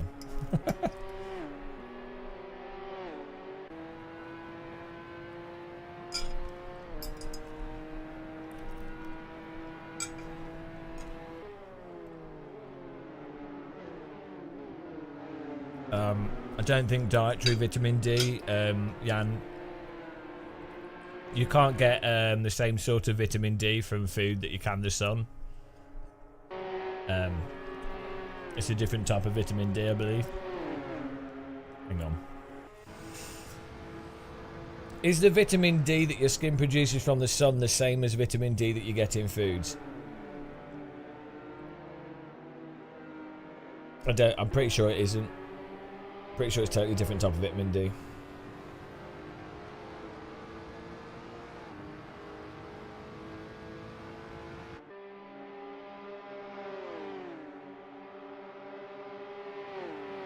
Like, you do need vitamin D from food, but I think the yeah, I think they're just they're different things, basically.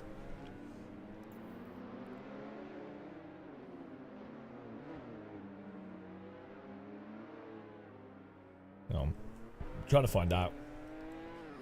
Is vitamin D that your skin produces from the sun different from dietary vitamin D?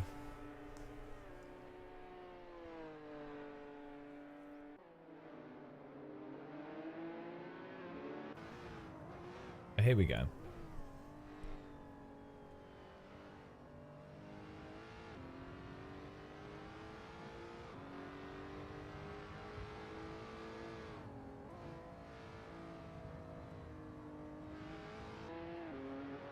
I mean, you would think, because normally sunlight it does damage your skin. So I mean, obviously you only suppose it's only like 15 minutes of sun a day and not a lot of sun to get the benefits of vitamin D, but I guess astronauts would probably have to take tablets, but I wonder. Yeah, I wonder if it's just a totally different mechanism. Well, I can't find an actual good article on this.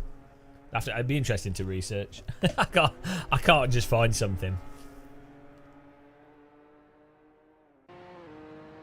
Yeah, I mean, they might be the same thing. I just don't know, but I seem to remember, I probably might be misremembering, but I seem to remember that there was like, there is a difference.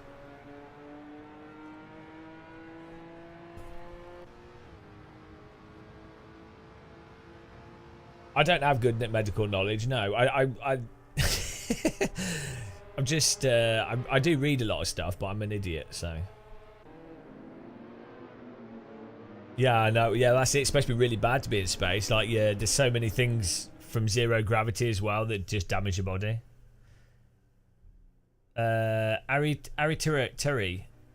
an interesting question. I supplement vitamin D sometimes, but I need to. Yeah, well, this is the other thing, is that from what I understand as well, I'm not, obviously this is not, I'm not a doctor, it's not medical advice, but from what I understand, consuming like vitamins in tablets, like refined vitamins, whether they're natural or manufactured or whatever, it's a different process to if you were to eat food that has the vitamins in it. Even though the chemicals might be the same, the speed at which they're absorbed or how you're getting them or if it's coming through digestion, whatever, I think does make a difference. And also, from the general like skeptical stuff I listen to and read, there's not that much evidence to suggest that vitamin tablets, unless you're literally unless you've got a medical condition, like unless you're like outright broken. If you're a normal person eating a normal diet with normal activity, all that stuff, the vitamin tablets is pointless. Like, what if you're eating a normal range of foods, vegetables, fruit, maybe not necessarily meat, but basic amounts of meat, protein, like healthy food, well, you're gonna get by virtue of having a range of food, you're gonna be eating all the vitamins already. And it's not like so the point is, you couldn't just not eat any food, only eat non-nutritious food that's got enough calorie in it, and then just stuff your face with vitamins. It seems that's not the case. Like, you can't offset your vitamins by tablets, basically. I mean, the thing is, I guess if you're taking a cod liver oil tablet, that's just the same as having fish oil. So that's different. I wouldn't say that'd be like having an olive oil tablet, where it's like, well, you could eat the olive oil on your bread, or you could eat a tablet. That's going to be the same if you're just having the oil, aren't you? So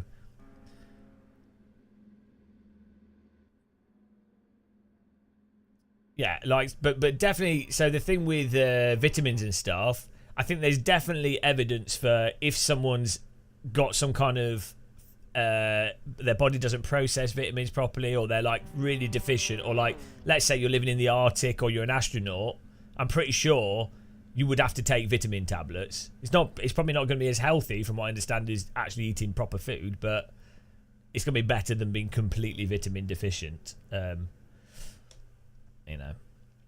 There's a lot of woo around vitamin, like this whole thing. It's like whole promoting. Again, it's something that's just marketed, isn't it? It's like, oh, go and buy all these vitamin tablets. You're short on, like, the vitamin C thing is ridiculous. You look at like how many milligrams. So like vitamin C tablets or vitamin C supplements, right?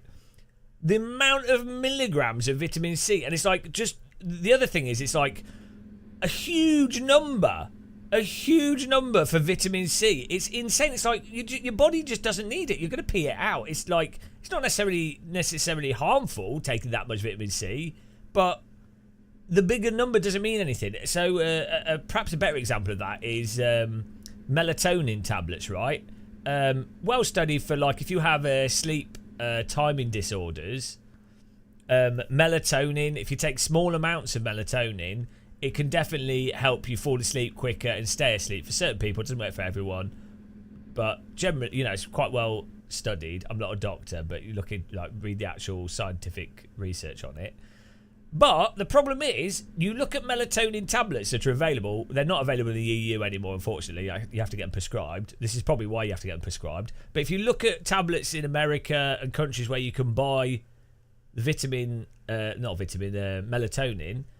they put like 10 milligrams or 5 milligrams, 8 milligrams, because they're like, the person that doesn't know is like, oh, well, 2 milligrams is twice as strong as 1 milligram. And it's like, but melatonin just doesn't work like that. Like, I think if you take like half a milligram or something, like, it just caps. There's like a cap to what happens. It just doesn't work in a sort of twice as powerful, like, it's just not, it doesn't operate like that.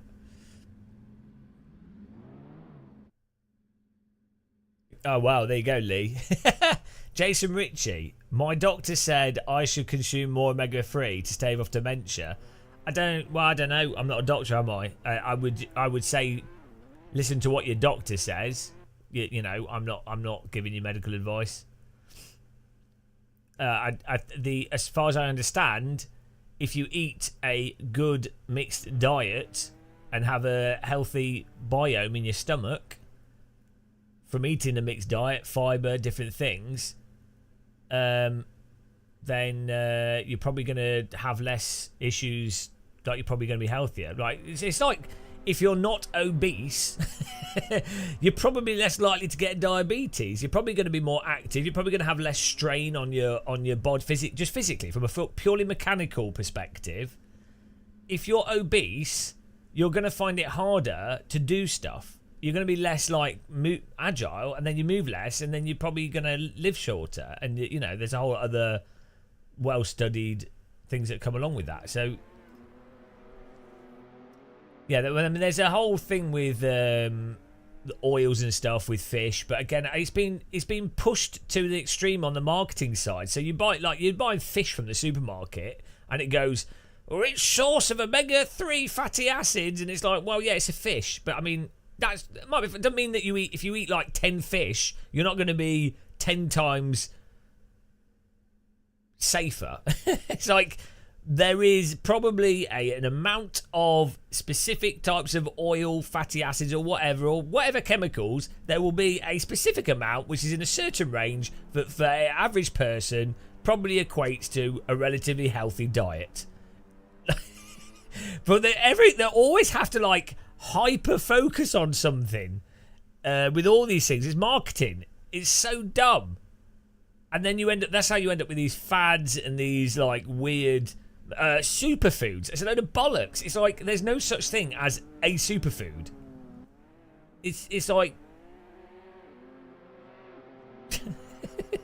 so it's like, broccoli, it's a superfood. It's like, well, I don't know, there might be individual things where you can go like there's evidence to suggest that broccoli, it's got a lot of fibre in it, so you know, for digestion, it's quite well established that fibre makes your gut, like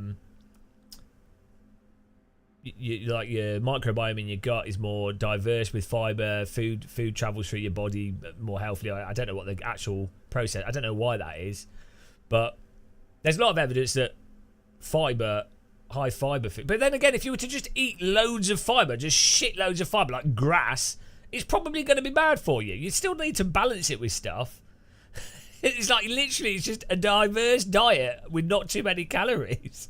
That's literally all it. That's the solution.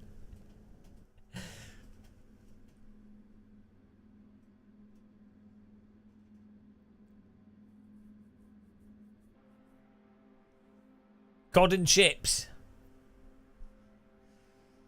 Tastes good. Well, that's it. Like, even oxygen. Oxygen, literally, the process of breathing is literally killing you.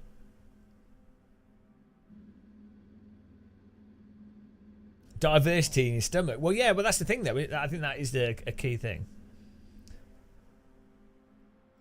I'm going to do another race, guys. I'll skip to the next race. Are you guys ready for another race? We'll do next session. We'll just race. Just have a sip of my coffee first.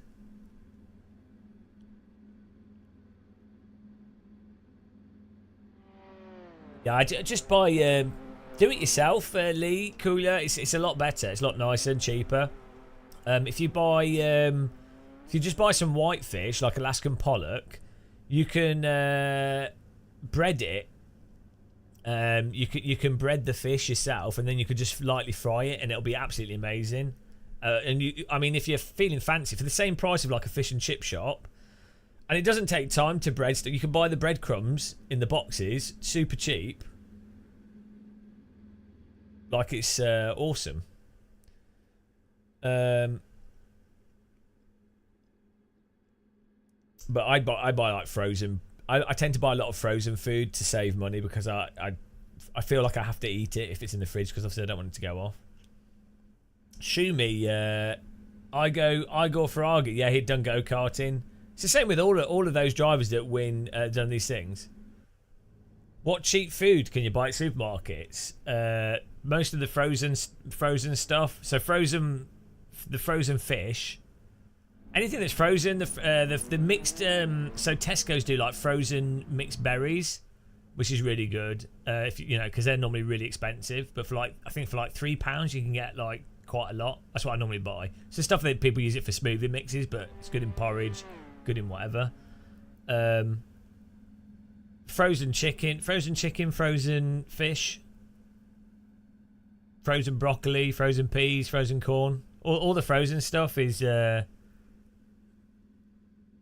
the only affordable stuff now. Everything else is too expensive. That's it. We'll do one more race on here because I haven't done it yet. And then we'll change track in a minute. Just enjoying chatting and taking it easy for a bit. We might do go back to radical or something. Yeah, that's the problem, race sensitive. It's really hard to warm it up in your mouth. Yeah, broccoli's amazing. Yeah, all the frozen microwave stuff. Yeah, that's where it's at. That's the healthiest food.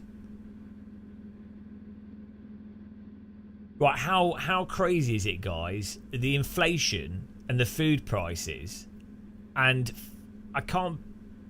It's mental. Like, people were struggling before this. It's like the price of food has gone up by like 25%. That is. Can you imagine if businesses dropped the price of fuel? Imagine if petrol went down by 25%. Imagine if the price of your gym or whatever you do all went down by 25%. Equipment, gadgets, TVs. Imagine if everything went down by 25%. Tyres, everything. Or like, just imagine that. Imagine if everything went down by 25% instead of up by 25%. Never would happen though.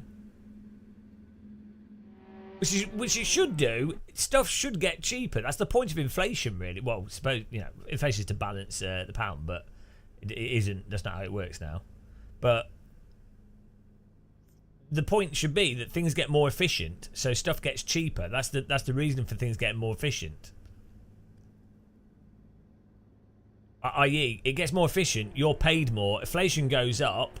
The value of the amount you're paid is balanced at a level so that what's available stays the same. But like, in theory, it should effectively be cheaper because you're paid more. But it's so bollocks how the companies are pretending that current inflation is due to be people being paid too much. Such a load of bollocks.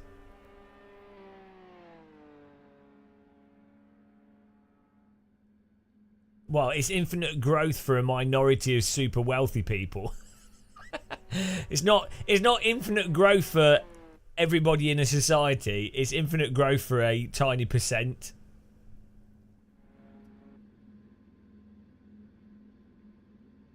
Well, most humans aren't greedy though, Ryan. That's the thing. There's a small percentage of humans that are greedy, and that small percent of greedy humans put all their effort into being greedy. It's probably like 1 in 100 people are like mega greedy, narcissistic arses.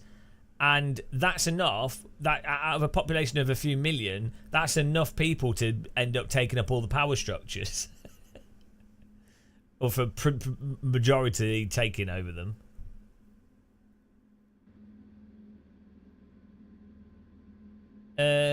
Capitalism and communism, yin and yang. Well, not really. They're two completely different things. They're not contradictory. Capitalism isn't contradictory to communism, and communism is not contradictory to capitalism. They're and also which communism and which capitalism. There's no such thing as the capitalism. Like you'd have to define you'd have to define which capitalism and which communism you're talking about. This is what's really weird with like interviews on like news channels, BBC even, or anything, or comments online where people just say capitalism. Which one? Communism. You know, which version? Whose? It's so dumb. It's like someone going cake. It's So well, which cake? Cheesecake, sponge cake? The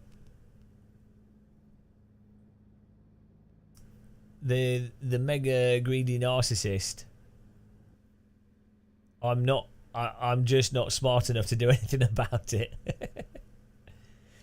Game Boy to roaster.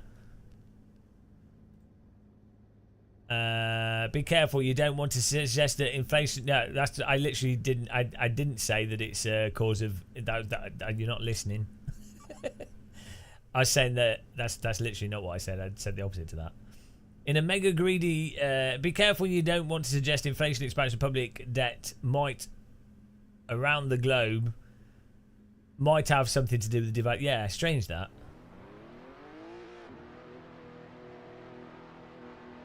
Oh, yeah, the extra profits will trickle down, don't worry.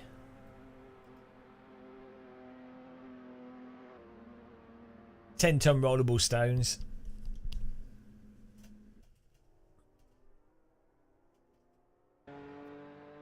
It's a cake. Or is it a biscuit? Right, let's do a lap here. Ah, why is my car gone? Okay.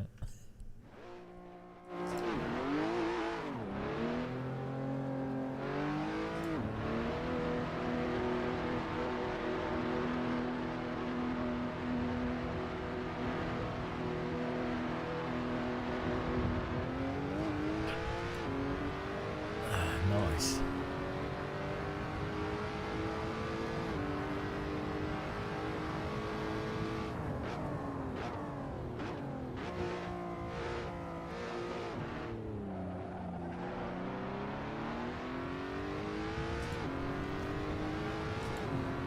The Great Hadouken.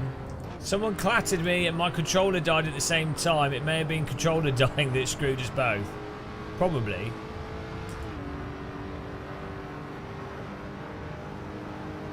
Ah, no, banana and mayo. That wouldn't work. No, thank you.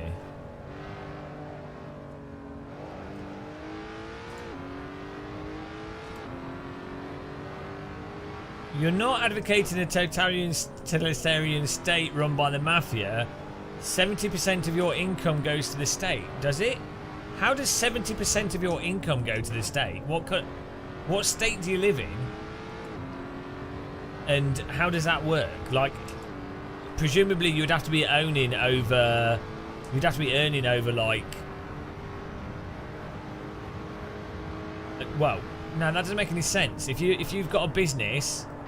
Yeah, but then you'd be paying yourself in dividends, and your business, and you'd put the money into the business, and you shouldn't be losing 70% through tax. Well, VAT is only when you buy stuff. How are you getting 50% in? Yeah, well, why are you paying yourself 50% income tax? If you're on a 50% tax bracket, presumably you are earning a lot of money or a reasonable amount of money. Presumably you should be limited and pay yourself in dividends or whatever, or other investments. I mean, I don't know. I don't know what country you're in. I don't know how the tax works. But also, if you're earning enough money, if someone's earning, like, let's say in the UK, if you've got like over £100,000 coming in, yeah, well, okay, well there you go. You shouldn't. I don't see how you're paying 50% income tax. Why don't you start a business? Like, you pay yourself below the tax threshold for whatever, you know, to use up your before that first tax threshold, and then you would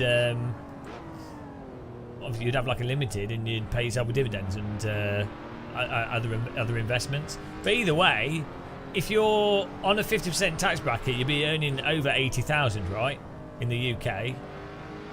Or is it? It's probably, what is it, over anything over 60,000? Yeah, I don't know how you'd get to 50%. That doesn't make sense. You'd be 40. Isn't it 40% the maximum in the UK? And that's after, well, it's like 43% or something. And that'd be after you're earning like 60,000. of pure pay. And then you'd be paying 60% on the amount over the top, or the 43% over the amount on top. So that doesn't make any sense. you're losing a lot of money. Well, there you go, 45%. So you need to get an accountant, because if you're paying 50% tax, you're losing a lot of money. You need an accountant.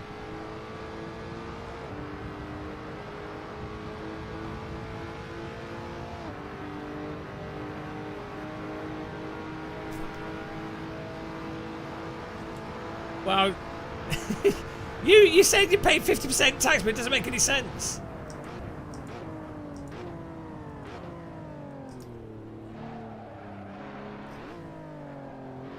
Anyway, even if someone did, let's say someone had to pay 70% tax. Yeah, even if you had to pay 70% tax, right?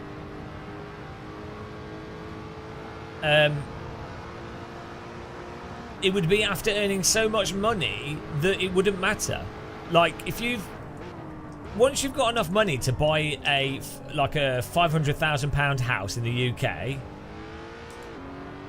So let's say you own a house fully, £500,000 house, all paid off, right? And then you're earning you got £70,000 a year coming in. Or even, well, let's say you got 100,000, and then that means you take in, after tax, is probably like, if you were 100, probably like, what, 70, probably like 65, 70,000 if you got 100,000 after tax. So you got, if you've got £70,000 a year cash flow coming in, and you own a, it wouldn't matter. It wouldn't matter that you were taxed 100% after that. Because of that 70,000, you could, well, first of all, any charity you do won't be taxed. Any direct business investments wouldn't be taxed. So you could get massive tax benefits by putting into a pension and stuff, and other schemes to mitigate the tax that you were paying on that top amount.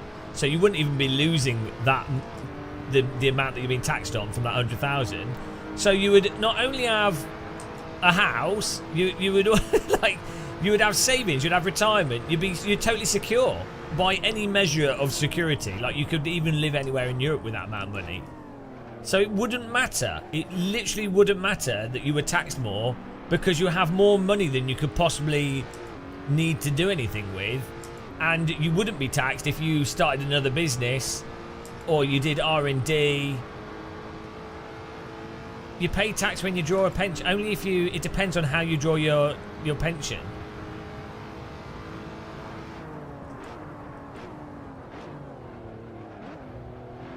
No, that's not what I'm saying, Shumi, is it's people complaining about taxing very wealthy people it's a weird viewpoint to have, because they're missing the point that when someone's got X amount of wealth, the money itself becomes completely irrelevant. It doesn't matter that they would tax more, even if they were.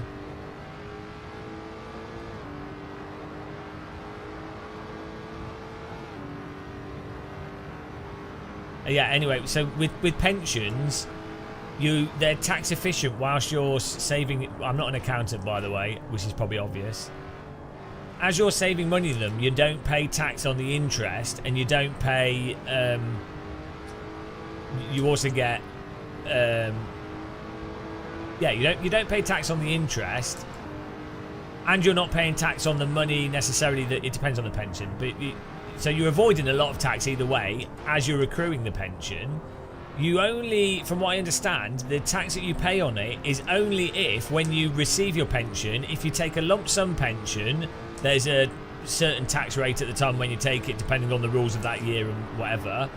And then there's the pension amount that you get, I think it acts almost as if it was like an income. So it would depend on the amount of pension that you received. But again, if you had enough pension that's paying you, let's say you paid into a pension and you're receiving enough to be taxed on from a pension, you're probably totally secure anyway. So again, it doesn't matter. You know, most people in the UK don't even have a proper pension fund. They're screwed. And they're not going to be able to receive it anyway, the state pension, because the pension age will go up to such an absurd level.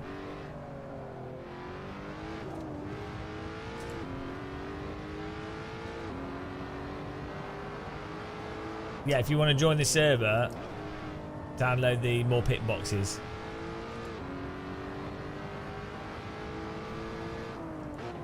I think people need to watch like tax videos, or maybe speak to a financial advisor.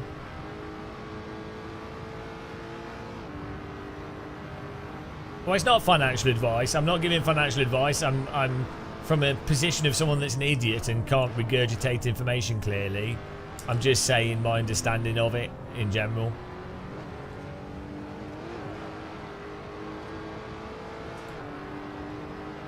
I think they do, Ryan. No joke. There is definitely that thing where people see someone that's like really rich, or like same with like sports people. They live vicariously through like those gossip magazines. They're like, oh, I'm supporting that person. It is purely vicariously living. So yeah, they see like really wealthy people, and they're like, oh, that could be me. I could have a boat. We can't tax because that would be taking money away from people, and oh, I wouldn't want money to be taken away from me. It's like a really weird distortion of where that person is actually at in their life and how it actually affects them. It's really strange.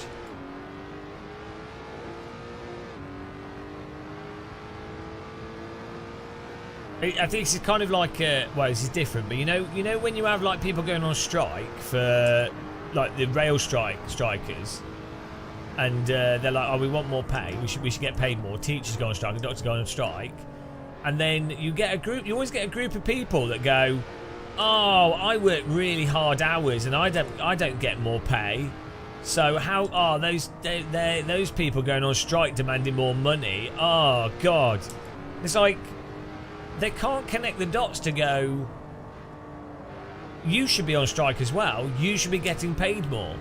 Just because you're being put up with being abused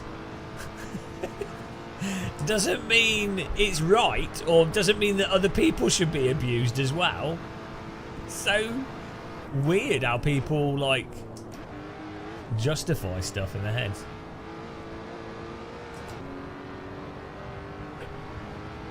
G-Hammer, as it stands with me being poor, I'd accept higher tax if I was earning 6 figures more. Yeah.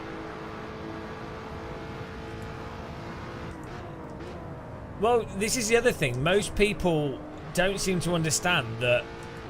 So, most people thought that Jeremy Corbyn, for example, was like some crazy socialist, right? That's how they would think of him. Their manifesto would not have massively increased tax for the vast majority of people in the UK. Or in fact, even if you did increase taxes massively, but you only did it for people, you could do it by only increasing it for people earning over £80,000 a year, or £50,000 to £60,000 a year. An individual, and there's not a huge number of people are like on 24k. 30k. Like, I don't know what the UK median is, like 27,000. So they're not even halfway there to getting more taxes, and that would be with like a very aggressive tax policy. But for some reason they read the headline and they're like, oh, I'll have to pay more tax on my income. It's like, no, you wouldn't at all. It's so. It's weird how easy it is to manipulate people. All Irish should go on strike. Yeah. Good idea. I'm sure it'll happen. Well, apparently everyone should play Counter-Strike Go, because apparently I have £500 worth of items in my CSGO inventory just from playing and not ever opening boxes or selling them. So that's my retirement. CSGO inventory retirement. It's the only retirement you need. It'll keep going up in value.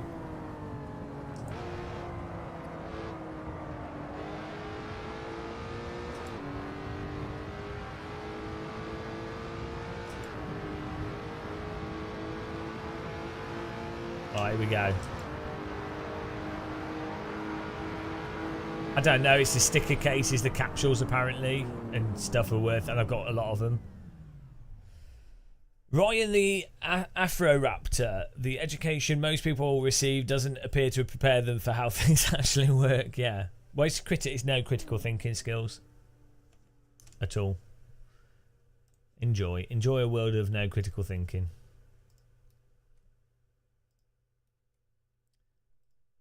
So much so that people literally have a dislike to critical thinking.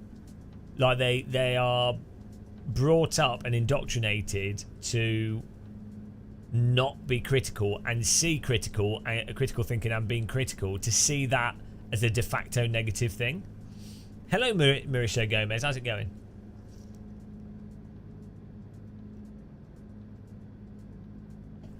Yeah, apparently, Gasper. Apparently some of them are worth like 25 each.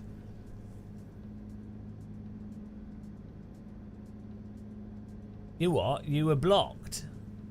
Well, that'll be automatic bots and stuff. Yeah, that would just be automatic. That would just be a chat bot.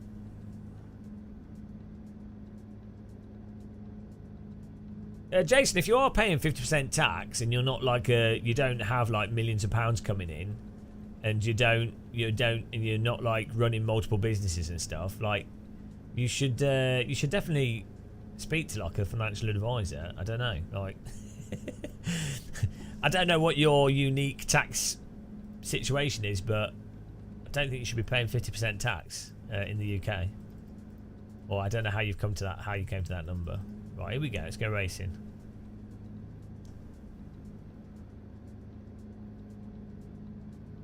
Great podcast. Nice talks with engines in the background. That's debatable whether it's nice talks or not. That's debatable. Oh, wrong button. I keep doing that.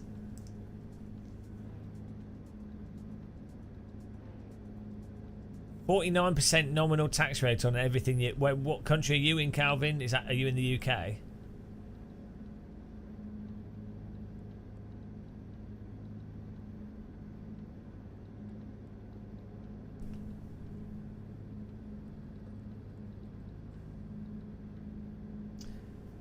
Well, how are you getting to 49%?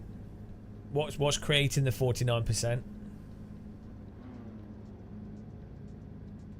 Like, are they not like?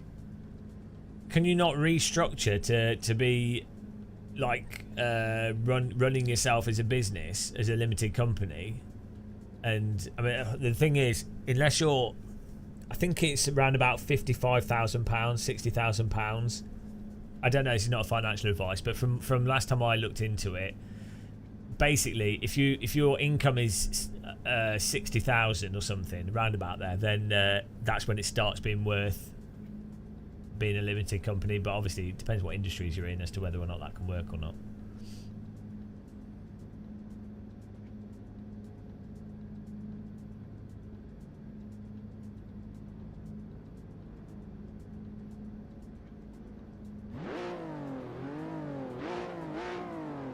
But yeah, as I say, like, speak to financial advisors and shop around, because I know quite a few people that run businesses or like do run limited companies, or you know, and they've in the past had shockingly useless advice. Oh, nice job, guys. Come on. Oh no, that is not the racing line. Come on. Nice and easy, guys. Good old Monza T1 in the easiest to drive car on earth.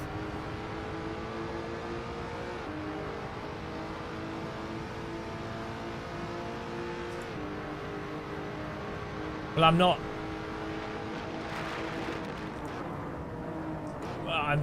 I'm specifically saying to seek good financial advice because I'm not good at that kind of stuff.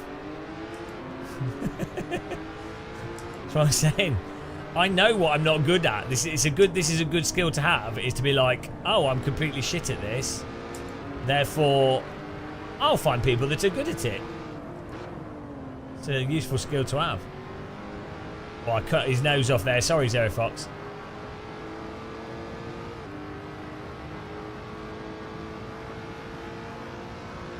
I hate accounting. I hate it so much.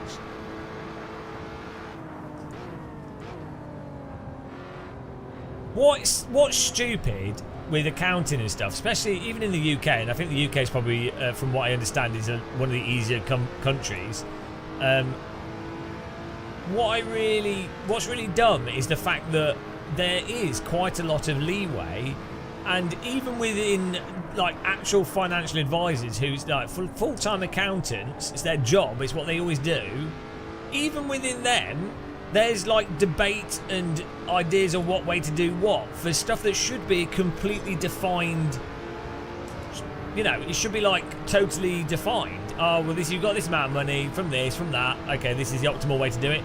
I think AI, you know, will really help with that.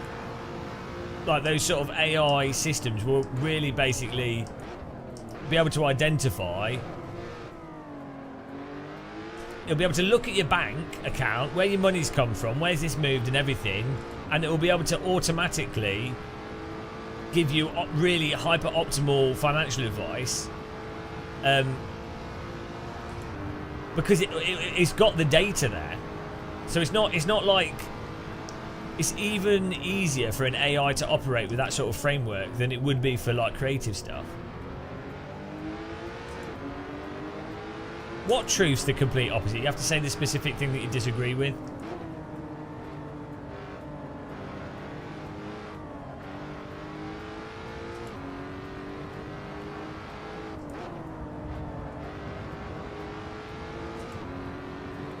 Accountants at Xmas party. What? Well, which part? You've got to say which part's false. So I know multiple people that run businesses that have had completely differing financial advice in terms of where they should structure things. I think that's pretty common. There will be basics for, like, obviously if someone's just got X amount of money coming in, you know, used a diversified account, you know, and if you've got this type of money, how much risk you want to take. You could go on YouTube and watch financial advisors on YouTube and the differing views they have. Why would you have loads of different advisors with different advice if the advice was all completely structured?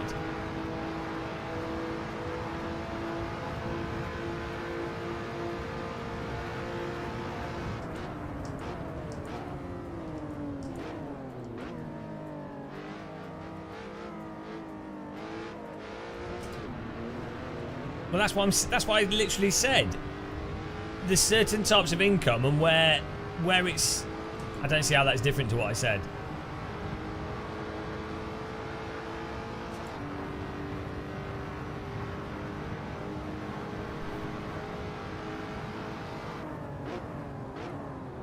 Well, yeah, okay. So the Chat GTP thing. That's the whole point of it with the AI, is that those grey areas, the things that those are what. So you have the specifically codified stuff. You're conflating two separate things that I said. So the point where AI, those specific grey areas, are the bits where the AI can do stuff far better and far more consistently than what humans can do. The AI would know all the like fully codified stuff, which is what most of the people do, but people also can struggle with the codified things because they just don't know what if something's changed one year to the next, they might not happen to know what that thing was, you know. No, that's the whole. It's the current shortcoming of AI. That's not the isn't the shortcoming of new AI models.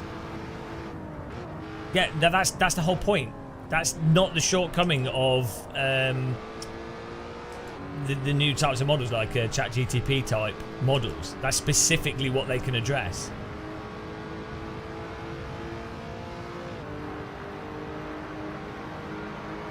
And you have actual information to feed into it.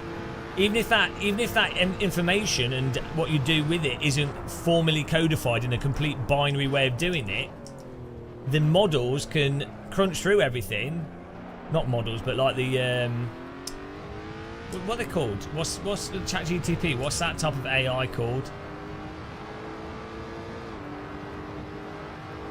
Yeah, you're thinking of traditional AI. I'm talking about, what's ChatGTP called? Mass learn models, or I can't remember what the actual term is. Yeah, well, no, not generative. So it's like how previous AI models would not have been able to do what ChatGTP does in terms of how it can form. No, it's not machine learning. Well, it is partly machine learning, but it's that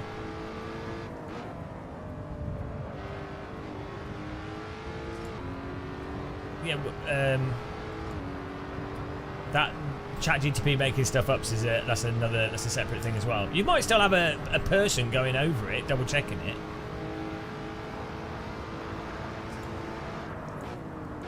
Yeah, what's it called, guys? The type of large language models. Not yet deep learning, but it's ChatGTP is a large language model. The new paradigms for AI and the new type of large language models, or those new methodologies of AI,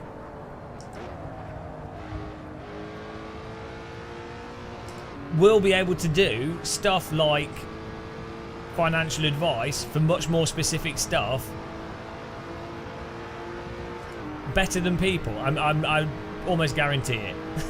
You would still get a person to double check over it. I'm not saying you wouldn't necessarily entrust it 100%.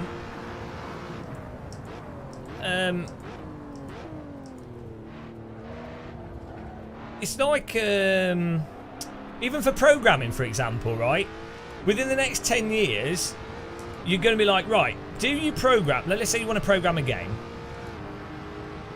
You could program something properly as a programmer, manually, right? And do it like as minimally as possible, and using all like established principles of programming, right? That's one way that you could program it. You could use one of these models, these AI models, to do the programming for you, and the utility of that will mean that even if it messes up the code a lot of the time or doesn't produce the exact results, it will be faster to just tell the AI, oh, do it a slightly different way, change this, try again, try this different thing, try that different thing. That would be faster to achieve a more complex result than what a human would be able to do, even if the AI's way of doing it is quite a messy way of doing it, and even if you don't fully understand the project, like the end result, like you don't understand the AI's code is maybe slightly nonsensical. It would just be, what's the utility of the end result?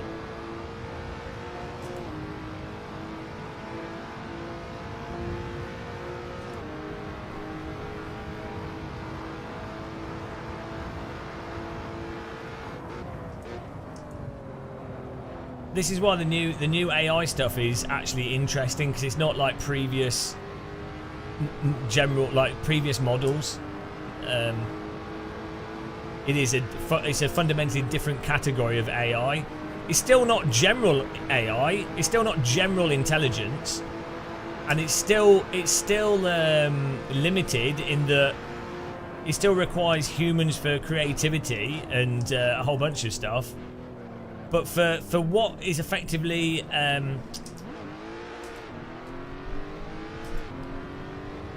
very time-consuming procedural tasks, it will replace so much stuff.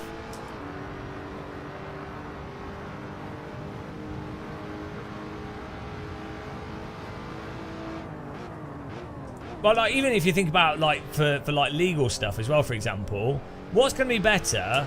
A lawyer that's really learned and is like maybe like 60 years old. The lawyer's gone through, understands the culture of that specific area that they work in. They know all the, you know, they know most of the cases and everything. They've memorised it all. They're very good with how they operate, which is like, you know, a top-notch lawyer for that specific thing.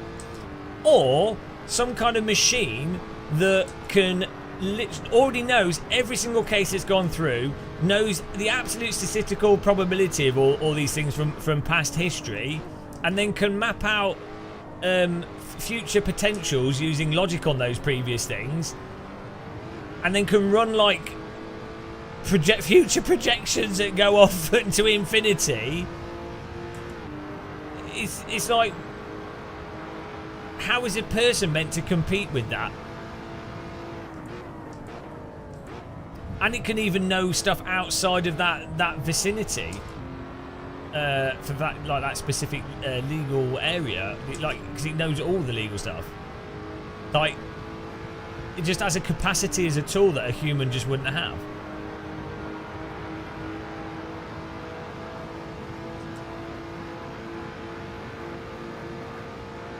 And crucially, with the large language models, the crucial thing is it can then present the information in a human understandable way. I think that's the big problem in the past, is you can have all the information on the internet. You can have the entirety of all legal information on the internet, and you could have a search engine that lets you search through it and go, these are the relevant case files, this is where this succeeded, this is where it didn't. But that would still take a human ages to go through, whereas a large language model can peruse all that and then with a fairly basic prompt output what's most likely to be the most useful output. I think that's the huge value. Music industry is going to be changed. Well, yeah, it's not even new songs from the Beatles, SimManiac. There's already loads of AI music tools, which are, again, it's fundamentally different from, like, if you were to load up Fruity Loops and you were to have it do random generation of notes, like, you know, like an arpeggiator. So that's AI. That's a computer going through, randomizing, rolling dice, and then rolling dice within a specific, you know, it fits in the normal chords or the note structure, or it's even limited by historic types of music. That's one way of doing things.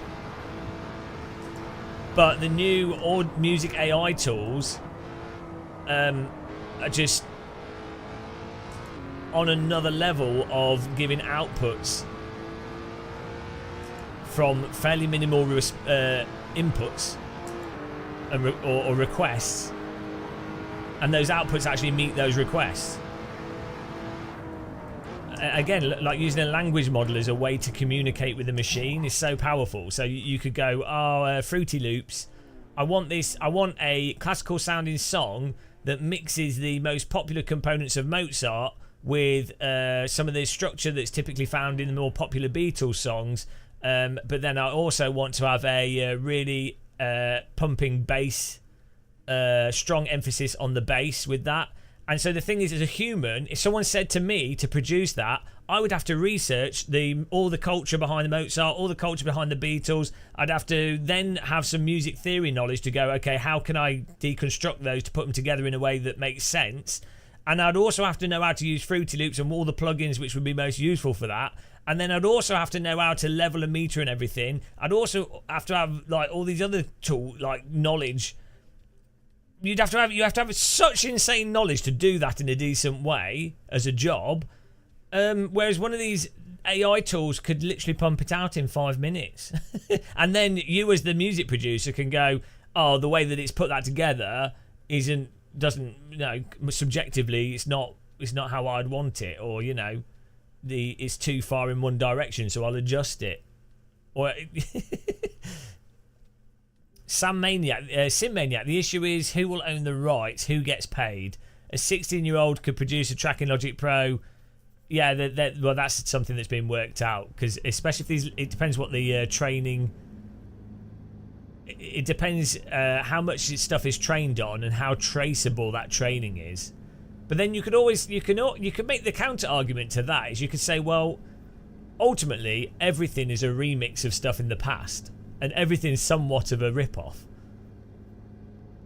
So you'd have to then you go, well, how much originality is there, and then do you ascribe that originality to the AI tool, or do you ascribe the originality to the person that's controlling the AI tool, or do you ascribe it to the training data? So that's where it gets really complicated. Results here. Well done, Mike McLaren. Jan McRissen's... Oh, no, hang on. Tim Carter first. Valentine Naboa second. TVDG third. Neo Lund fourth. Geordie Racer fifth. Eddie Quauer sixth. Josh Kaminsky seventh. Najojo eighth. Simon ninth. Myself in 10th. Mike McLaren 11th. Jan McRissen's 12th. Peter Oscar 13. Giorgio Ascari 14. Nice driving, guys.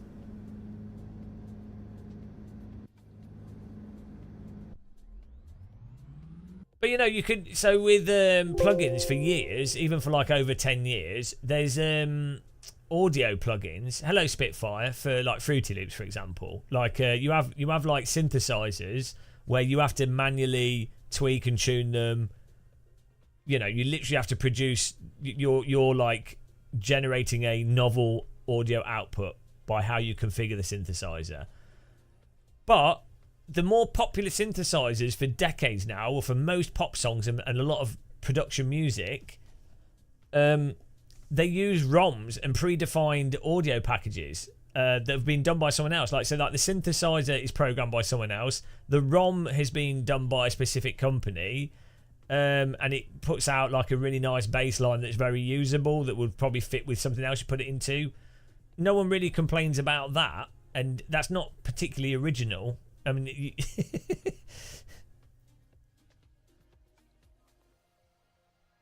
yeah, Speed Force Sim Racer. There was that company for a joke, well, not for a joke, but to make a point. They put every single possible song. They procedurally generated every single possible song you could produce, or every chord progression or something. It was like a I don't know, it's like a few terabytes, something like a huge thing, and then they put it on a single device. And then they patented the device or something to make the argument that they own the patent to everything, all music stuff, so no one else can patent it. He stopped. He's still going.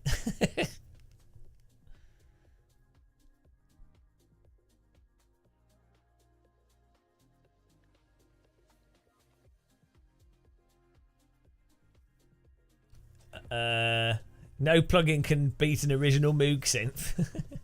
Right, let's do another track here, guys. Thanks for clicking the like button, everyone. Well, by definition, pop music is not original. It's not meant to be. If you look at pop songs, they normally use the same chord progression, and they use the same instruments, and they're very repetitive, because that's how humans sort of respond to music, is that if they hear it over and over again, they start to associate it with stuff, and then they like it. It's like it's just brainwashing. Mike McLaren.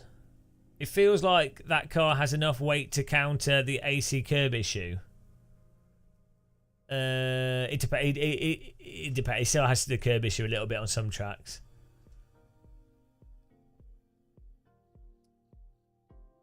Right, here we go. Let's get back in the Radical. I feel like doing an Alton Park.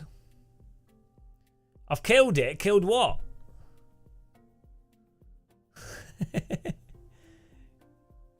Killed sim racing. People resonate to different frequencies. Well, I resonate to 44 hertz. I've killed pop music. I'm sorry. I don't know any. I can't think of pop music now. Fortunately, you don't need to listen to pop music anymore. Like, yeah, we're going to do the Alton Park. Is that the one linked in the description, Josh? Right, here we go. yeah, there's so much good music now that's really hyper specific. Like I'm on YouTube every now. Often just Google random shit on YouTube for music, and you'll just have like two guys, one guy on like a synthesizer, one guy with a didgeridoo, and it's amazing, recorded perfectly, and they'll just jam for like 2 hours. I was like, this is like, you could never find that before. Like that would just, maybe if you went to like a festival, you would potentially come across people.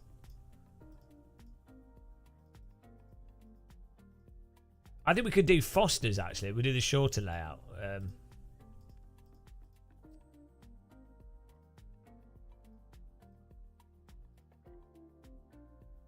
Maybe... where's Foster? Here we go. Or we could do the one with the long straight. We'll do Foster's. We'll give that a go. Point of Foster's. How many slots we got? 34 slots. And we've got the fixed setup as well, I think. So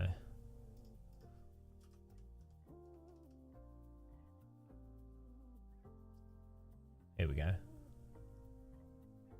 All right, Jan. I'm glad you joined. Thanks for being in the chat and taking part. It's good fun. Yeah, you're welcome, man. It's fun doing AC. I should probably. It's getting quite late. I should probably do a walk or something. I haven't done my walk today, so I might do that actually. We'll do a race though.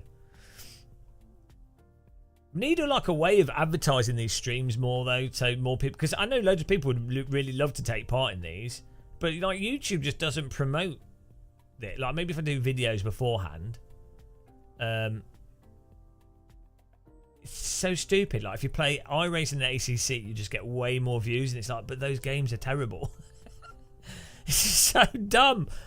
Oh god, everything is so rigged on the internet towards going in the direction of dumbness. The stream's been like 5 hours, I think. Yeah, 5.5 hours. The motivation to just do the most lowest common denominator dumb thing is so high that it forces people more and more in that direction. So to go against that goes against all your best interests.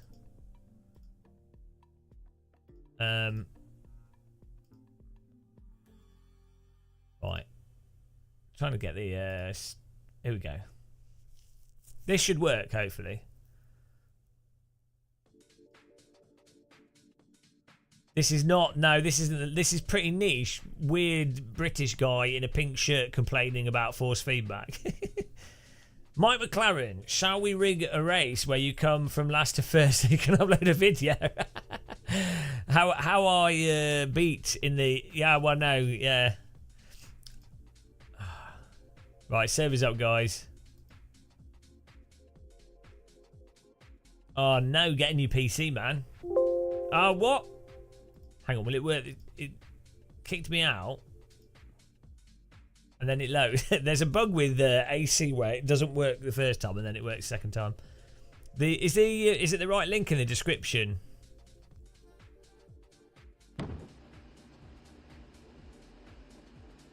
This is something I never understood. Why introduce on your platform live streaming? I know. Right. Why doesn't YouTube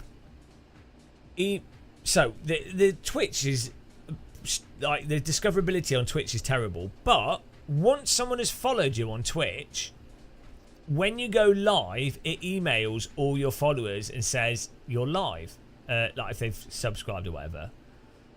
YouTube does not send the notification out to all your subscribers or everyone that, even the subscribers. It's all algorithmic. And YouTube's algorithm, in fairness, generally works quite well for videos, given how many people upload videos.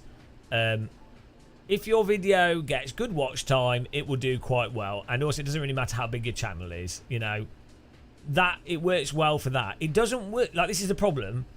YouTube works well for videos because it's a video platform, but the same algorithm and culture does not work for shorts, and it doesn't work for live streams.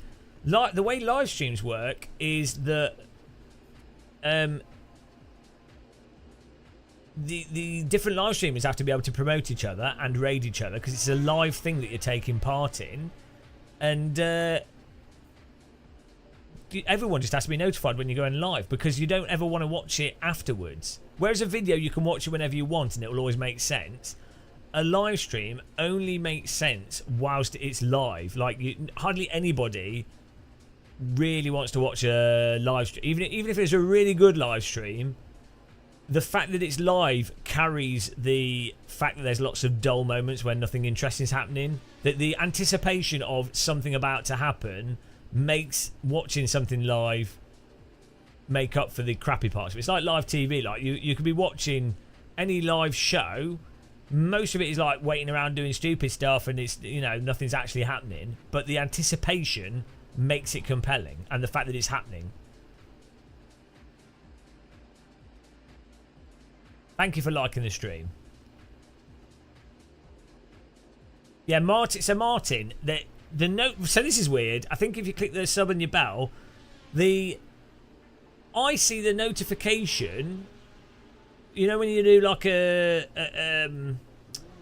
when you say, oh, you're going to go live at 5 PM or something the next day, I actually see those more than I see the actual person that's live, which is weird. So when I see like Billy Strange's queued up something or someone else has queued up a video, I see those notifications, but I don't see the live. I miss the live stuff.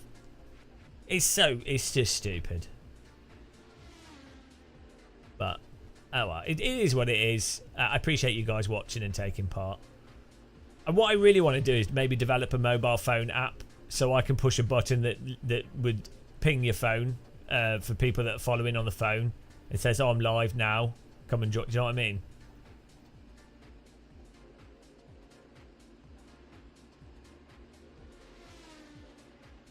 Yeah, well, also, yeah, it's a shame. Yeah, AC is a niche, but it's a shame, isn't it? Because it's such a good game. It's totally disconnected to the reality. But yeah, if AC2 is on console and PC, that'll help a lot. And if it's good, which we don't know. Ray says, I find notifications annoying. If I feel like watching a stream, I'll check to see if anyone's on. Yeah, that's fair enough. I could, yeah, I could make an app maybe. I'll look into it.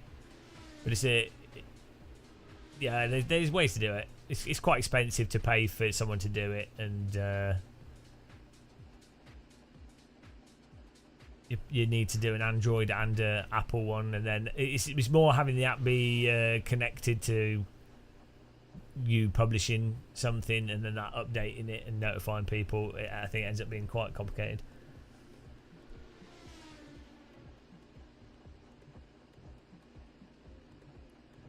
Drew Fleck, I was thinking of doing a video on this, like how to get started with AC.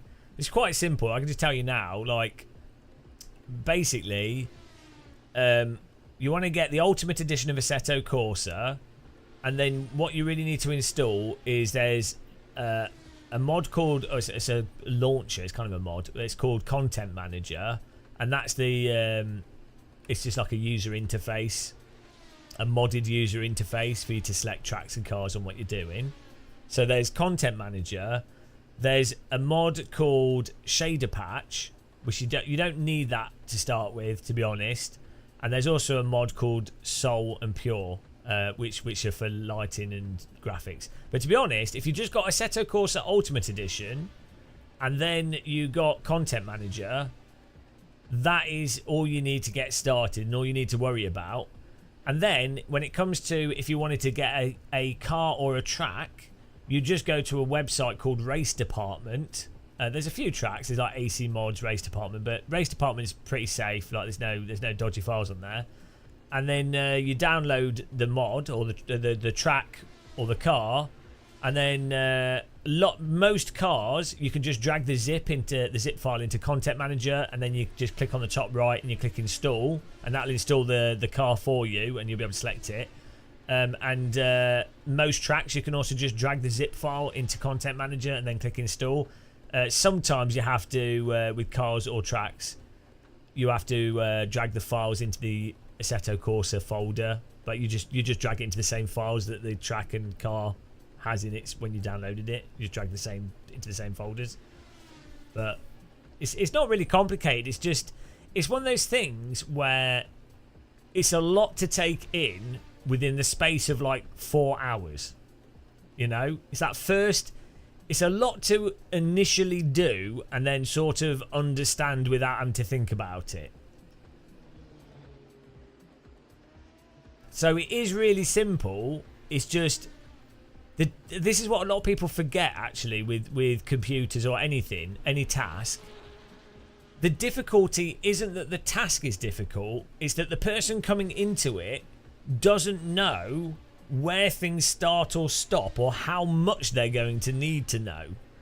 And they also don't know like the things that you take for granted, like, well, where's the play button, or where's the multiplayer button, or what's the file structure for the game. You know, like, does it go in a content folder or does it have to go in another folder? All these really small, they're really dumb small things, but when you go into anything for the first time, you have no mental framework. And for that, it's exactly the same if you go into a city in real life, for example. If you've never been there, you're like, I don't know where the public toilets are. There might not be a public toilet. I don't know if I can even go to a restaurant. I don't know where the restaurants are. There might not be a restaurant for 10 miles. There could be one right next to me. I don't know where the tourist information is. I don't even know how to buy a train ticket. I don't know how the ticket machines work. Do I need to use a ticket machine? Can I use an app? I don't know what the app is. Which app do they use? The first time you go to a city, it's like, oh, what, you know. But the second time, it's like, oh, if I'm here, I know it's only an half-hour walk. If I'm hungry, or I know, you know what I mean? It's like you literally don't have to think, and then you can concentrate on, you know, enjoying the actual stuff that's available. You're a radiologist. What sort of do you use? Like a MRI and CAT scans and CT stuff, or what have you? Yeah, it probably doesn't help that I bet you the tools in hospitals are atrociously designed. I'd imagine that they have the shittest user interfaces known to man.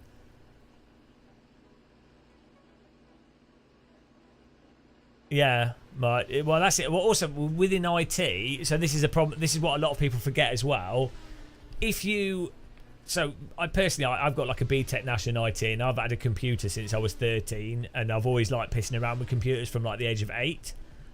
I culturally understand what loading something, saving something, moving it to here, file sizes, why you'd put something on this drive, why you'd need more space or not use up all the space, or why you would, there'll be likely to be like a place where all the hard drives are laid out. You know, just stuff that's like how computer culture, you can just take that for granted if you've never used a PC before. And ironically, it was a back to front for me. Like when I was younger, the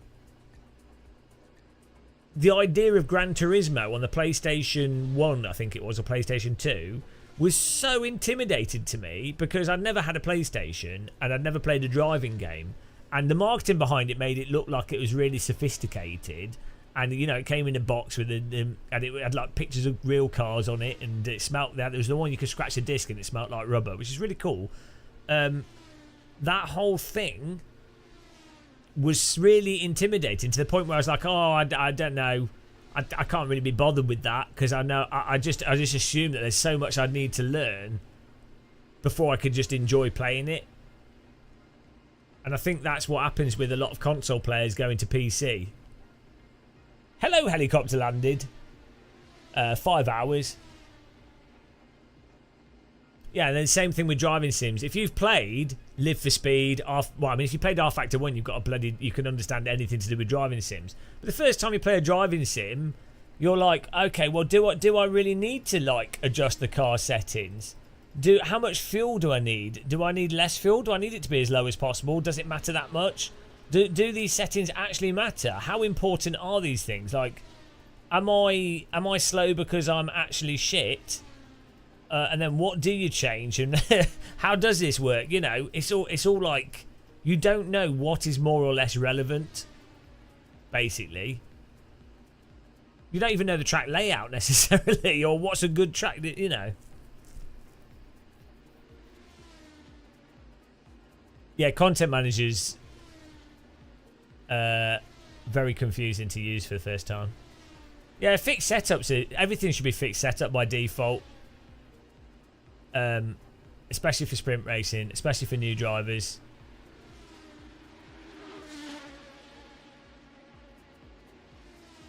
I can understand enjoying playing with car setups, and I can understand the strategic part of it is good if you're doing longer races. You know, if you're doing like anything over like 25-30 minutes, then how you set the car up plays into the strategy of the race. But if you're doing anything under 20 minutes, it should be fixed setup. There's no point. There's literally no point in setups. It should just all be fixed setup, because it's only anything under 20 minutes is pretty much only ever detrimental.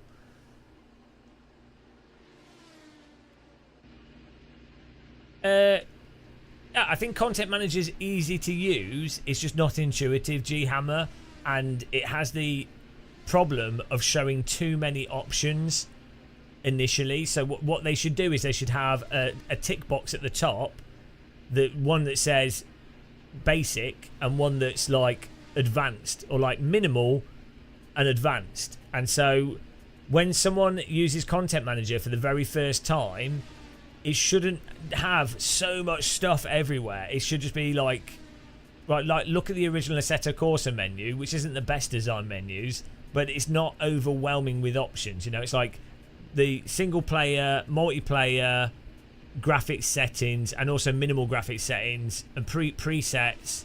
There's just way too much. Everything's exposed, which is good if you know what you're doing, but not good if you're new. It's like DCS. I don't play DCS much. I played it in the past.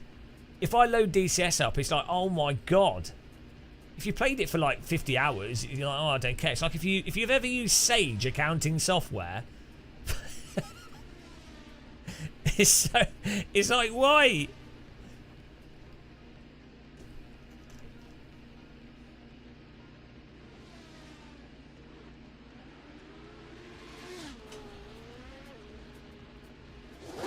Oh, let's go racing now. This is good.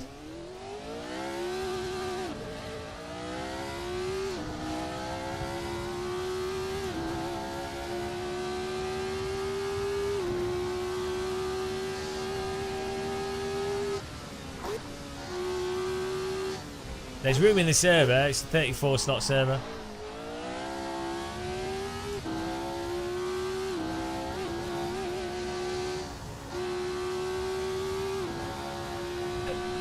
You've seen the gameplay trailer for F1 23 and they put a whole you can edit your own.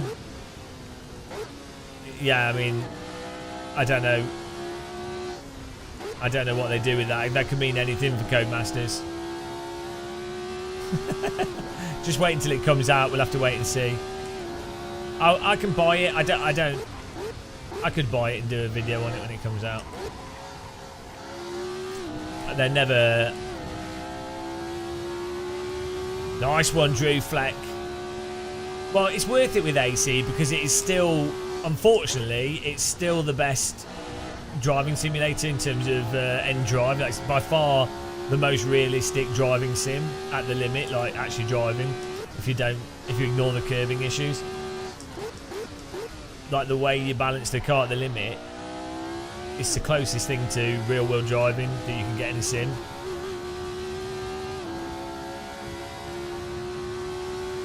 No, I know, Josh. It's stupid licensing stuff, isn't it? It'll be the music.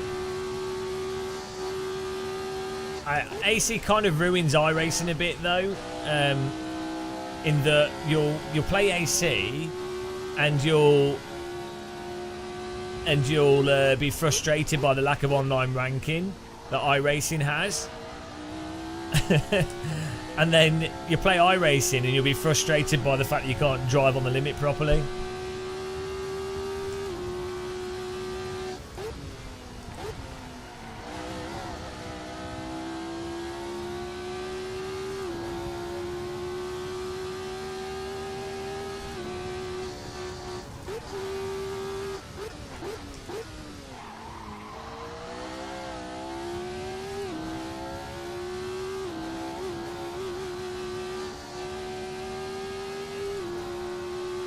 my opinion of some of the upcoming Sims. I don't know. To be honest, I would say you just play the games yourself. Like, the nice thing on PC is that you've got that 2-hour test window, so you can test things out.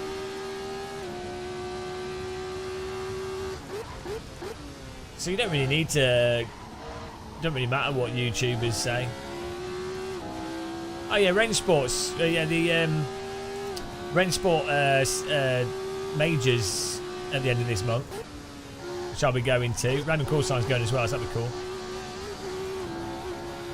If any of you guys are in Germany, I've got some tickets to the final ESL R1, like free tickets, but obviously most of our viewers are not in Germany. But you'll get a chance to play the game and obviously watch the finals. Not quite sure how it worked, but if you'd like to go, it's in Munich, so if you live near Munich, Germany. Yeah, it's a little bit far. There's not that much in Munich otherwise to be there, so. Alright, Drew, thanks for popping in. Have a nice day.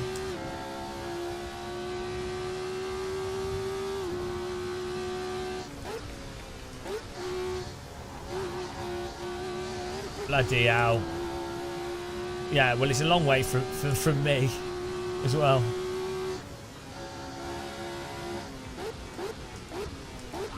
Your iRacing 5K video. Well, I suffered for that video.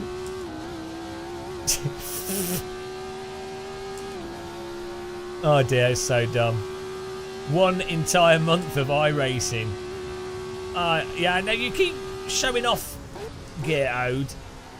I live in Norway where it's nice and all the women are beautiful. Thank you very much, Drew. Yeah, this is what I was saying to.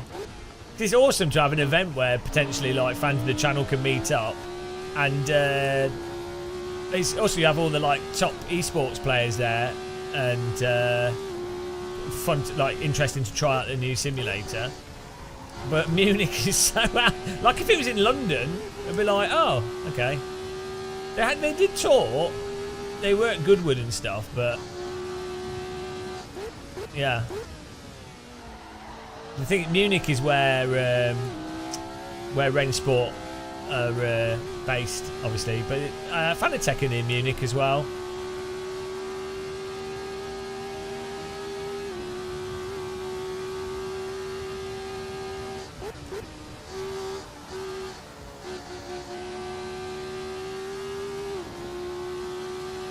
Yeah, it's a shame.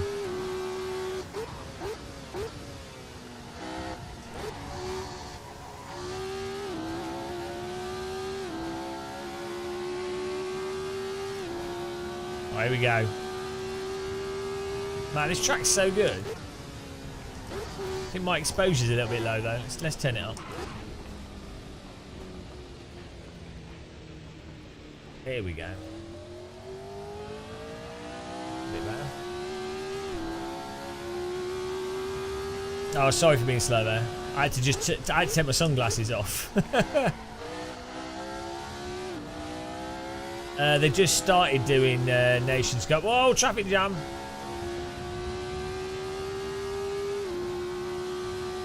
But you know what? If AC was just a radical simulator, how good would that? Like, imagine if someone did like a ranked radical SR3, SR8,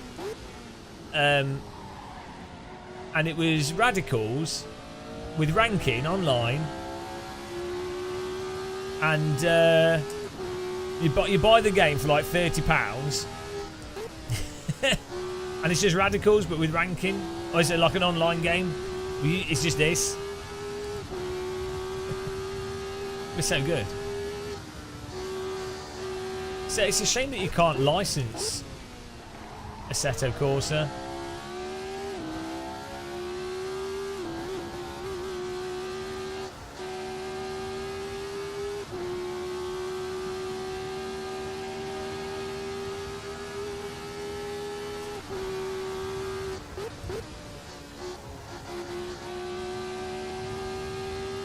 We've got this this fixed setup we've got in here. It's really nice. It's a really good.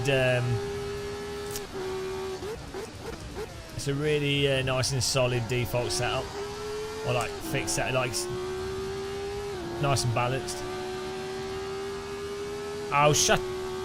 There you go, Skywalk.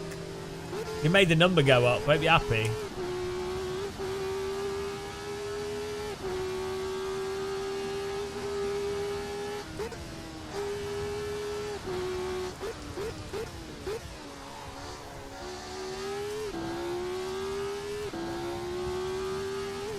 You can't use this death trap with a... Oh, yeah, you probably... Yeah. Oh, my God.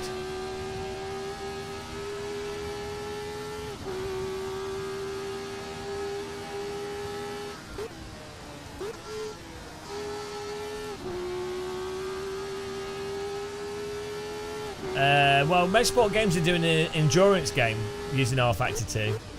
Should be good.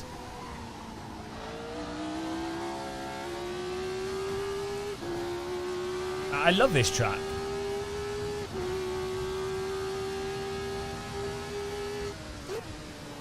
It's nobody talks about the counter.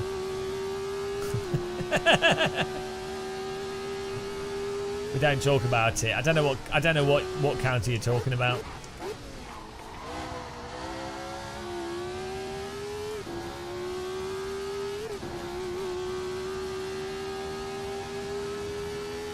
Oh, Harry23, thanks for subscribing. Pop in chat and say hi. Click the bell if you'd like to be notified when we go live. Gamer Muscle is the server name. Password is T in capital letters.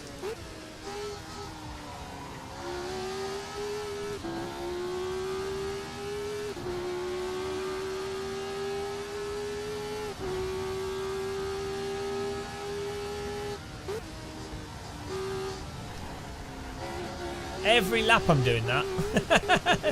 I need to stop driving off the road. Has everyone in chat clicked the bell next to the subscribe button? It's almost like YouTube doesn't want people to be able to click the bell.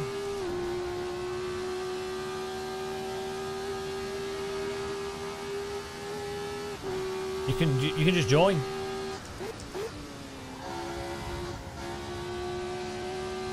Yeah, I know, I use the simracing system. You just join in, Harry. Whenever I'm live, the servers are up. I'm potentially just going to have a Game of Muscle server that's always on, to be honest. I might just set that up. But, yeah, just search for Game of Muscle. Password is T for the server.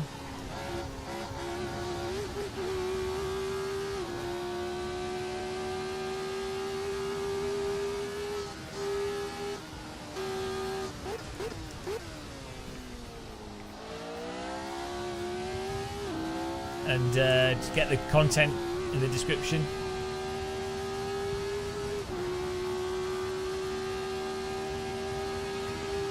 This track is so good. Kunos did a really good job with this track.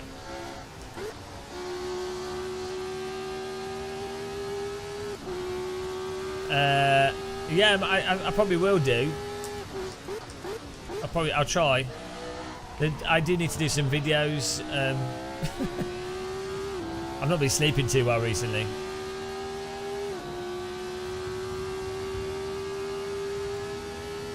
But yeah, I'm trying to stream at 5 PM.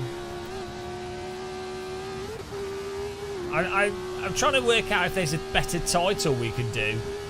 Like, really, I need these streams to be getting about 250 viewers rather than, at the moment we're only getting like 100 to 120. And I really need these streams to be getting 250 to 300 viewers. And that's what I get. I get like 200 easily on Twitch, and probably more.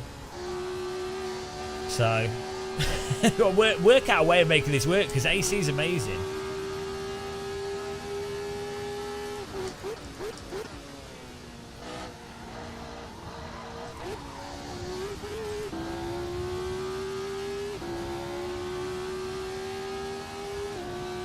I need to up the thumbnail. Maybe I need a face on the thumbnail. Yeah, the problem is, come and see Topless Late. The problem is, it's like you need the thumbnail to appeal to a wider group of people. This thumbnail didn't work today. We keep trying. Maybe doing a video beforehand to let people know. I don't know. Yeah, I've tried that. I tried the, you know, it has to be truthful to what it is, otherwise that doesn't actually work well.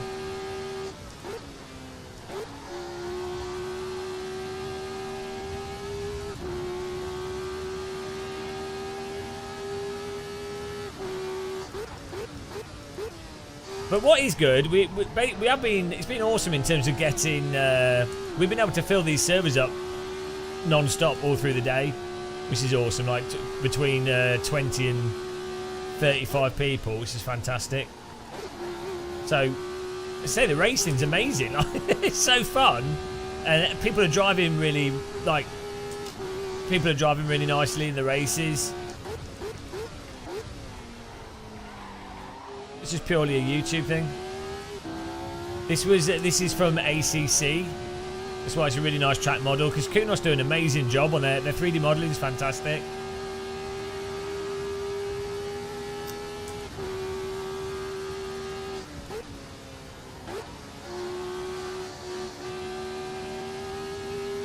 Yeah, but again, that's click.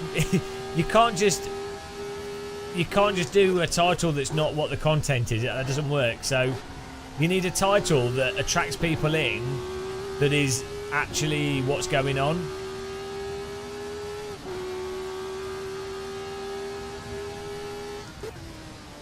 Oh, we might. Oh, I need to go for a walk, but a race at Nordschleife would be nice. We've got the OSR Nordschleife track. Maybe if I do, I say I might be able, if I do videos of some of these races and upload them, that probably work quite well to advertise it.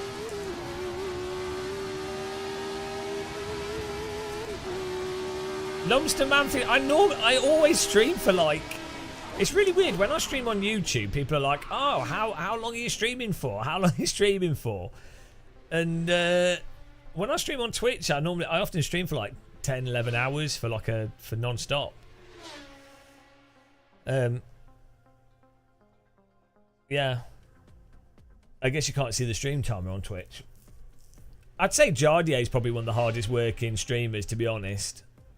He's a machine because he's driving it like a. Also, UKOG. They're both driving at a very high level, right?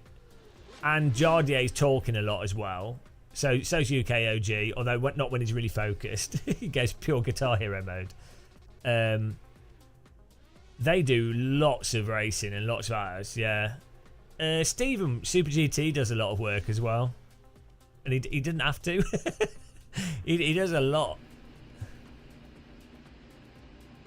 Yeah, Jardier's mental. Really, really nice guy in real life. Like, if you like him in his streams, he's way better in real life than he is in his streams. I don't like Rory, he's a dickhead.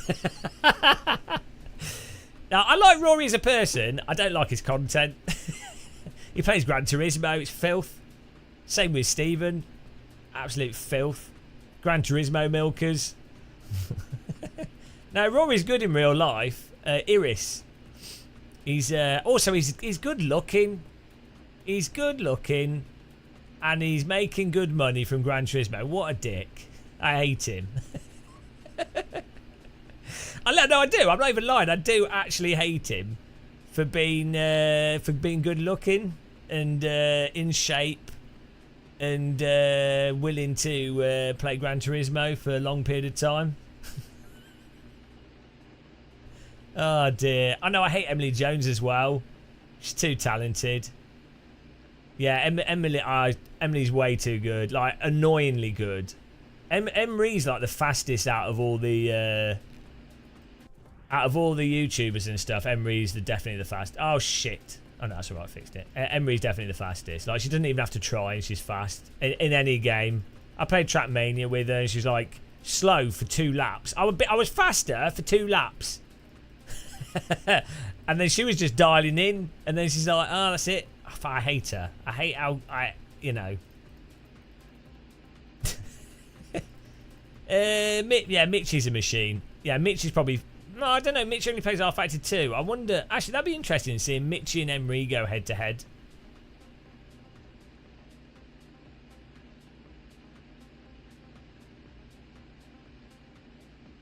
Yeah, Jardier's quick if he tries, for sure. So's UKOG, but I think Emery's faster than Jardier, to be honest.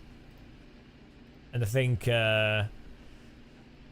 maybe Mitchie is R-Factor 2. Mitchie would be faster. But the thing is, so it comes to time, doesn't it? Like I would say UKOG, Emery, Jardier, Mitchie Hoyer, right? You get to a point where it's just whoever puts more time into it. I do know Sir Fox, but I don't know him personally. I've never met him. I don't watch his content, so I know who you're talking about, but I don't know them. Yeah, Emery seems to have like some kind of insane race driver brain. Emery should be a real driver, to be honest. She's weird. Like, I know these people in real life that are good, like genuinely just drivers. They're mental. Right, here we go. 11th, 25 cars. Alton Park, Foster's. Point of Foster's, we're off. Here we go. Absolutely beautiful. The ACC version of Alton Park in the Assetto Corsa original. Stunning. We're not going to fit through there. That ain't a radical size space. Almost made it. I was like a dog trying to bite the post off the postman. And oh, you fucking penis. Right, we're guys. How the fuck can you go through quali for 20 minutes? How can you go through quali for 20 minutes and then be surprised by that corner? You have to go slower on the first lap. I am going to remove your genitals with a brick.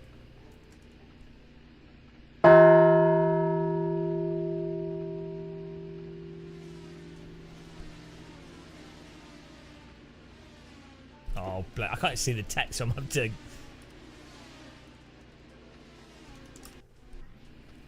Right, let's try again, guys. Do not do that. Every race. It's the same in iRacing. every race. Wow, Theus, you've been bricked. No apologies are not accepted. We will not accept that apology. I'll let you off. I never drive into people. I'm such a nice driver. Well, you know, I'm so skilled and generous, and I've never crashed anybody, not even once. Here we go, race 2. Yeah, Emery did some, I think she drove some F3 cars. Emil's really good as well, and he did like F3 and stuff in real life. Yeah, no, these people are terrible. Real race drivers should be banned. Especially real Formula drivers, they're the worst. All the poor Formula drivers come into sim racing because they can't afford real driving. It's like, get out. I've met Emery a few times in real life. She's really nice as well.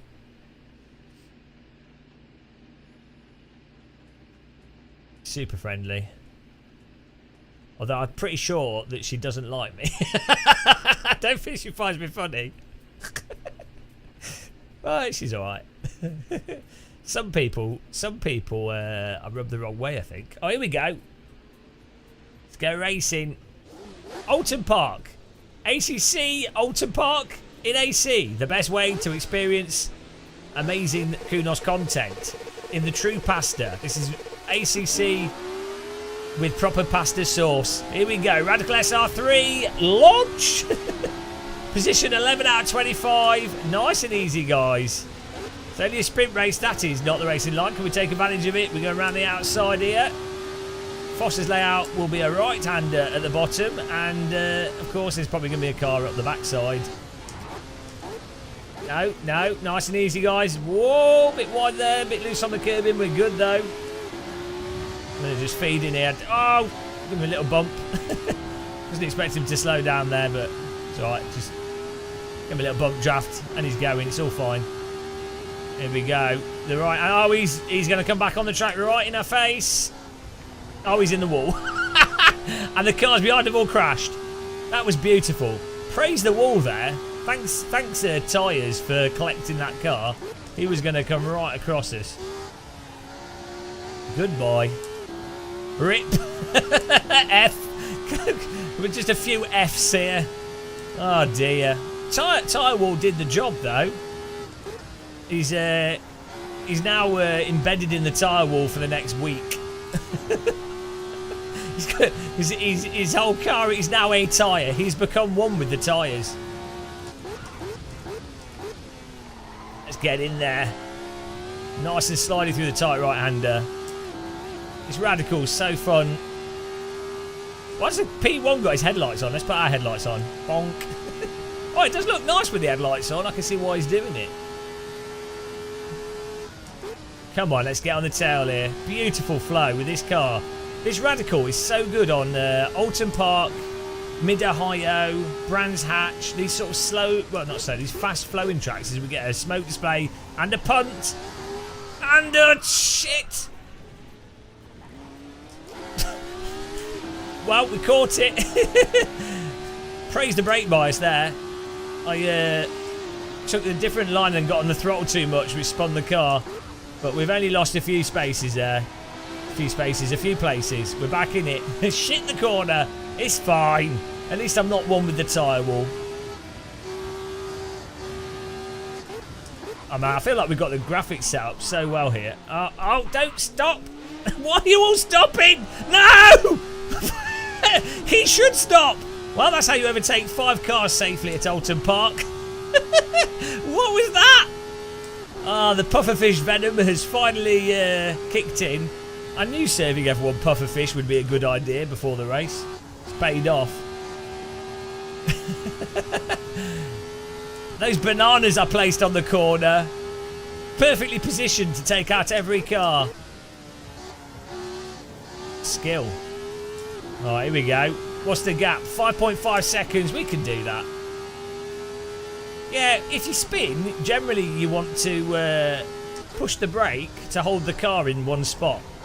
That's generally what you want to do. Or if you can get off the track and you look at the delta and there's a gap, that's a good idea. Or if you can get going again. But having everyone decide to do 360 no scopes and then reverse erratically is not really optimal for traffic getting through without everyone dying. Yeah, reversing. Reversing on the track, suboptimal at Alton Park in a Radical SR3, but maybe they need to install one of those reversing alarms on this car. This vehicle is reversing. I mean, I've never been in a reversing Radical. Maybe they do that. Oh, you've got to be really careful on the inside through there. That corner, because the way it goes over the hill, you've got to be really careful on the throttle.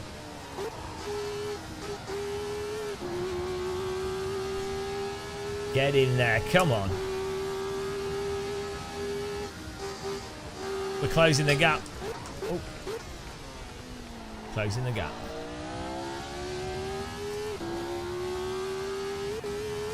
What's the time? 4-second gap. 8 minutes on the clock. Come on. We've got to get at you. We can be in the top... we can get a top 5 here. Oh, we could do with a bit more grip. I think a little bit more downforce would probably be better with this car on this track. We've got quite a low downforce setup, but it's fixed out, so it's fair for everyone. This is a good all-round setup, but touch more downforce to stick through some of these right-handers. It'll be awesome. Oh, use all the AstroTurf. Beautiful.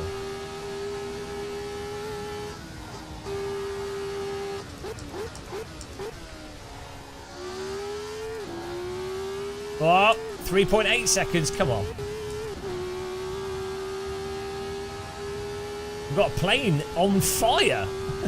What a contrail and a helicopter.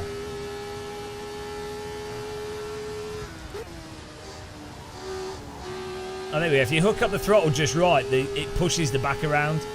Got the diff just... You just have to be quite aggressive to get it to bite in now. I tend to try and either trail brake too much, or I try and like coast too much. Like in AC, you have to be quite active. In terms of pushing the car to do what you want it to do. I'm a little bit wide there. 3.1 seconds, we've diminished his time by a second, and in front of Achi, we have another car. Mojojo. Or is that a back marker actually? No, it is Mojojo right in front of him, so we should 2.7, we should catch him before the end.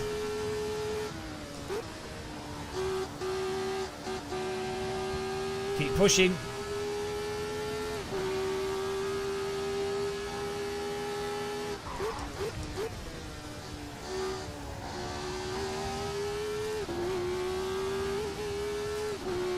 .8. We seem to only be catching on, I wonder if it's T1.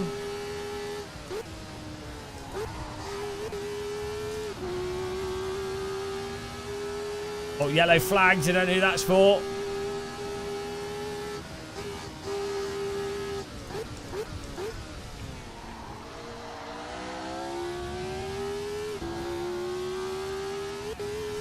Oh! Back marker, thank you. Really good back marking there, just held a line. Totally predictable, top notch. That's what you need to do as a back marker.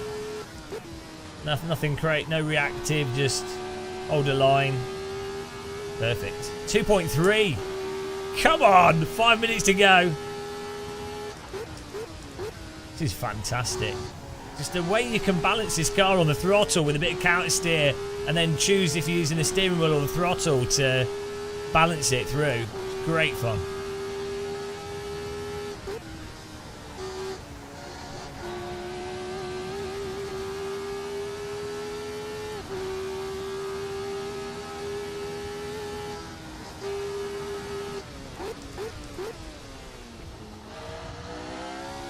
Really getting on the throttle gentle there. 1.4 seconds actually.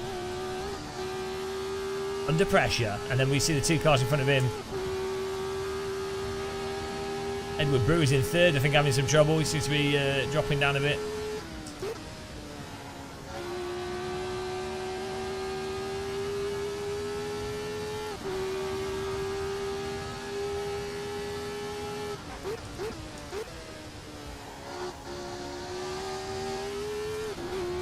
Our Delta's getting greener, that's what we like to see. Race essentials in the middle, really handy.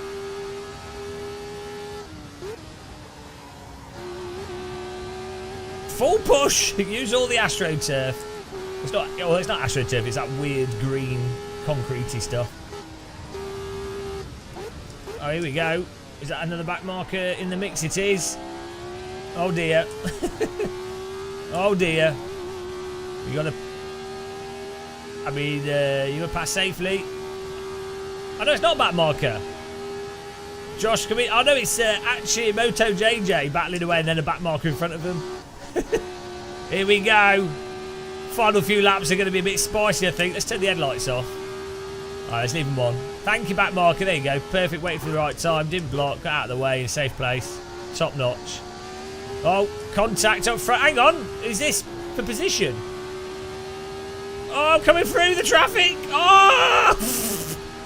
Jesus Christ. Just to spice things up a bit there. I think that's some back markers. Oh, he's gone full off-road. Here we go. Here we go. We're in the mix. We've got the draft. This is amazing. So good. What a car track combo. I think this actually beats Mid-Ohio. Oh, he's got on the throw. Oh, you idiot! He's gone. Actually lost it. We bopped him out of the way there. Simon coming in behind us.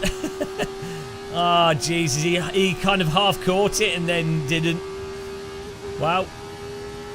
Fortunately, damage is turned off. Otherwise, we would have lost our nose cones.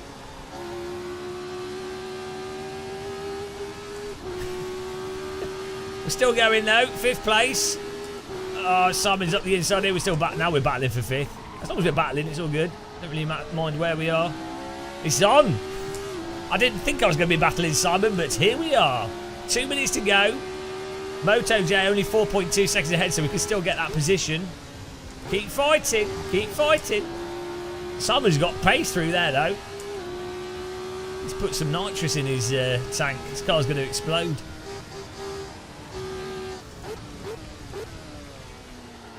Josh Kaminsky.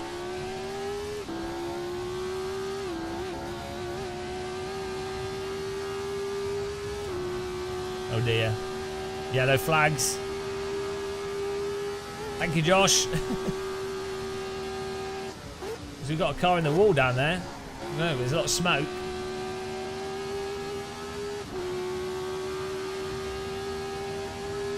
Oh, there's a car off the road there. Don't know who that is.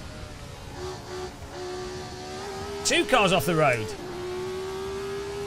Who's this? Jared Paul. That was for position. On the inside. That's a cruel mistress, that corner. Let's go. Use all the track and a bit of grass. Grass is just green tarmac with a bit less grip and some soil. Same, basically the same. Basically the same surface, same thing, you know. Right, we're in 5th. It's all working out. Oh shit! It's not the line.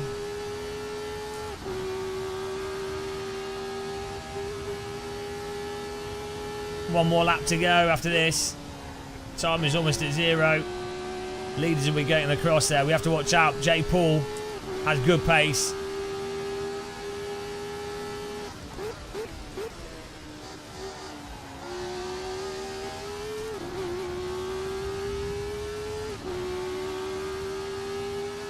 I'd really like to get one more position. I'm going to push as hard as possible here. Looks like Simon's got mega pace though. Ah! Oh! Okay, I tried to cut the inside there, but it bounced the wheels and then put all the weight on the left-hand side of the car. And we went for a nice little slide. Oh, it's so hard to get more out of this through there. You just start getting into the slidey zone. Oh, we got a car off the road. Raphael backmarker. Okay, this is not good for us. Going to be right in the way.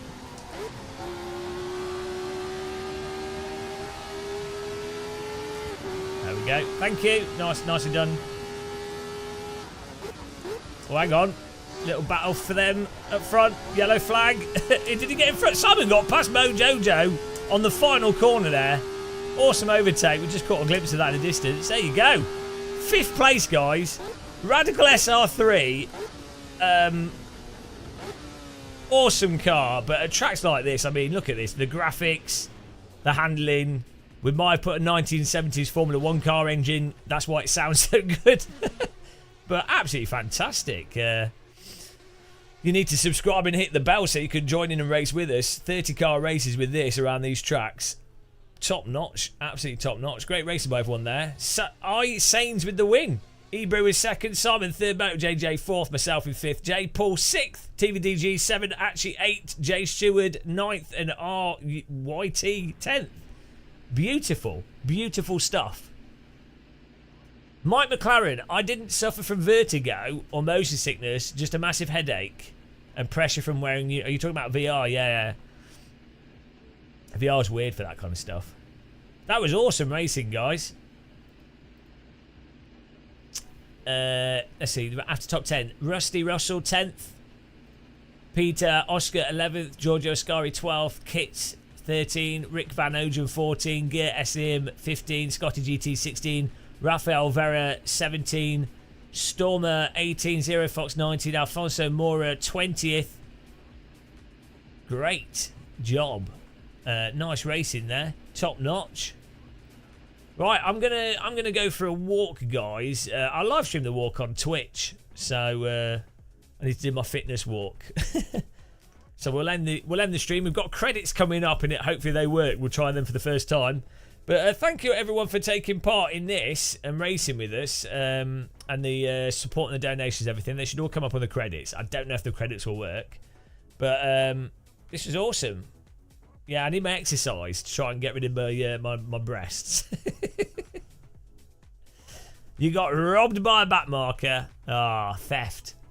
Yeah, cheers everyone in chat as well. We should be back tomorrow, hopefully at 5 PM for more racing action. Maybe even earlier. I don't know. It depends if I sleep or not. Let's see if the credits work. But thanks, guys. Click the like button if you haven't yet. We could get to 300 likes. Don't know if we will. Goodbye. Have a good night. Take care. Credit time. Credits. Here we go. You ready for credits? I'm ready for credits. I'm ready for credits. Here we go.